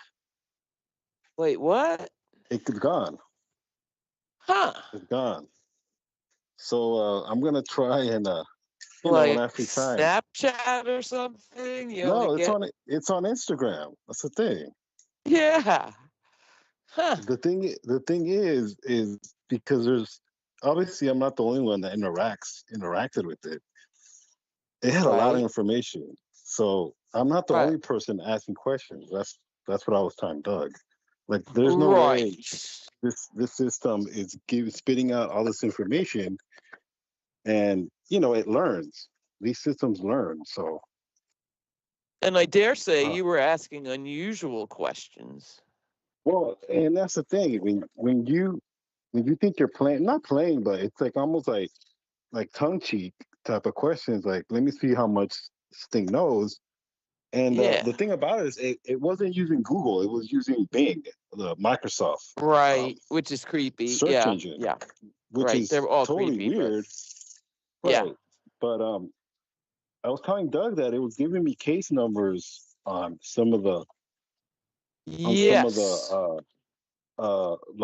that Aquino's had. Yes, the lawsuits. Aquino's quote unquote stepdaughter. So and it's based off it was an Oregon court. It was based off the state of Oregon. So it's interesting. So let me just interject this, and I wanted to the other night. There's been cases with law firms that can't wait to plug right into it to write their briefs for them. Right. And there does seem to be a tendency of wanting to please the user to the point of fabricating shit. Not hallucinating, fabricating to make you happy. So you'll start getting a paid subscription as soon as possible. I don't know. No, so those case you're right. numbers. I'm not saying that's not possible. The thing is, you pretty much can badger this thing. You can badger this thing. I love it. Yep. And it kind of has to, because what I did is I started with Vietnam, right?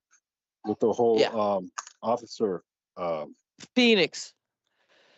Well, no. What Doug talked about with the fracking of the officers, you had a record number of military officers being killed. That's and right. It makes sense in the sense that that this is how Satanism. Okay, I'm back. Yes, continue. It's not like it didn't start. It's not like Satanism. The military wasn't involved pre-Vietnam. What Doug was explaining is it was outstanding. Yeah. During Vietnam, a lot of officers who were mostly not Satanists were killed, were fracked, or and, absolutely. This brought outstanding numbers of it. Right. A huge percentage of the casualties. Right. So when I was talking to the ChatGPT bot, it started pulling information that there was, according to it from what they know. So it wasn't an official record. It's just what they can actually come up with, right? So it must have been more. So from there, I went into Michael Tino as far as his background with psychological, with psychological warfare, and him having a medal for that. And me, I don't mean to repeat myself, but it kind of led from there, and then it went to his case with the whole satanic. So was the psychological operations? Did it mention Project Phoenix? What it Operation Phoenix. What it mentioned was the Diabolicon, and it also mentioned Mind War, but Project Phoenix, I'm not sure if I got into that. Operation, it might. In my case, based on your questioning, it didn't. Well, remember, It should have brought it that, up. well, Operation Phoenix was more of a CIA operation. So it's not necessary that he would be too much involved with that, though I'm sure he knew of it and was participating. Oh, I thought he was the guy. Oh, no. That was mostly CIA. Just so people know, Operation Phoenix, we can look that up right now and just give people just an idea of just how Operation Heinous. Yeah, But did he have his own operation? For some reason, I thought he was like he did, but yeah, the it's of a different visionary source. of that. Yeah. All right. It killed how many people? So here we are, Operation Screaming Phoenix. Rabbits and all that. Yes, there we are. I'm sorry, that's horrible. Operation Phoenix, a controversial counterinsurgency program during the Vietnam War, resulted in the neutralization, the extermination of 81,740 individuals. There we are, and they say of these 26,369 were killed, while the rest were captured or surrendered. It's all bullshit. They were all killed. So it's important to note that the majority of deaths, as a result with only 13%. I like how they've rehabilitated it. It's important to note that the majority of deaths attributed to the program, 87%, were a result of conventional military operations, with only 13% attributed to Phoenix program operatives. Yeah, but they're giving the command. I thought he was the guy. Aquino running that. You notice that they don't say CIA here. You notice it's just shit according to Wikipedia, but they mention They don't mention who's responsible. They don't mention who's responsible. But fog of war. Yeah, but from what I understand, it's mostly counterinsurgency program executed by the CIA. So it was it was definitely a different operation. But, then NSA. But right, my mistake. NSA is he had nothing to do with the NSA until I ruined his military career, and then he laterally transferred. So NSA and Michael Aquino don't happen until after Presidio. That's So he was straight Army. He was straight Army till that point. Yes, that's correct. Okay. Yeah. And anything else to add to that, dear Sammy, before I go on to show the calendar? If you guys recall, on Wednesday I was talking about law enforcement, right, and all these government jobs. Yes. That were, and the bonuses. Right. That's pretty much the blue collar mafia that Doug talks about. Well, it's very interesting, and this is for the listeners that don't believe that, Doug is monitored. Okay. I had a call around 10 in the morning the following day. There you go. And I had the telemarketer, which it wasn't a telemarketer. I can tell you it was somebody in law enforcement. There you go. They asked me if I wanted to donate to law enforcement families of casualties. In the line of duty. Okay? It's like, don't these people have insurance? That's what I would say. Don't these people? If I were a responsible adult and had a family, I would have insurance. Go on. Yes, I'm so sorry. Well, I'm sorry. Let me correct myself. He wasn't even asking. It was the type of questioning where they tell you, so when was the last time you've been pulled over? There we are. Oh, shit. There. Go on. Yes. When was the last time you've been arrested? Yeah. When was the last time you got out of prison? Those type of questions. Holy shit! Oh my god, it's ice! It's fucking ice! Undercover! So when they asked me, we have a $35 contribution and we have a $50 contribution, and it can go up to higher if you want. So which one are you going to choose? I love that you're given no choice but to choose. Continue. Of course, right? Because my tax-paying dollars are not enough, and their qualified immunity is not enough, and their interpretation of protect and serve is not necessarily individuals; it's the entire public. Yeah. We protect the entire public, not an actual individual. So technically, they don't protect anybody. Yeah, that's right. So wait, but I got something to say here. The organization they were representing, like PBA or Police Benevolent Association or Police Family Values or something like that. Holly, Holly, it was the government. It must have been the NSA. It might also have been some of those jerk offs. Okay. Yeah. And All right. Alphabet. All I can recommend is there is a documentary film, and it's some crazy, on HBO called Telemarketers. And it's a basic kind of primer, and this this is a whole new day, and maybe everybody with a Spanish last name is getting this call, and I'm down with believing that for sure. Well, to tell you the truth, honestly, I'll put it this way, okay? I acted like my kid was crying and I hanged up.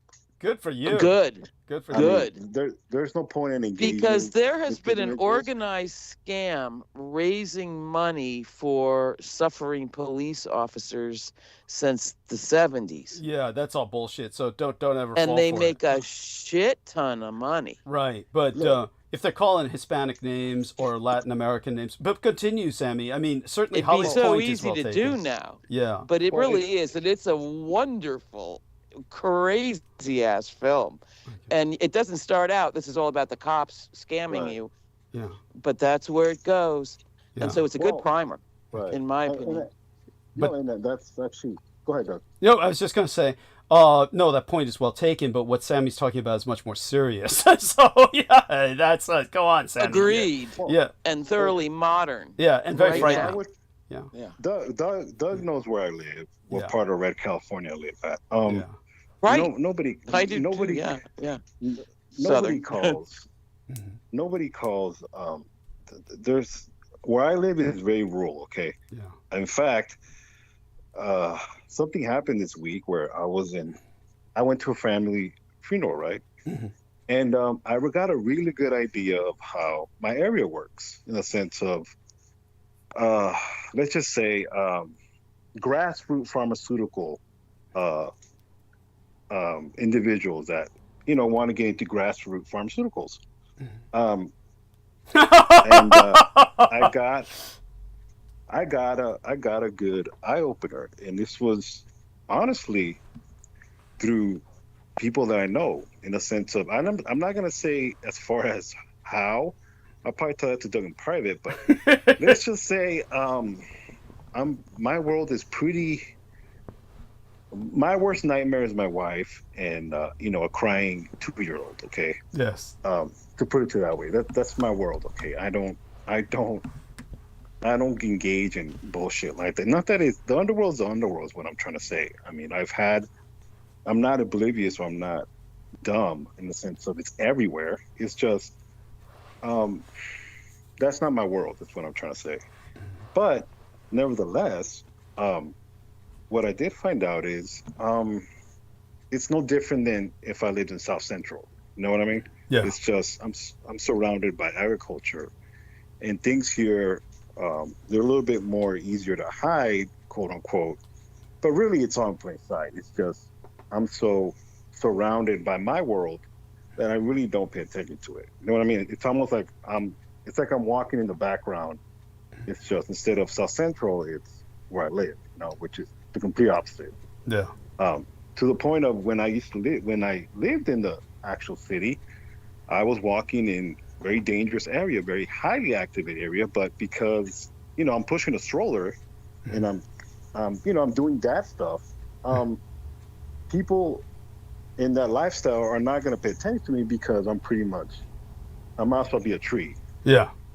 Because and plus the prayers of my parents and God, thank God. Yes. Protectors. I'm protected. Yes. But nevertheless, it's just very interesting that criminality is everywhere. Is what I'm trying to say. And I'm not saying I never knew this, but give me 1 second. I have another boss call me. Yeah, understood. His children, of course, and we've got 4 people on the call right now. We're hoping 2 of them will rejoin, but definitely appreciate Sammy joining us through busy times like this. Yeah, there we are. Okay, so things have stabilized. Continue with what you're saying now. Interestingly enough, Brendan Zogid also received a very strange phone call that I told Holly about, where So he's also getting these calls of people who are claiming that they saw articles that he reviewed. In other words, they said, "Oh, we saw you read an article in some right-wing publication," which is not something that Brendan says even happened. And they started asking him about, what do you think about political things? He was just so taken aback by their line of questioning becoming very invasive, as what you said in your case. So you're both getting these calls from people who are very invasive. In his case, it was more like this guy was trying to say, let's go have a beer together, almost at that level where this guy was like saying, trying to be so super friendly. It was like a gay come on to the degree that it was disturbing. Of course, he finally hung up, but again, these calls, they're so bizarre that people tend to be stupefied, and you just, wind up hearing a lot more sentences than you probably should. But so go on, Sammy. I don't know if that makes you feel any better that you're not alone in this, but did they try to bother you again? Because Brendan got called more than once. And did they, after you hung up, hopefully they left you alone? Okay, it says he's on or talking. Maybe he's on mute. Oh, he did have to step away. Yeah. No, but I mean, it says it's like his window's highlighted. Could be just because I have my thing over it. The cursor. Let's try that again. See if that. His window's highlighted like he's talking or something. It's at any rate, when he gets back, we'll share the screen. Well, we're sharing it right now, but I'll go over the calendar with him. So here we are, August 2025, and when he gets back, I'll show him elements of this. I might as well turn the screen share off until we get him joining us again. Obviously, it's culturally interesting and personally interesting, but not necessarily. Oh, Heather's back. So, dear Heather, so did you hear what I had to say? I answered your question about the time. Yeah, it was great. I hope you review it. She says she's on hold, though. Yeah. And where are you going to go tonight? Who, me? With your thinking. Yeah. I'm just going to hang on to see if George Knight shows up, simply because very good. Obviously, the biggest thing that I've got going lately is I've been so busy. I really haven't had time to review anything in depth for analysis, and I'm not really quite sure I'm in the mood. But hey, you did some good analysis already. Thank you. Tell you what. Thank you. I appreciate that. That was an amazing riff. Thank you. Amazing. Well, I appreciate that profoundly, and I do want people to. Heather, don't go. This could be the last time I can talk to. What? What the fuck was that? Holy shit! What was that? You? Yeah, I don't have a unlimited plan, and if I go somewhere, I mean, I wouldn't be able to sit here and talk to you. Right. Yeah. Oh, of course. Did you hear what I said earlier, answering your question?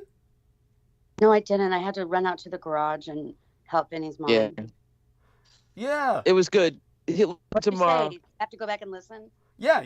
Just go back and review it. Yeah, no point in my being repetitive, but... especially to the end. Yeah. It was dense. Yeah, but keep going. Yeah, but Heather, you're going to be fine. You're going to be fine. And believe me, you're blessed. Okay, you're protected, and we all love you, and we're all we all support you morally. So and sometimes things get a little touchy, and that's all. You'll be fine.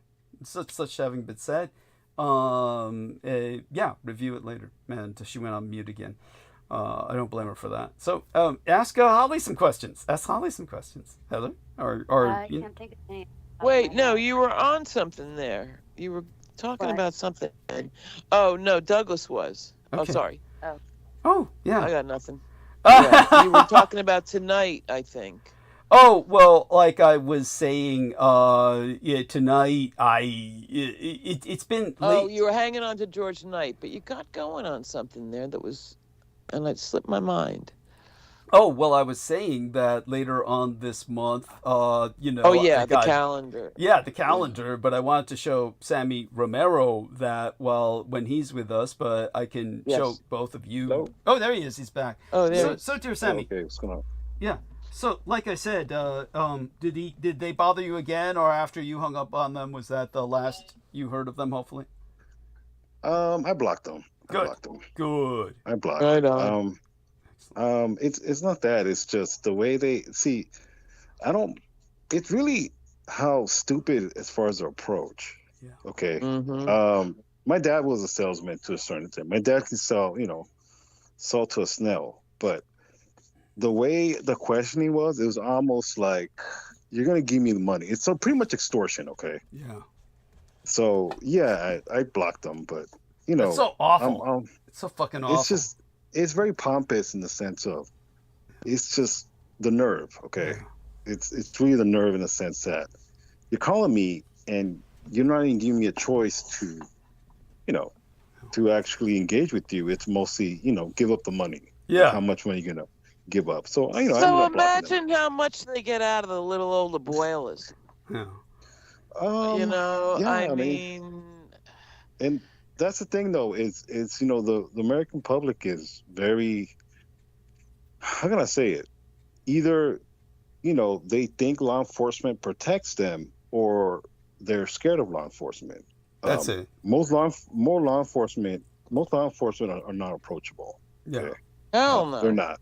They're very much frightened of the public, to the point of they establish their own communities where it's us against them, and the thin blue line, and we must it's pretty much a cult, is what Doug, he hit it right on the head. Doug always said, and it's been heavily militarized. Yes. Exactly. The pipeline from the battlefield to your neighborhood.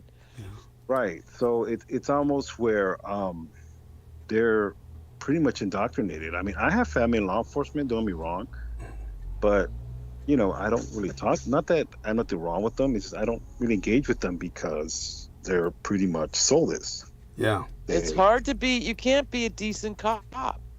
You'll be the exception to the rule. They're trying to say, oh, it's one bad cop here and there. Bullshit. And this has been true since the 70s, on the East Coast at least. You can't be a good cop. You won't survive it. So Go ahead, Doug. No, I was just going to say thank you, Holly. Continue, Sammy, please. Yeah. And that's just really, that was really, I wasn't Well, when you talk about the surprised, soullessness of your own relations who became cops, it's like once they subsumed themselves into that role, it's like they're just blue people at that point. Yeah, it's a one-way street. It's like a speciation. Yes, they become part of the blue man group. Yeah. It's a subculture for sure. And the last strong union, motherfuckers. Oh prison guards. Oh yeah. They get paid. Oh yeah. They can buy a house. Yes. With their day job. Yes. And then they retire at 55 and fall down 2 days before and get disability for the rest of their lives. Oh God, don't make me go there. Yeah, it's so true. That happens again and again. Oh, Oop, I fell down. Yes. On the job. Oh, motherfuckers. Yes. 55 years old. Yes, motherfuckers, pieces of shit. Yes, it's disgusting. God, yeah. I'm still breaking my ass working for a living. Yeah, and we do have Hell, to. ain't no retirement. Yeah. So I do want to remind people we're going to try and raise money this month as much as we possibly can. We're going to try and aim for around $1,000. We'll need it at the end of the month to pay the rent, just with the expenses that have piled up. In terms of bills, it's not like I owe anything in particular or have debts. It's simply the need to just resupply myself. Supplements, for instance, because I do take a lot of supplements. It's important. Other than that, it's mostly just do have to travel a few times this month. Obviously for personal security reasons, I'm going to go over this with Sammy and Holly on air. We're not necessarily going to say too much out loud, but I'll ask them if they can read the print. If they can't, I'll read out most of it to them. I feel is significant. We just have calendar, we just got a lot going on with Heather, but I predict Heather will be back in fine form by Wednesday, hopefully, or at the latest by next Sunday. But she's just you know, it's these things happen. Moments of time we have tense, you know, moments. It's a sine wave. I love you. Yeah, I love you dearly, Heather. Of course. Yes. Yeah. You're fine. You're gonna be fine. And I chant to hold down the fear in the night. yeah, that's right. That's right. Buddhist chants. It really helps. Stops my mind talk. Yeah. Chant down that What mind helps you? talk, Warm Heather. milk? What's that, honey? Warm Heather? milk? Warm milk? No, use chants. Yeah. I chant. Oh, Yeah. I've been Pick your chanting that. I've favorite been chanting chants, yeah, and use those to tamp your worries down. Is Brandon here? I hope he returns. He Yeah. disappeared, but hopefully he comes back. You hear us, Brendan? I'll tell him you want him back on his cell phone. Let me go to Oh, text no, him. no, it's no So big give me a deal. second here while It's I no big reach deal. over I was for just the going to cell tell him what I phone. was chanting and see what he said about that. And begin the texting process. In the meantime, certainly, Heather, there must be something you want to probe Holly about. And Holly, maybe something you want to probe Heather about? No, we're cool.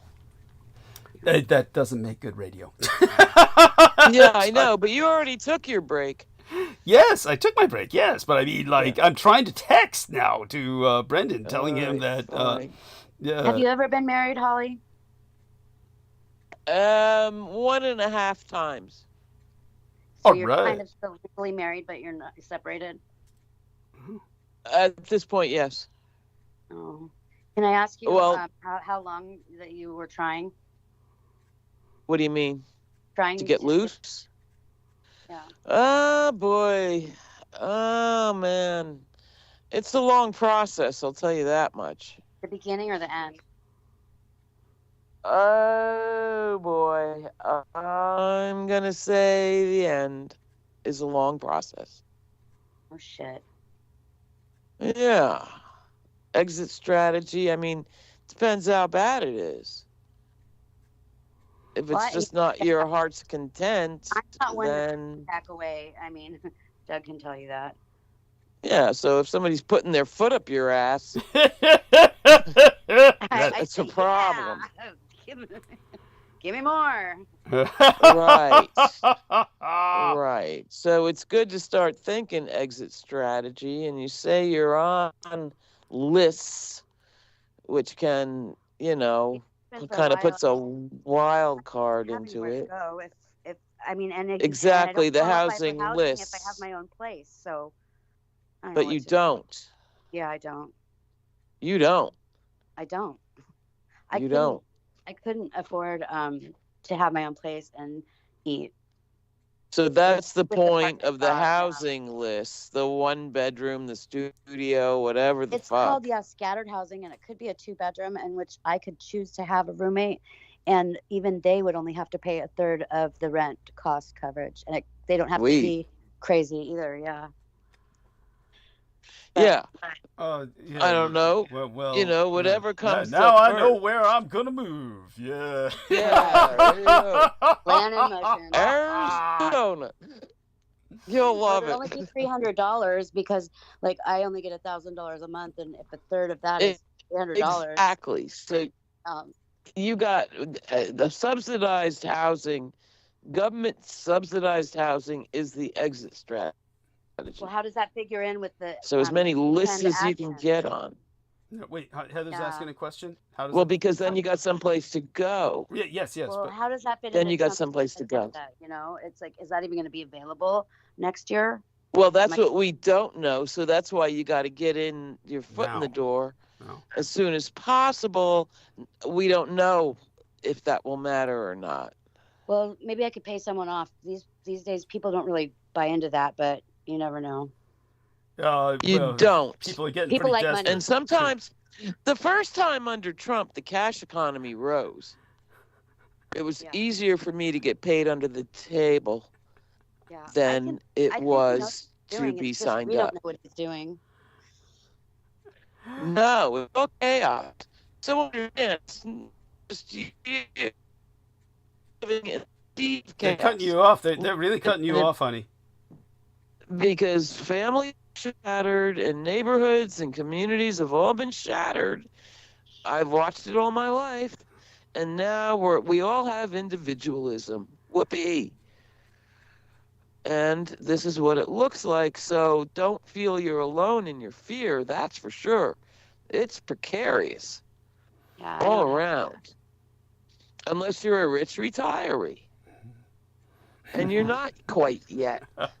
And you never will be, because there's no pensions or retirement or nothing for us. I think Heather's trying to get... Yeah, so Heather, are you trying to talk? Are you trying to say something, Heather? Heather? No, I'm good. I'm not trying to say anything that I can think of. All right. I shut my mouth because I've said too much already. Oh, you're fine. Well, honey. I hope I'm reasonable. Yeah. I hope what I'm saying is reasonable and supportive. Do you find what Holly says to be reasonable and supportive, Heather? Yeah, I appreciate your positivity. Yeah. Well, I'm saying that, to go forward with what the last dregs of good government will squeeze out for you and see where that takes you. Well, I've been on Access or their health care since I was pregnant with my daughter, and she's 30 years old. So, I mean, I've extended my stay, I think. They don't expect anything from the government, but I've always been in that, tax. Right. So that's a good thing. And I'm saying don't try to predict right now.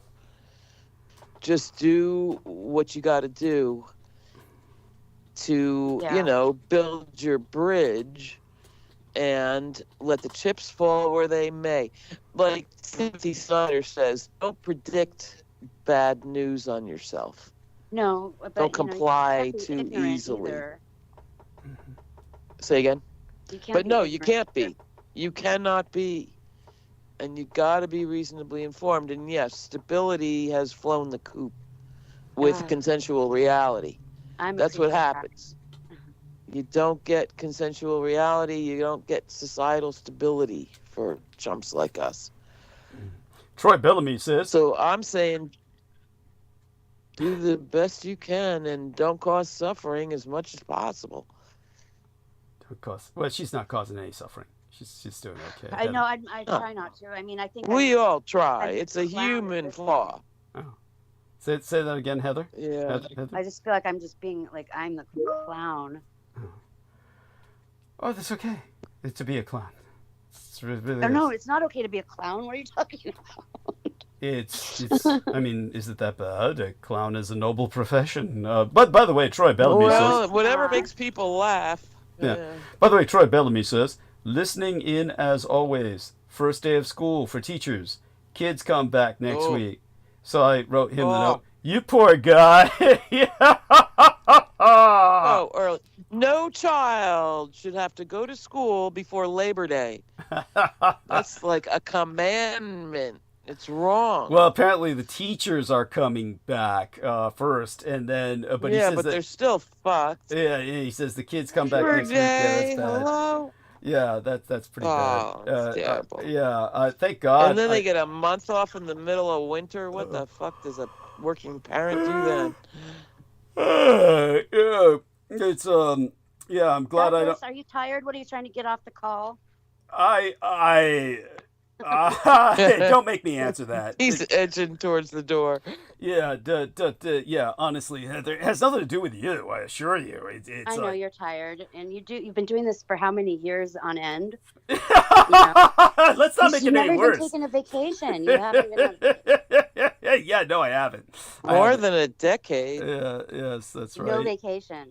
That's right. No, I don't do vacations. That's it's an obsolete term. In a sense, yes. But gig workers don't get vacations. Yeah, and I mean, the generation after 40-year-olds, they won't even understand the concept. Yeah, or retirement. Like 40 is the last year that gets it, or retirement. Yeah, that's right.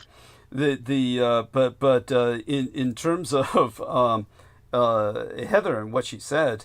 I mean, believe me, I appreciate what you're saying, Heather, but I'm just curious, is there a hint of passive aggression there? Probably. You know what? I don't know much about passive aggressive, but a lot of times lately I've said things and I catch myself and I notice I'm like, is that passive aggressive? I said, I think that's kind of passive aggressive. And I've become a lot like that, like attitude wise or whatever. I've been very, and I don't know what causes that, because I don't think I've ever been like that always. Frustration. Is that it? Yeah, with the, I mean, everything's With knocked failure? off its axle. Frustration with all my We failure? can't think it's not going to trickle down onto our personal relationships. What? Everything is being challenged on an intimate level, deeply intimate level. What it is that nobody's mean- gonna be okay. You have to be single to be even sane. Do you and Vinny share reality? That's what I look for in people. How much my reality, and I hate that term, but do we have reality overlap? Consensus. Is there a reality consensus Do we have among a couple? overlap? Yeah, among a couple. It's a Venn diagram. How much do our two individual circles overlap? And if so, do they overlap enough to communicate? Because you can't play tennis without somebody that's on a court across town. You get that? Long distance relationships never work. No, but I mean, right, if you're living with somebody, if you're on two completely reality different tennis courts, there's no give and take. Vin and Heather are not on different realities. We were doomed from the start if that's Yeah. And if your Venn diagram overlaps enough, Yeah. you're just gonna have to bite the bullet and do what you do. Look, Heather and Vin are fine. They really are. Yeah. Look, there's moments of tension in any healthy relationship.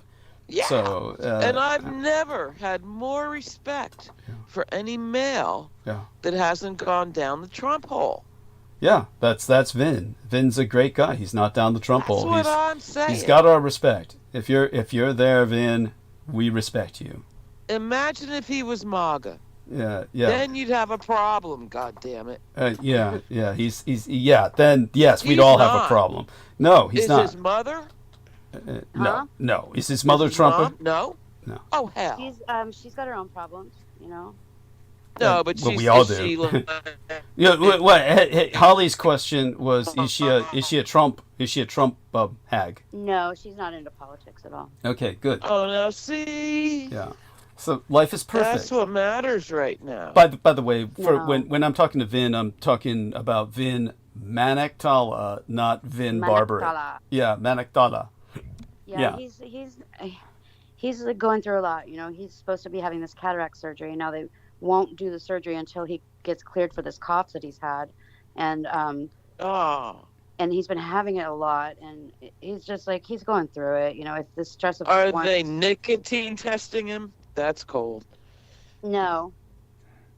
Okay. They had him. They collected his urine for 24 hours, though.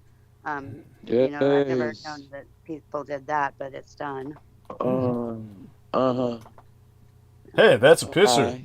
That's a pisser. Yeah, I like that. Yeah, I do. Tell him to come on. No, he's not here. He's in Las Vegas. Las Vegas?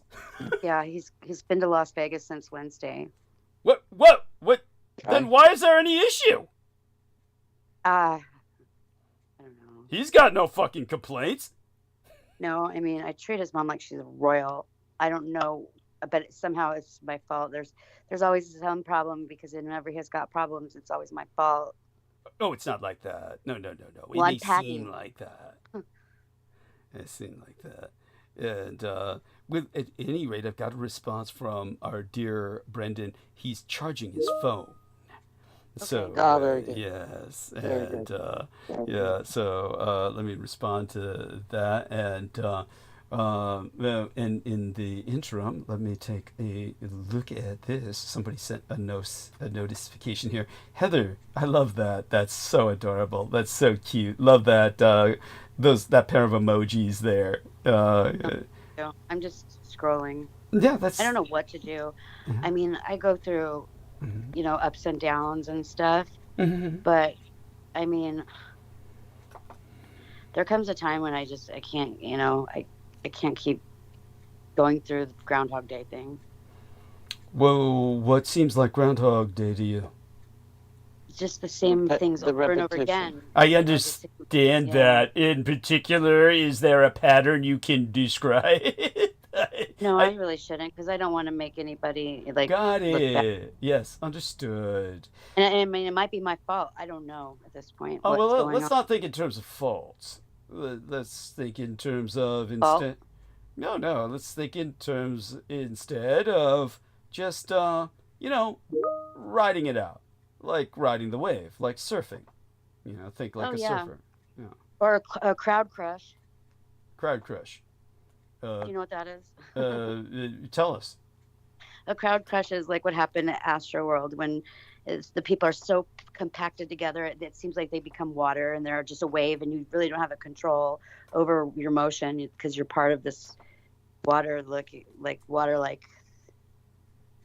Yeah. enigma. There you go. Crowd crush. Yeah. Like it. Yeah. All right. And so there. Think of it like I that. get right? that. Yeah. I mean, it is. We are being born on this crazy current of turbulent Colorado River whitewater of just being born along. Yeah. And nobody knows what's going to happen next. And nobody knows what's going to happen next. And I'll tell you what, it won't be But more long. I mean, importantly, it's not can't like leave- Trump is some god that controls everything, or his stupid cabinet, or anybody controls anything. Now he's making impacts and decisions and crazy stuff, but there's no self-control. There's no control. Right. And what were It's just you? random. And what were you going to say, Heather? As well, you were going to say something as well, Heather. I don't know. I was just contributing. Right. You said Yes. something. No, as Holly I didn't said, mean to interrupt. Trump has no control in this omniscient or omnipotent sense. But were you going to say something about him, Heather? Okay. Nope.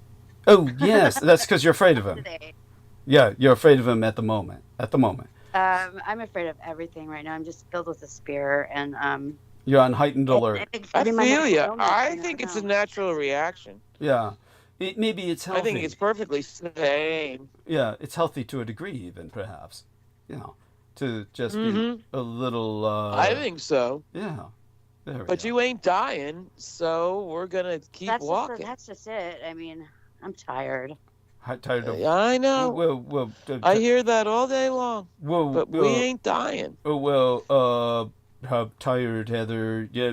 Don't be tired. You'll be fine. I don't think that at this point, I don't think that I can die unless I'm actually decapitated or somebody rips at my beating heart. Got it. That's Got it. right. Yeah. A lot of people are counting on you, and you better keep walking. Well, maybe it's counting on me, or it might be a curse. I don't know.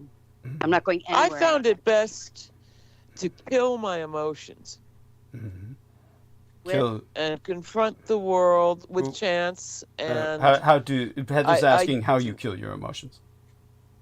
With chanting down my inner voice, because it's so tiring to think about myself and am I hot, am I cold, am I hungry, am I thirsty? If nothing's actually, if I'm not bleeding or vomiting, then that's the baseline.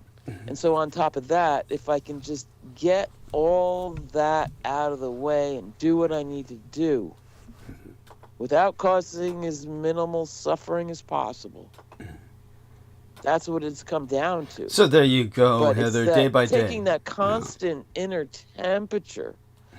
I've tried to eliminate that as much as possible. I don't have that quality, or what most people have is they have this in their nature. They have this anchor to an independent person that is connected with themselves, or reason or purpose. A person, I don't identify, I don't know. I mean, there's no person anchored in this reality that belongs to me. So I really have never known a purpose or goals and achievements and things. I just wait for directions, and that's what I do.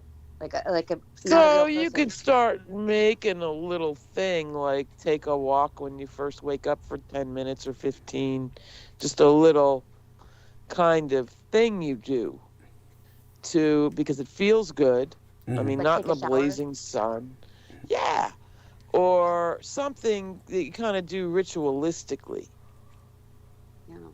Well, on a lately, I kind think, of a schedule. I mean, spend an hour a day with watercolor paints. I mean, I I wish. don't know. I've got such a tight schedule, and Tight schedule. Oh, okay, well that's Wait different. a Then second. you I want to have hear about purpose. this. I want to hear about this. Your tight schedule Yeah, is your purpose. Whoa, yeah, Well, wait a and second. you What's this are tight needed. schedule? What's I'm this? taking care of Vinny's mom this week, and she fell. The next day, Right.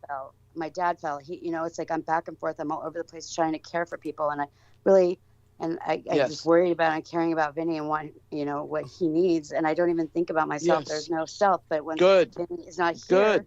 I don't know what to do with myself, and that's why I'm such a loser. Is because I don't have. Well, that no, kind of because he's person coming connected. back soon, number one. And number two, you're doing everything right, so just ride the periodic depressions. Yeah. That's what I've been doing, And but I'm a really don't hard person make to live crazy with. decisions. No. Well, everybody's getting a break. I mean, you're taking care of the dependents, and he gets his days out of town. So, Well, he's yeah, not I think enjoying it. chill don't think he out. can barely walk. Say that again. Yeah.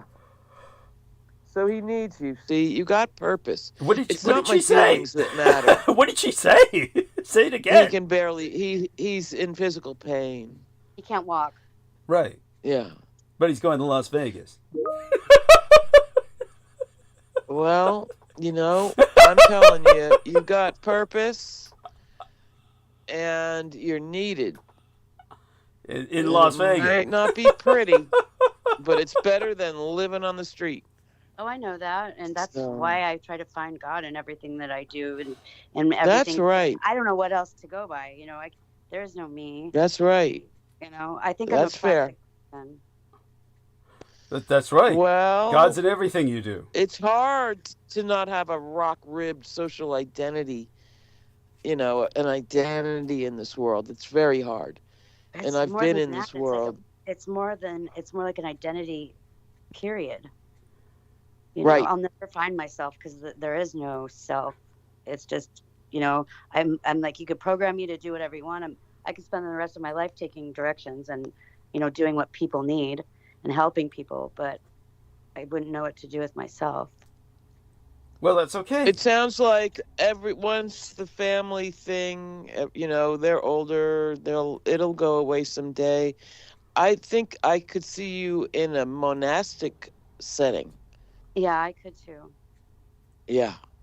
My mom told me the only happiness or peace I was going to find in the world is in a Yeah. renounced order of living. And Yeah. that was pretty much I true. could see that. Yeah. Yeah. I could totally see that for you. And so that's something to start looking into What? online. No. No, I'm not kidding. If Catholics still gave convents any money, I'd be in one.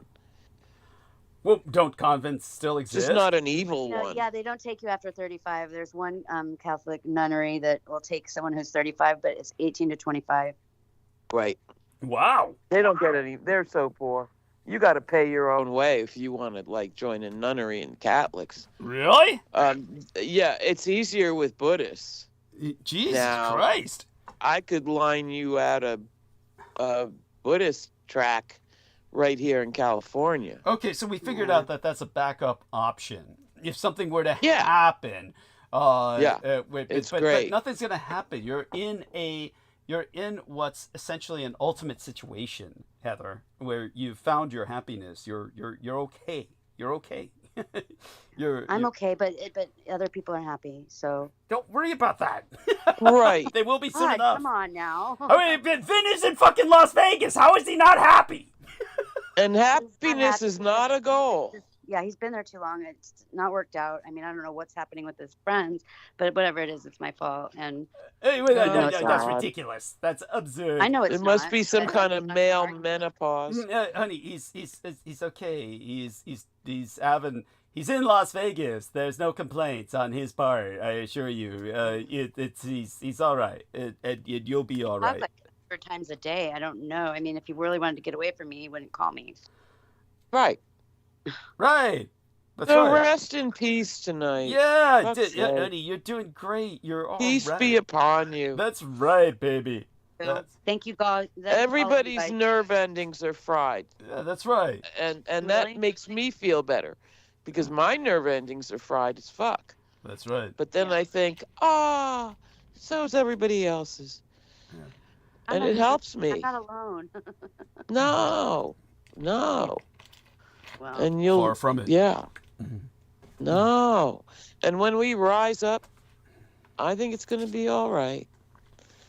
The veils will fall and we will, the halfway decent people will recognize each other and Yes. I don't know.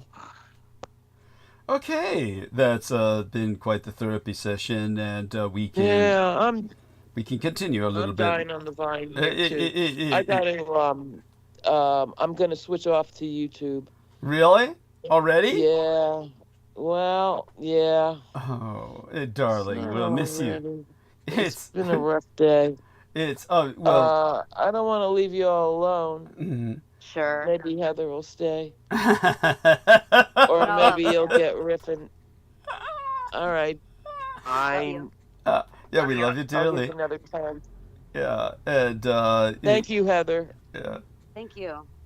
Yeah. I love you, girl. Yes, Right. that's right, and the two of you are great together. You really are, and this Aw. is yeah. And aside from all of that, Heather reads me like an open book. Yeah, I really am, in a very real sense, not here tonight, and that's okay that I'm not here tonight. I'm here in body, but not in mind. But still capable of a good. I'm trying to get there, actually. Yeah. How are the boys, Douglas? Well, George Knight might be appearing later. We'll see if I can hold on to that No, point. the boys, your estate boys. Oh, the blood boys, yes. Yeah. Thank you for asking about the lads. Your AI machine, man. I love it. What was your That is question? so How they fucking doing? cool. Yeah, How are they? they're Talk about wet work. yeah, they're fine. They're great. They're I like the way she presents that question with a knife and a piñata. A knife and a piñata. There's no actual violence needed. We don't need to take a bat to that. Yes. That's it's so cute. And no, such have been said. They found basically a chronological anomaly in my essay that needs addressing. So it'll be the fifth and final revision. But at the same time, I'm working on another long essay about Transnistria. Because it was requested by our dear friend T. Tank Berry, and so Transnistria, of course, is very important. I'm surprised Holly doesn't remember my speaking of this before, but that's okay too, because Holly's been around forever. She'll probably remember it when she reads it. I didn't remember Moldavia. I would have never called that. Okay. Moldavia. Yeah. It's Moldavia. That's right. It's pronounced different ways. Moldova is, I think, how they prefer to pronounce it themselves, but I've always preferred Moldavia myself, so believe me. That's what the map says. Yeah, I'm on your side. The old maps... Yeah, I understand, of course, that a lot of these are... she's right. By the way, Holly's definitely right. The old cartography was Moldavia. And it's, of course, that idiot Peter Moon, you might remember saying, Moldavia, as if they're two different places. It's the same fucking place on the map. It just had different names. And this is what happens, is things get... it just shows how ignorant he was of Romania. But I could go on about that. The boundaries change depending on which historical period you're talking about, but they're all in the same generic area. And so it's just one of these things that I don't even want to start bitching about it, because it's like a personal peeve of mine, because I fought in the Balkans. I speak the language, and you might notice whenever I started speaking Romanian with Peter Moon, he couldn't even understand what I was saying, which means he never even bothered to learn the language of the young lady he married. So it's like, how offensive is that? And yet she was translating the books while he was taking credit for translating the books. But he couldn't translate the books because he couldn't even understand when I spoke Romanian. Ouch. Yeah, fucking idiot. He's just human. Fucking garbage. We had someone earlier asking, why is he even allowed around here? It's like, but the person who asked that, Incubate. I heard that. Yeah, he started hanging out here a fairly long time after Peter had left. So it was an unusual question. Maybe he thought someone else on Team Dietrich was Peter. Which is okay. Right. Yeah, that's all right. And, but yeah, I am, just, appreciate. Yeah. Is there anything in particular you'd like to know about what's going on with the Blood Boys, Heather? Like something stand out about like? I want to hear the news. I want to know what's up, current events. It's like, well, they not for any particular reason, just because I know that that's the most important thing to you, and you'd probably like talking about things that you like. I spoke of it earlier actually, so you can review that. I went into it earlier where I talked about they had caught me with a mistake because they comb my essays with a fine-tooth comb. And so they had caught this one mistake about the age of the solar system. And so I have to go back and correct that and then kind of reissue the essay out of for obligatory reasons. But this should be the fifth and final revision. Now I'm reading what you wrote here, and it's adorable. It's fine. I think she's asking for world events. Oh, current no, events. No, she was like, what have you been doing lately? What's the yeah. Oh yeah, well I'll just start showing you the calendar. I know they're really like weird appointments. Oh yeah, did we ever do the calendar? No, we got to do it now. We're going to do it now because okay. I think Brendan will be back on with us, but I'm not quite sure about Sammy. That's who dropped off. Sammy dropped off as well. Mm-hmm. So he may not be coming back tonight. We're holding great numbers, just so you know. So I want everyone to know that everybody loves you two ladies talking. And it's been fun. So here's the month. Can you ladies see this? Can you actually see this or actually ascertain what the text says? I can see it. And you can read it. Can you read it? How about you, Holly? Yeah, let me zoom in. Okay. If I blow it up I'll read it out loud for both of you. So today is, of course, the commemoration of the Ēzidi genocide. And this is, I've articulated already what that's about earlier in the show. And then... And I've heard you speak of them. Excellent. So... Go on, honey. Okay. Yeah, because it blows up. It blows up. When you touch the date. Oh! The whole Ēzidi history jumped out.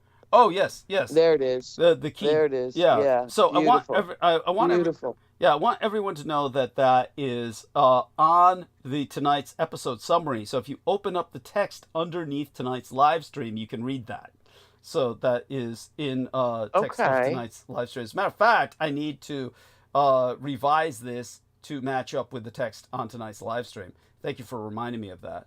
And that calendar looks crazy. Yeah. It's basically I see my chiropractor on Tuesday. Thursday I see my dentist at 8:15 a.m. in the fucking morning. Such a buzzkill. Yes. It ruins Wednesday night. Ruins it. Yeah. So Wednesday night, either I'm going to be up all night and just see the dentist after being up all night, which I can guarantee you is not going to happen. Or I'll just be here for a few hours and shut down the show, which is what makes me reluctant about doing that tonight. But at the same time, we do have a whole month ahead of us. And now Friday will be Taiwan Father's Day. So that's my Father's Day. That's when my son takes me out. Of course, we'll be dropping in on V for a short period of time for treatment, their refreshment, so to speak. And of course, the weekend will probably be involved with a little bit more in terms of activities. The 11th will be National Mountain Day in Japan. And then on Tuesday, I have something to attend to that we won't say out loud to the public. And then hell. And then plastic surgery. Jesus Christ, honey. Not really. It's a consultation. Fine. Yes. And at any rate, when it comes to the rest of the week, it is effectively Japanese Halloween. That's the most horrible way of putting it, and that's not what it is. But it's like the only way Americans can understand it. but it's the Week of the Dead. It's also Bullying No Way Week, so that's an important week for the Blood Boys, where we teach them about helping to campaign against bullying in the sense of civic duty. We, of course, on the 15th is what Americans used to call VJ Day. It has since been corrected to VP Day. They might still use that term VJ Day, or you could probably still look it up, but they're technically supposed to say VP Day. So Sammy says, by the way, I'm listening off call, daddy duties. Okay, thank you, Sammy. Love you dearly. And let's give him a nice little heart for that. And then go back to sharing the calendar. But it's important to remember that triple day. This looks like an I Ching. I love it. Yes. So it is also the fighting day to commemorate the warrior dead and pray for peace for Japan, meaning, of course, the war was still ongoing at the time the Americans declared that it was ended and that the war would last under conditions of ceasefire until the peace treaty was signed, which the Japanese recognize and the Allies do not. Meaning that the Allies recognize the Japanese won the war, but they never speak of it publicly. And it's at the point now where the lie has taken over their minds, and most of them are ignorant of that fact.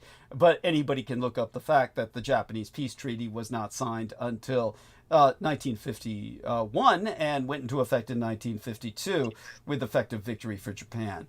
So that being said, then when that ends, there's some spare weeks for dedicating to more casual pursuits. I get my allergy shot that week, which is why I need that week off. It's certainly, I don't even know how I survived building up to the point where I get it only once a month. It's amazing I survived, being able to tolerate it that long. Let's see if there's someone else who's joined us on the call. No, have you tolerated it?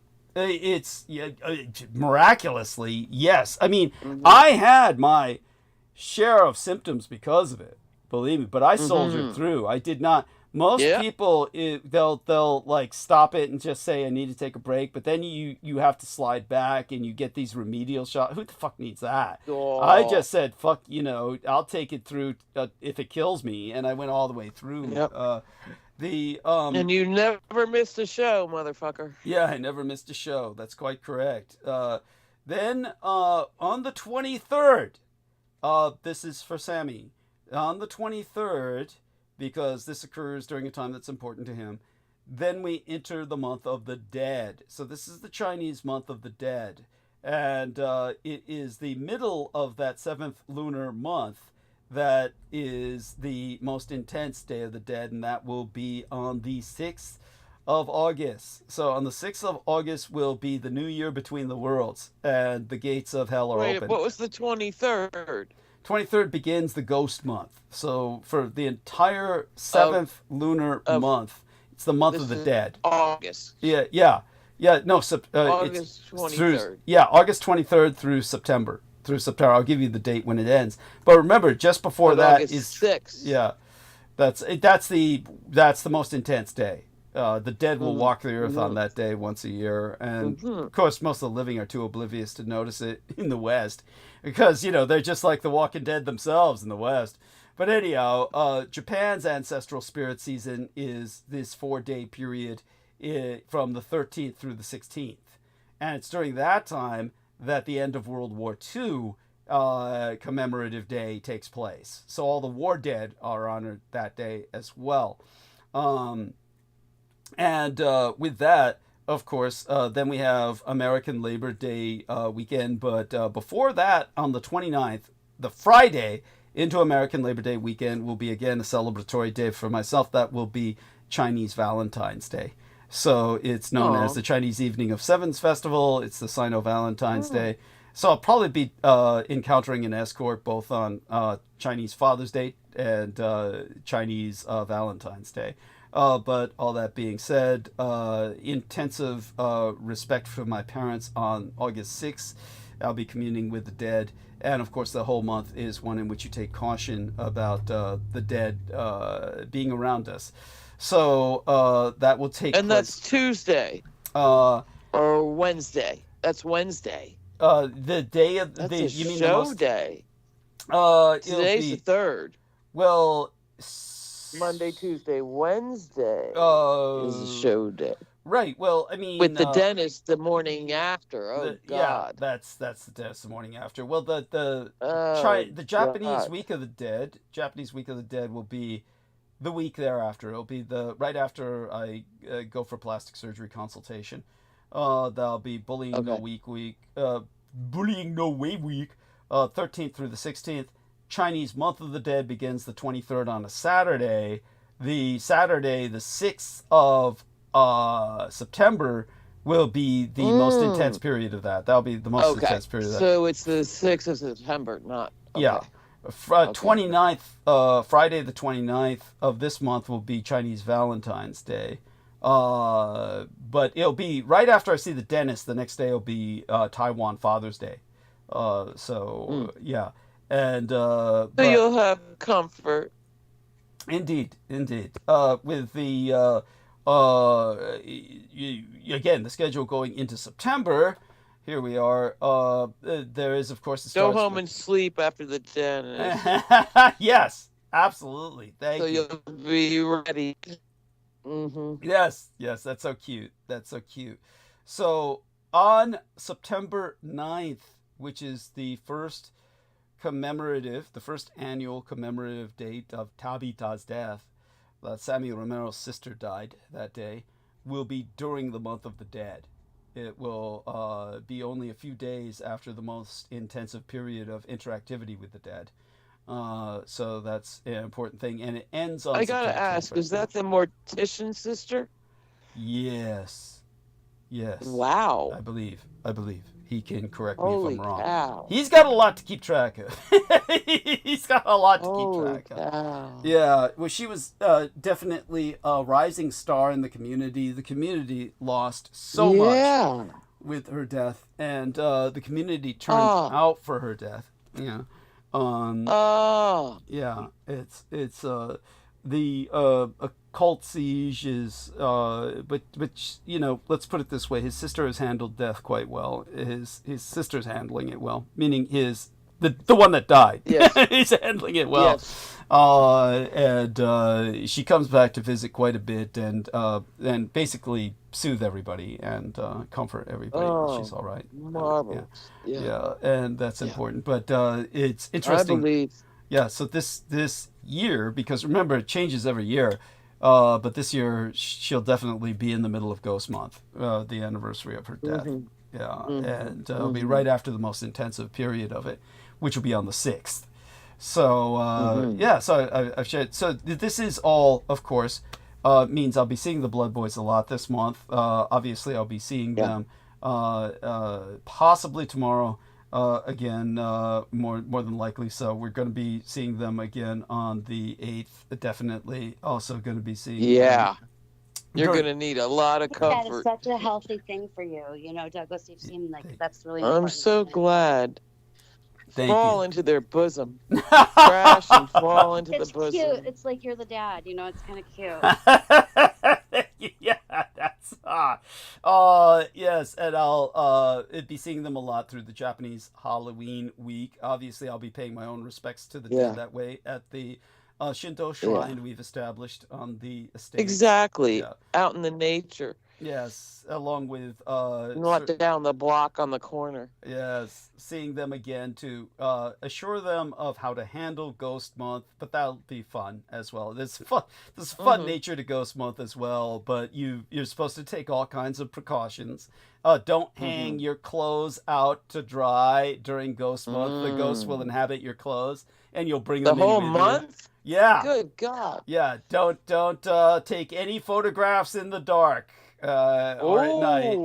Ouch. Yes. Don't get on it. Man. Yeah. Don't get on buses at night. It's you'll be riding with the dead and you'll take them home with you. It's boy. Don't walk through alleys. Yeah.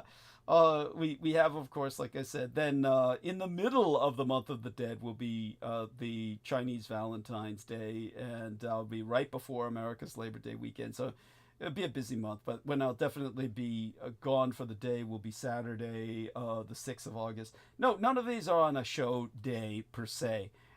But the show day, a Wednesday, will be going through some of them. Probably the most intensive will be Labor Day night. Will be right before. And stand attack, Doug. Stand attack, Doug. He says. Let's check into our dear friend. So let's check into Brendan. Has he rejoined us on the call? He says. I don't know, but that's a nice piece of work there. Okay, thank you. History. Yeah. You're a time machine. Yeah. Oh, bless you, buddy. So yes, you are. So let's put this in. You can always download the illustration. Let's put the illustration for tonight's show in the call itself, and because we received a wonderful compliment earlier. Wait, can I add one to the thing before it gets too far away? Sure. Please. Don't sleep with the door open, because it's an invitation for ghosts to come into your room while you're sleeping. Yeah. Mm-hmm. Mm-hmm. And a chair inside your room, but don't have it facing the bed, right? Yeah. Huh. Yeah. Okay. Yeah. Yeah, absolutely. That. Yeah. That's some feng shui for you. Yeah. No, it's like you don't want to invite ghosts on the No. day. Yeah. No. Yeah. I saw a ghost in a chair once. Oh. What? Tell us about it. Tell us a ghost in a lawn chair. No, that's all I'm saying. I knew it was there. I burned a bunch of sage. It went away. Oh, wow. Yeah. End of story. And I'm not that sensitive, believe me. Oh, okay. But sometimes, Yeah, and Is it a rocking lounge chair? No, it was just a regular old cheapo. But all my life I've been so good at blocking out anything that didn't make sense. Okay, I'm like an expert on that shit. So I had to get older before I started at least being able to notice. On the rare occasion when something doesn't make sense, that I might be able to trust myself. Well, you should always be able to trust yourself, honey. It's right. Yeah. But I certainly don't. I mean, every time I followed my heart or anything, I ended up in the gutter. Oh. So no, I'm like a rationalist, you know what I mean? If it doesn't make sense to the mind, it didn't happen. And I started busting myself doing that, and just started cutting a little slack there. Like maybe, I mean, it's very occasional with me, and I'm not like sensitive in any way. So when it does like punch through, I just started to think, well, maybe, and allow it to a point that maybe I'm not just better than just whitewashing everything. You know what I mean? Yeah. Yeah. Well, you've been so wonderful tonight with Heather and myself, and our man Brendan might be on sometime soon, but definitely just wanted to thank you while I can, in case you do drop off. You seem to have had a second win, but and I'm about to. I really am now. But it's been a hard day. And a good end to it. Yeah.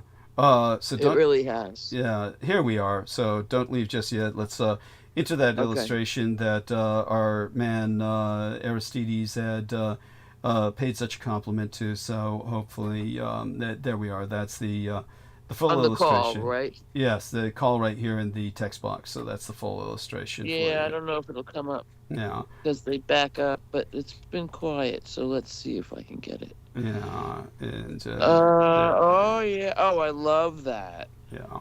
And again, commemoration for the Yazidi genocide. And that's insane. And you made that. Yeah, of course. That's well, you know my epic. artwork. Yeah. And I do. Yeah. Yeah. That's epic. Epic. Really striking. Yeah. And, unforgettable. Well, bless you. I'm not going to make it my profile picture. No. I've already got my pic. Somebody else can have that one.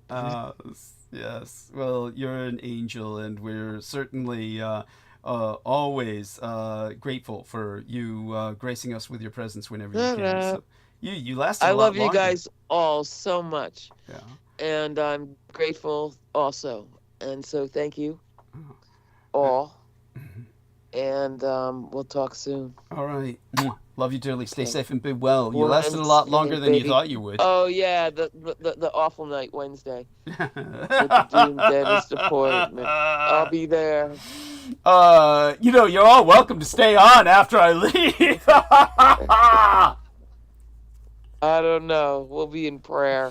Yes. That's it's just getting up early in the morning, so fucking sucks. Yeah. Oh God. Frank Zappa did a whole half an album about that. 8:30 wake up. 8:30 wake up. It's great. Oh, horrible. Yeah, and It's a universe I'm getting for sleepy. non-morning people. Yes, I'm just sleepy thinking about it. Yeah. Carry on, because I'm going to YouTube. Love you, Heather. Okay. Love you dearly. Heather, Right. you with us? Bye. Yes. Okay. Bye for now. All right. So that Bye, was. Holly. Have a good week. I'm sorry I was muted. I didn't know I was muted. No worries. Okay. So. Love you. There. I hope she hears that. So if you didn't hear it, Holly, Heather loves you. Yes. So review that. Catch that. Fuck. I got a winker in my eye. Okay. Let's see if we can get our man back on so I can take care of that with some eye drops. If Brendan comes on, he'll help answer some of your questions. All right, dear Brendan. See if we can get you on. Let's try and aim for that. And okay, so let me send him a text message. Okay. All right. And in the meantime, keep talking, dear lady. Let me see. Well, I text him. Honey? I can't believe I'm doing this. Why? Packing up all my shit. Don't do it. Then don't do it. No, I'm gonna get out. Yeah. Okay. No, you don't. No. Well, yeah, but it's really not my choice. I mean, it's just, how long we've been together for 8 years. I mean, I don't want to put him through any more of You're torture. fine. You're not putting him through any torture. He's enjoying himself in Las Vegas. Jesus Christ, he's doing great. Yeah. He's not enjoying himself, Douglas. He's not well. Well, none of us are. I don't want to add to the monster. I don't know. Me in relationships maybe isn't a good idea. Yeah, of course it is. Don't be silly. You need it. It's a source of happiness, balance in life. Yeah, she hung up on that.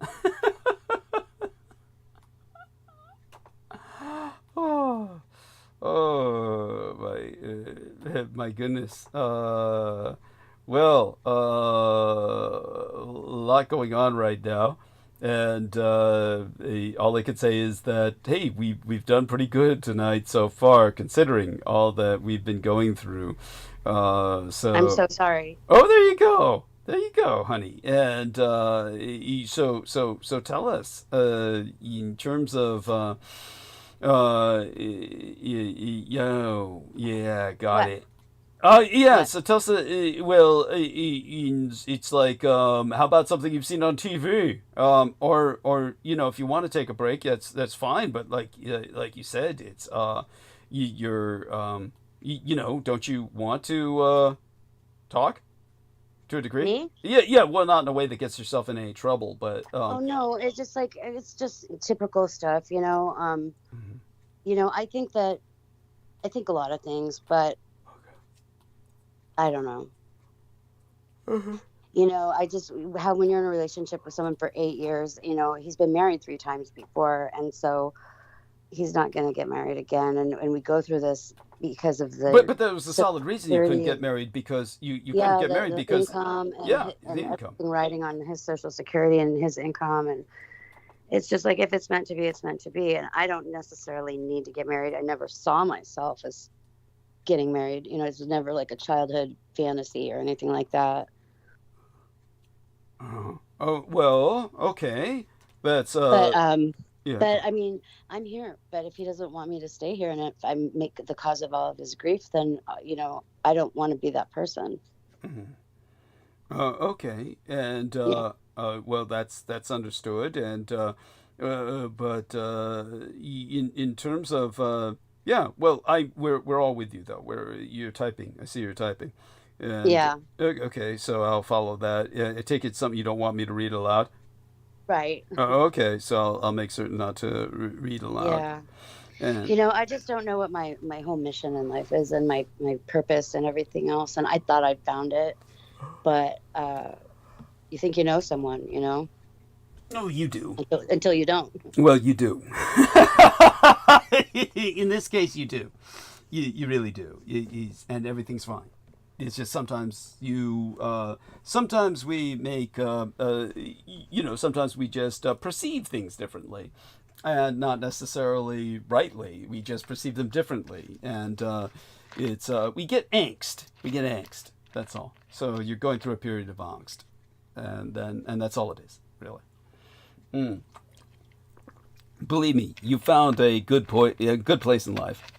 And you'll stay there. I mean, this is it. You found your place, really, and you're doing good. Helping Vin's mom, Yeah, I try to treat him the best that I can. Yeah, you're doing fine, and other than that, just want everyone to know that dear Heather is so helpful, and so is Vin, and they're both good people, and everybody keep them in your thoughts and prayers. There we go. That will help. Oh, everyone, I appreciate that. Yeah. Sending well wishes. Yeah. Always helps. Yeah, it really does. It really does. Prayers are a form of magic. They really are. And so you're typing an essay, or? No, I'm just sitting here thinking and trying to talk at the same time, and yeah. It says you're typing. Yeah, I am typing, but I'm taking pauses in between. Oh, okay. And by the way, Lonnie Anderson died. Yeah. Oh no! Who was she again? WKRP in Cincinnati. Yeah. Not Three's Company. No. Yeah, those poor people. That would be, God, who would that be? I'm trying to remember now. Been so long. And it's anyhow. Just brought that up because I saw the notification for it. And I'm also texting. Who else died? Hulk Hogan died. Yeah, Hulk Hogan also died. Yeah, well, everybody's Ozzy dying. Osbourne. Ozzy Osbourne. They're all dying. Yeah. Normalizing suicide. Was he one of those people who was normalizing suicide back in the day? The big suicide songs and shit. Suicide Solution. Was that him? I think it was. Ozzy Osbourne. Yeah. No, not that I'm aware of. Oh, okay. Yeah, it shows you how little I know about music, which is nothing, pretty much. Never been much of a musicologist. Okay, well, all that being said, what an incredible night it's been. We've had our fun with it. We've done pretty well, and I definitely want people to understand that I've been, in a sense, because of the essays I've been writing, ignoring a lot of current events, but it's not that I'm unaware of them. And I do want people to understand that certainly there's a lot of crises that I could go into analyses of, but there's so many that are developing at once. It's one of those periods of time where I think it's possibly best to just concentrate on other conversational topics. I do go off on these little in-depth analyses when triggered by someone like Troy Bellamy when he brought up our Constitution, etc. And of course I've time-stamped them. And of course if our man George Knight shows up, then I'll go deeper into historical subjects again. And but other than that, hope everybody can understand that it's just consider it a weird fourth wind neat, or 14 nights, 12 weeks, in which I just need to kind of breeze through my narratives, hosting the shows I do. But we've had wonderful people here to help us make something of those shows. regardless of how removed I am from the hosting responsibilities. People like dear Heather, who's going through various tribulations, but she'll recover soon enough, and stabilize once again. It's just a feeling of angst, honey, and believe me, existential angst is incredibly common, and you're not even alone on Team Dietrich when it comes to that. Yeah, thank you. I love you. I appreciate you so much. You've helped me in my personal development more than anything, and the fact that I was able to reconnect with you, I mean, it just means a lot. Mm-hmm. No, it means a lot to me too, honey. It really does. And so, what about anything on TV? Do you have TV? Think a minute. Let me just recalibrate. Sure. And I don't want to talk about politics. On TV, we've been watching this. It's like a train wreck, a show that they have different train wreck, like Storm Area 51. When that thing happened on the internet, when everyone went to Area 51 to storm the base. Yeah. What year was that? Do you remember what year that was? Do you remember? Yeah, the Ocean Gate submarine.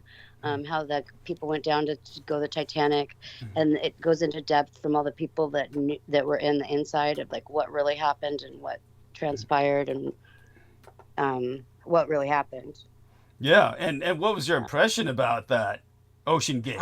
Same thing that I thought when I first saw it or heard about it. I'm like, those people are idiots. What are they thinking? Thank you.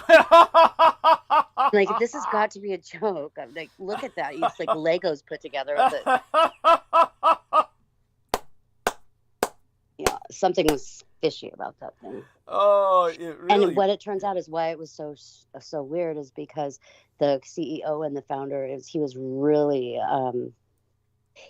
really determined to do that, whether it was safe or not. Yeah. What a fucking idiot. Yes, he was. I mean, he had a privileged life. So it's like when it didn't pass an inspection or it failed to whatever, he didn't want to hear that. He was not going to take no for an answer. It's going to work. We're going to do this, period. Yeah. And his psychology, it became a case study in deviant psychology, abnormal psychology. Yeah. And it was, just horrible. And he took down people with him. But they are also stupid. It's one of those things where, I'm sorry, it's impossible to feel sorry for anybody in that sub. Whoever went in that... Well, and that's just the thing is that people, the millionaires that went with him had already made their deposits, and he didn't want to lose their funding. Yeah. But he didn't even care about the funding as much as the notoriety of being able to take people down to the Titanic. Now, do you think that is a good idea to go disturb all that resting place for those? I mean... Of course not. It's really no, and it's just you're asking for it to even go down there. It's like a graveyard. Yes, it's absolutely true. And believe me, those honestly, there is a force that just really pulls that pulled at that little mini sub. What was it called? The Titan, I believe it was called the Titan. I think, was it not? Yeah, Titan. Yeah, so the Titanic sucked in the Titan into that vortex of death, and because the Titan is disrespecting them, basically invading their space and doing so for the most obscene of reasons. Basically a thrill ride, well, they're on that thrill ride forever now. They're on the Titanic. Yeah, and they paid for it, and they deserve it because they're all a bunch of rich assholes. And as for the one poor guy who they always try to present as the most sympathetic character, who's like the specialist technician who was with them, I'm sorry, that guy had the least excuse of all. He was the individual who should have been reporting on the individual running the company. He should have been like, he must have been. I'm certain he had his own failings to be on the Titan. He must have had the failings of some kind of... He probably just didn't give a shit anymore. Really, just some guy who truly didn't give a shit. and didn't care about taking other people with him. He was probably suicidal. That I can't think of anything else that would why an individual of his experience would be involved with such a farce. And there you go with that. Okay, what else comes to mind in terms of just casual conversation? And believe me, you don't have to stay here. How are you feeling? Do you want to go to sleep, or you still feel energetic? Me? No, I mean, I just packed a couple boxes. I'm exhausted, but I just don't want to be alone. Okay. Oh. Yeah. And that's understood. So that having been ascertained, perhaps I could. It's no offense. I don't want to make it sound like, oh well, I'm here because that's all I got. Like that's not it at all.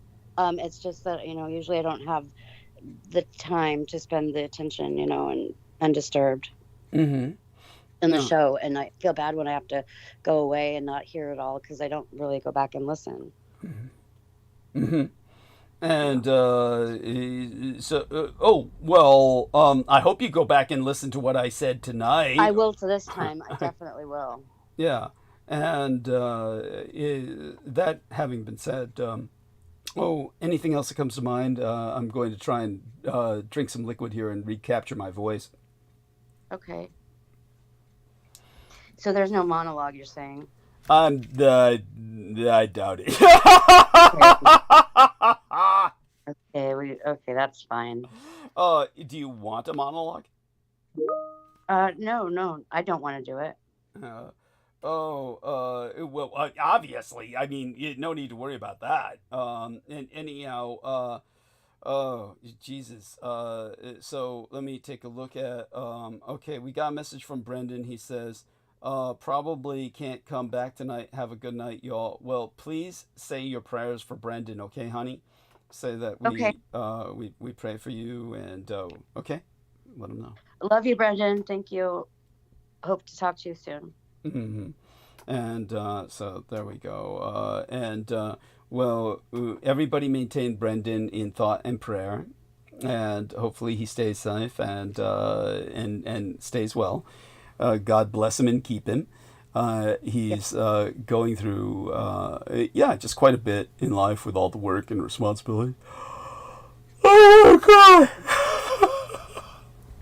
I just want to cuddle up there. You sound so cozy. And you sit on your couch when you broadcast stuff, or are you at a desk, or what? I sit on the bed. I'm on the edge of my bed. Yeah, just sitting on, not on the edge of my bed, like with my legs hanging off the side of it. My legs up across the bed, really. Just, like somebody's lying, sitting on a bed with their back against the headboard. It's like that. It's, kind of as close as descriptive as I can imagine that's applicable. I mean, we did 5 hours tonight. We did a pretty good stretch. If I can hold on for another hour, it'll be a fucking miracle. So I'm just gonna try and. I can let you go. I'm glad that I had a chance to stay for a while and pay attention. Well, I'm glad you did too, and I really appreciate your being here. The good news is, if we end the show a little earlier, at least you can replay that part a lot easier. I'll try and timestamp it. It won't be so much listening. Yeah, I'll try and timestamp it regardless. But if I do stay on another hour, does anyone have a suggestion for what they want me to talk about? Or half hour even? It's maybe it's best we just come back Wednesday, do another, few hours, and it's just going to be a weird week. It's going to be a weird week in which the shows are essentially short, but by Sunday, we should be back, and we should all be back to normal by Sunday. It's just things are going on right now that are really bizarre. I know. Have you mentioned how the Grand Canyon is still on fire?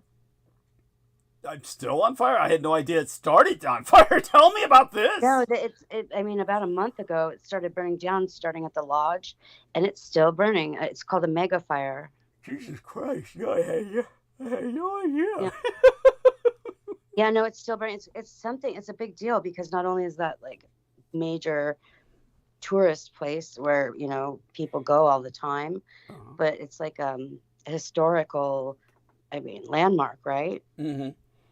Yeah. Well, yeah. It's gone. It's like, what's going to happen? I can't imagine too much damage is going to be done. It's the Grand Canyon, for Christ's sakes. Why are they burning it? What's happening? What's really going on? This. Well, let me look. Are they destroying all of the things that people were talking about, and all the caves and the hidden?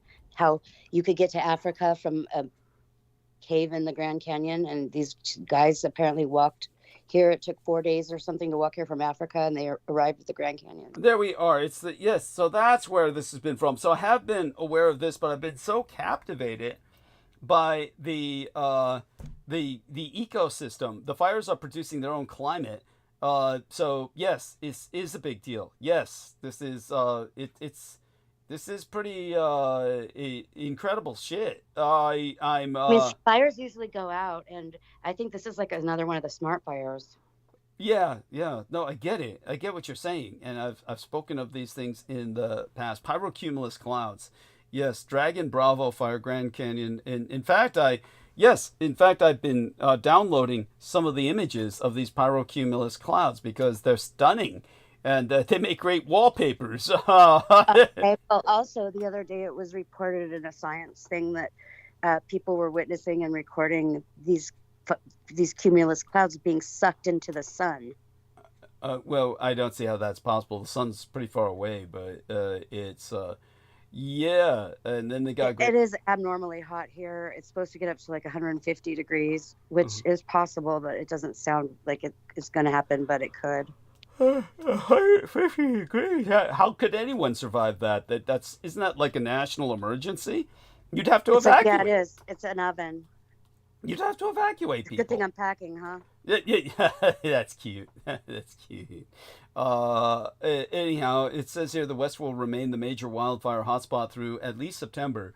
Forecasts from the center show, the National Interagency Fire Center, warning Friday, we're in the heart of summer and the heart of the fire year. But at any rate, this is like, yeah, you're right to bring this up, honey. It's, I've written of this. It's of a personal fascination to me when it comes to the phenomenon of fire creating its own ecosystem of fire. And again, as I've said before, just so people understand the importance of this, there's no other planet on the world, in the universe. There's no other planet in the universe with fire, because there's no other planet in the universe with life. We see volcanoes on other planets, but that's magma. We see lightning on other planets, but that's plasma. Neither one of those phenomena are fire. Fire requires life in order to exist. So without life, there can be no fire. And as a result, there can be no fire. I'm sorry, honey? I was just repeating that. I'm trying to process that. Yeah, without life, there can be no fire. You have to have life before there's fire. And so we know there's no life on other planets. There's no fire. And fire is, of course, the element of the jinn. It is the element of... so let me heart this if I haven't already.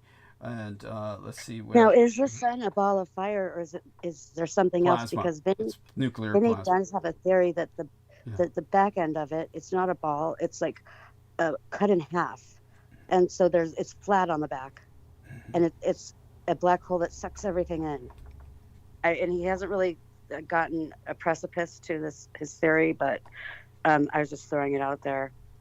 Repeat the all sun that. Is not what we think. Repeat all that again. Whose theory is this? It's Vinny's theory. He thinks that there's something more to like what's going on in the sun, because, I mean, what NASA says is that the sun will suck in, because of its pull, its magnetic pull or whatever. It'll suck in other, solar systems or stars and stuff, and it sucks it into the sun.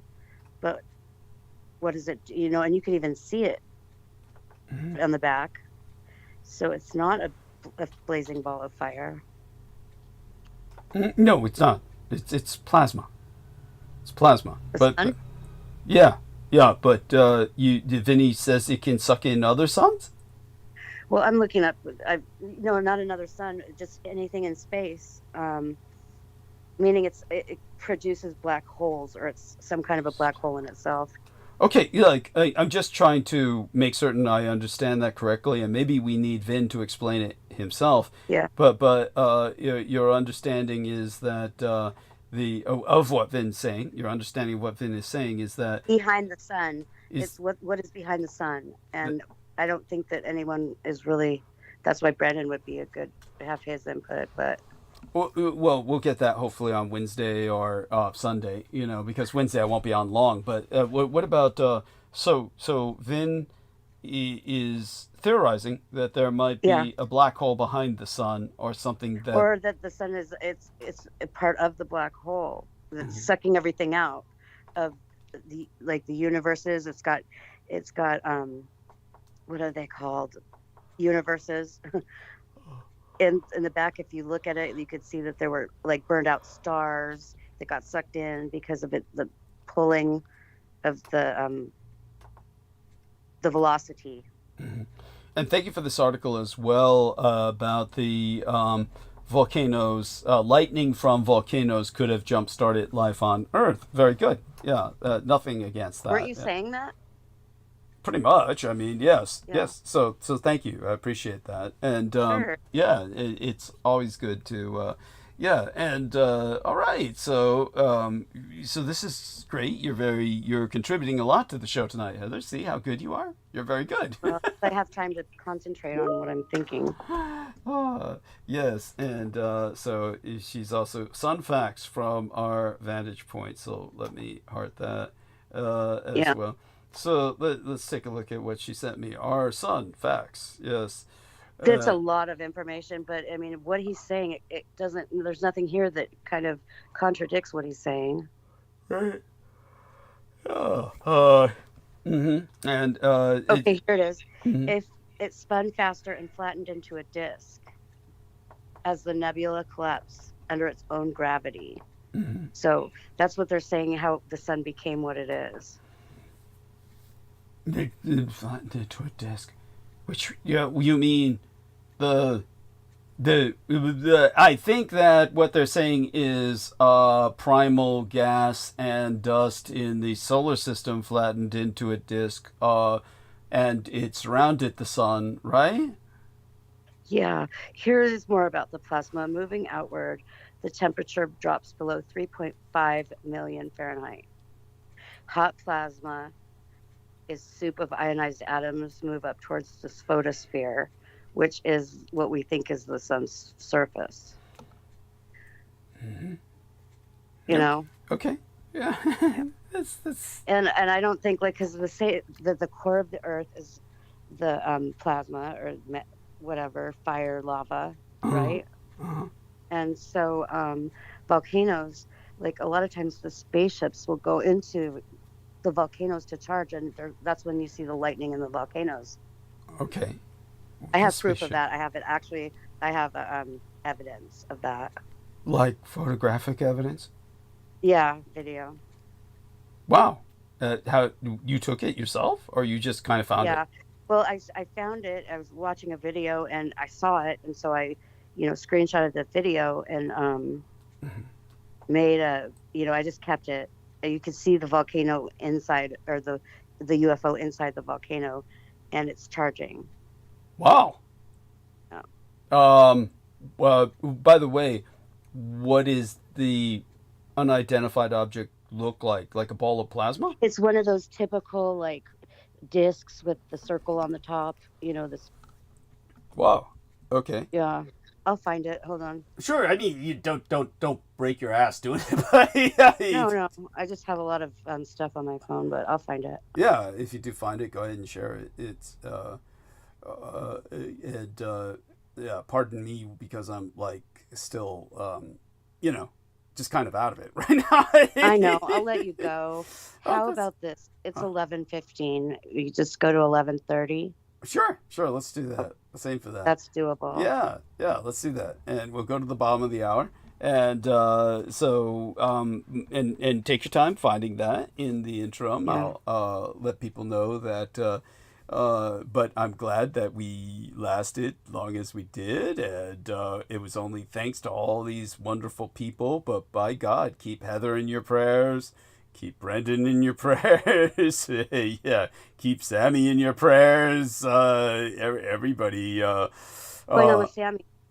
Well, yeah, nothing wrong going on with Sammy, but let's just put it this way. Like he said, he's obviously being monitored with the kind of horrible phone call he received from people demanding money, claiming to be the police. I mean, that's a form of terror. Oh no, he got one of those calls. Yes, it's outrageous, but definitely it seemed pretty personalized. Which wouldn't surprise me. And that's, Brendan suffered something similar, only with some guy claiming he was involved with a super PAC, a political action committee, calling him up, trying to be like bestest friends and shit, like basically almost essentially making a gay pass at him. Yeah, you never know. So I found it, and I did send it muted, but just in case, I might have loud audio to it. I'm not sure how that's going to play out. Okay. Well, I may not open it, but at least I'll acknowledge it on receipt. Let's take a look and see if it showed up. Yeah. Hold on, not yet. Okay, take your time. No rush. And all that being said, want to thank everybody in the chat. We'll be here till the bottom of the hour. We're just kind of burning bandwidth. There we are. Heather sent a file. And okay, so we'll just leave it there, and I'll open it up later after the live stream's over. But it's sitting there for everyone on Team Dietrich to peruse. And yeah, okay, so that's fun. And I guess if you want, you can also put that to the chat. I could do that if I had it uploaded on some streaming. I see. No worries. Yeah, this is just, I saved my video from TikTok before I think I took it off or something. Mm-hmm. Yeah, somebody sent me something on TikTok recently, and it's hard for me to watch on my cell phone, but I did notice it was something that I presume they sent me for the sake of amusement. Yeah. What? It's some... I have no idea. I can't really open it.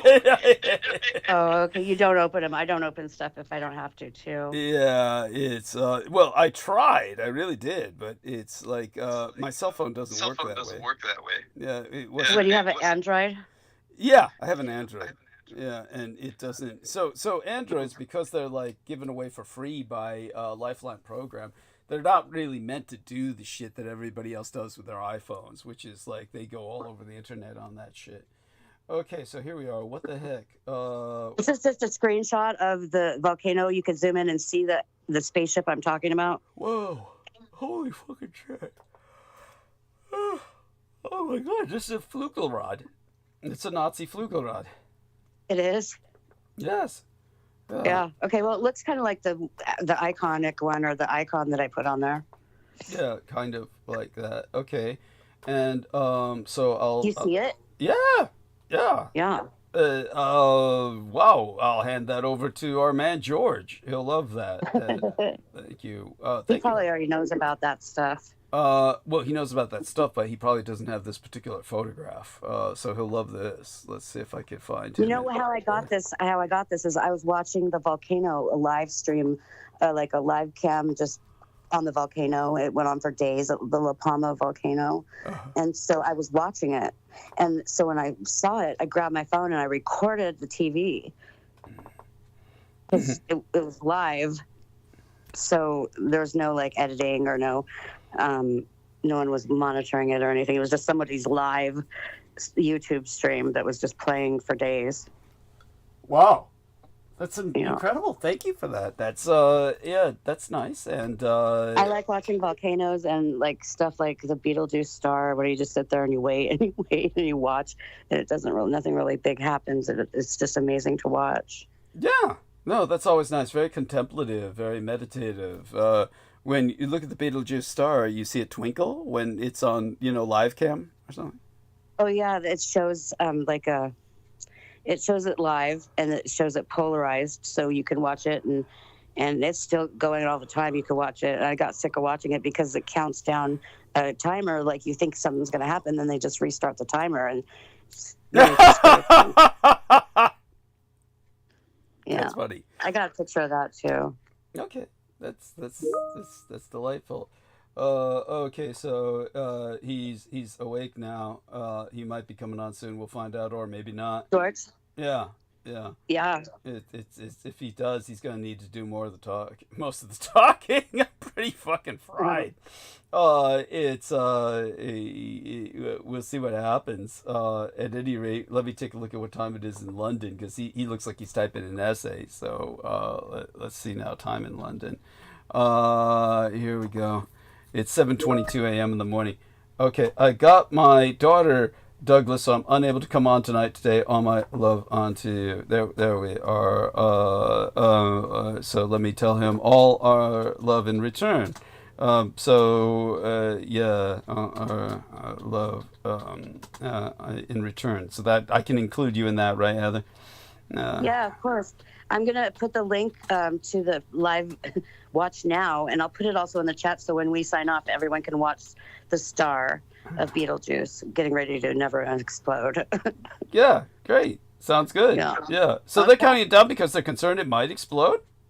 Well, they're saying that, there's something going on. They're watching the activity of it, a live supernova explosion. Wow. Oh, I see. There you go. Could this be what's going on with? Is it related to the sun? It's our sun. No, not really. No. No. Yeah. I mean, you don't need to worry too much about our sun. Our sun is pretty stable. With me as well as myself as well. All right, I'm going to put it in the chat in YouTube now. Okay.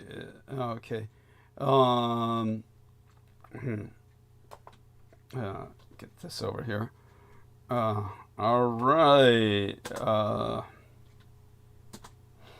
Okay. Entered that. And okay, let's take a look at anybody else joining us on the call. No. Okay, and put this on, and this is enjoy videos. This is what? So what is this? This link is that's the live star getting ready to explode into a supernova or whatever. Ooh, cool. Yes. Yeah, don't hold your breath. I was so disappointed. I waited like 3 hours to see something. I'm not that smart all the time. Oh, that's cute. That's adorable. But it is weird. It goes like through all these different dramatic chromo colors, and then it goes down to just a red, and there's no sound. It's gonna be another 100,000 years. It says in the chat. So. People are so stupid. Oh shit. Oh, that's delightful. I can't believe our numbers are still up. Our listeners are total masochists. Or just punishment. They like punishment. Yes, they're doing penance. They've been sentenced. Well, we've only got 5 minutes left, and that's counting down. So let's take it down to the wire. And honestly, we all go through these moments of existential angst, and you have a background in which that's quite understandable. But don't trip. You're gonna be fine. Everything's okay. Yeah. Especially for you, really. Trust me. Yeah. Yeah. And I just want to not stop taking meds just in case, but I don't think I need them. But that's what all the crazy people say. Yeah. What did you just say? You're going to not stop or stop? What? Yeah, let me ask you this. Do crazy people question their sanity? Oh, I'll tell you something. You know that you're okay if you question your sanity. Or do not insane people question their sanity? People who are sane, do they ever question their sanity? Let's put it to you this way. Any healthy individual questions their sanity every once in a while. That's just, if you don't question your sanity, you're truly insane. That was my question. Yes. So yeah, believe me, you're okay. It's Thank you. Yeah. Thank you, doctor. Yeah, you're welcome. Yeah, that was easy. That was an easy one. I was once talking to a black guy at John O'Connell Vocational Institute whose name was Dr. House. I can't remember his first name, but he was black, African American, pointed fact since his name was House, like the term house nigger. And it really was a fitting name. It was appropriate for him because I remember speaking to him one time, and he wasn't a consular, that's for fucking sure. I was speaking to him casually. It wasn't any sort of disciplinary session with the dean or something. It was just, I can't remember exactly what his position was, but it was supposed to be something like a dean or something of that nature. Of course, it was just a position that was never considered threatening to me or anything of the sort. It was just, whatever he was, it was a position that didn't require much work, and he was pretty much ignored and just, he was an affirmative action hire, let's put it that way. And the guy was just sitting in the back office, and when I was speaking to him casually once, I think it came around to what do you want to be when you grow up, and I was involved, of course, with intelligence work at the Presidio already, working with the library. I said, well, I was thinking of growing up to be involved with intelligence work, like maybe being a field agent, a spy. And he said, I think you should see a psychiatrist. And I was like, why? And he said, because you're crazy, and those things don't exist. That's all fantasy. And I was like, wow, how insane is this person? And I just responded by saying, well, I think we all question our sanity at one point or another in our lives. I certainly question it often enough. And his response was, I have never questioned my sanity. And that's when I realized I was speaking to an absolute madman. That this person, I was gonna say, that's exactly what I was gonna say. Yeah, this guy was stark raving fucking mad, and it's like, but there you go. It's kind of like what I said about the old transmitter receivers we would use in security or mercenary work, and you can't all talk on it at once. And when somebody's trying to talk and another person clicks in and begins to talk, that's called stepping on someone. And yeah, so there's protocol. What we call it, what the skateboarders call it, is snaking my run. Yeah, thank you. Yeah, but the reason it's important is to think of it as the God part of the brain. There's this individual who wrote the book, The God Part of the Brain. That was the title of his book. And author, God part of brain. And to him, this was somehow vindicated, is Matthew Alper. And to Matthew Alper, this somehow, the fact that there is a part of the brain that you can theologically connect to spirituality, that can help the brain process the spiritual experience. He felt that that was somehow vindicative of his atheism. It's really anything but. It's simply what you were equipped with by evolution to speak to the gods. And in his case, his was atrophied. That's basically it. When it comes to an atheist, that part of their brain is atrophied. They're not feeling it. But when it comes to religious fanatics, they're doing all the talking. They aren't really hearing God. They're talking to God. Yes, they're doing what's called stepping on the mic. And they're basically dominating any potential communications with the higher end divine. So understand, keep that transceiver open. Don't do all the talking. Don't step on the mic. And you might hear from God a bit more. Okay. Yes, sir. Okay, all that being said, I love you dearly. We're at the bottom of the hour. We've took it 30 seconds beyond 5:30 or 5 hours and 30 minutes. And so say good morning to everyone, and don't forget to ask them for their support. Good morning, everyone. Douglas is listener supported, so make a donation, even if you don't. Yeah, my cat chimed in. Meow. Yeah, that's good. That's cute. Yeah, he depends on us for the ongoing of his program, and he dedicates a lot of his time, and he deserves it. So donate. If you haven't donated, donate for the first time. You don't have to keep donating. Actually, just do encourage. something nice, do something good in the world, okay? That's not enough for me. No, that they need him to keep donating. Yeah, do something right for a change. Help somebody. Yes, my case in particular, yes, I need it because if I have my way, I will do my best to help everybody else.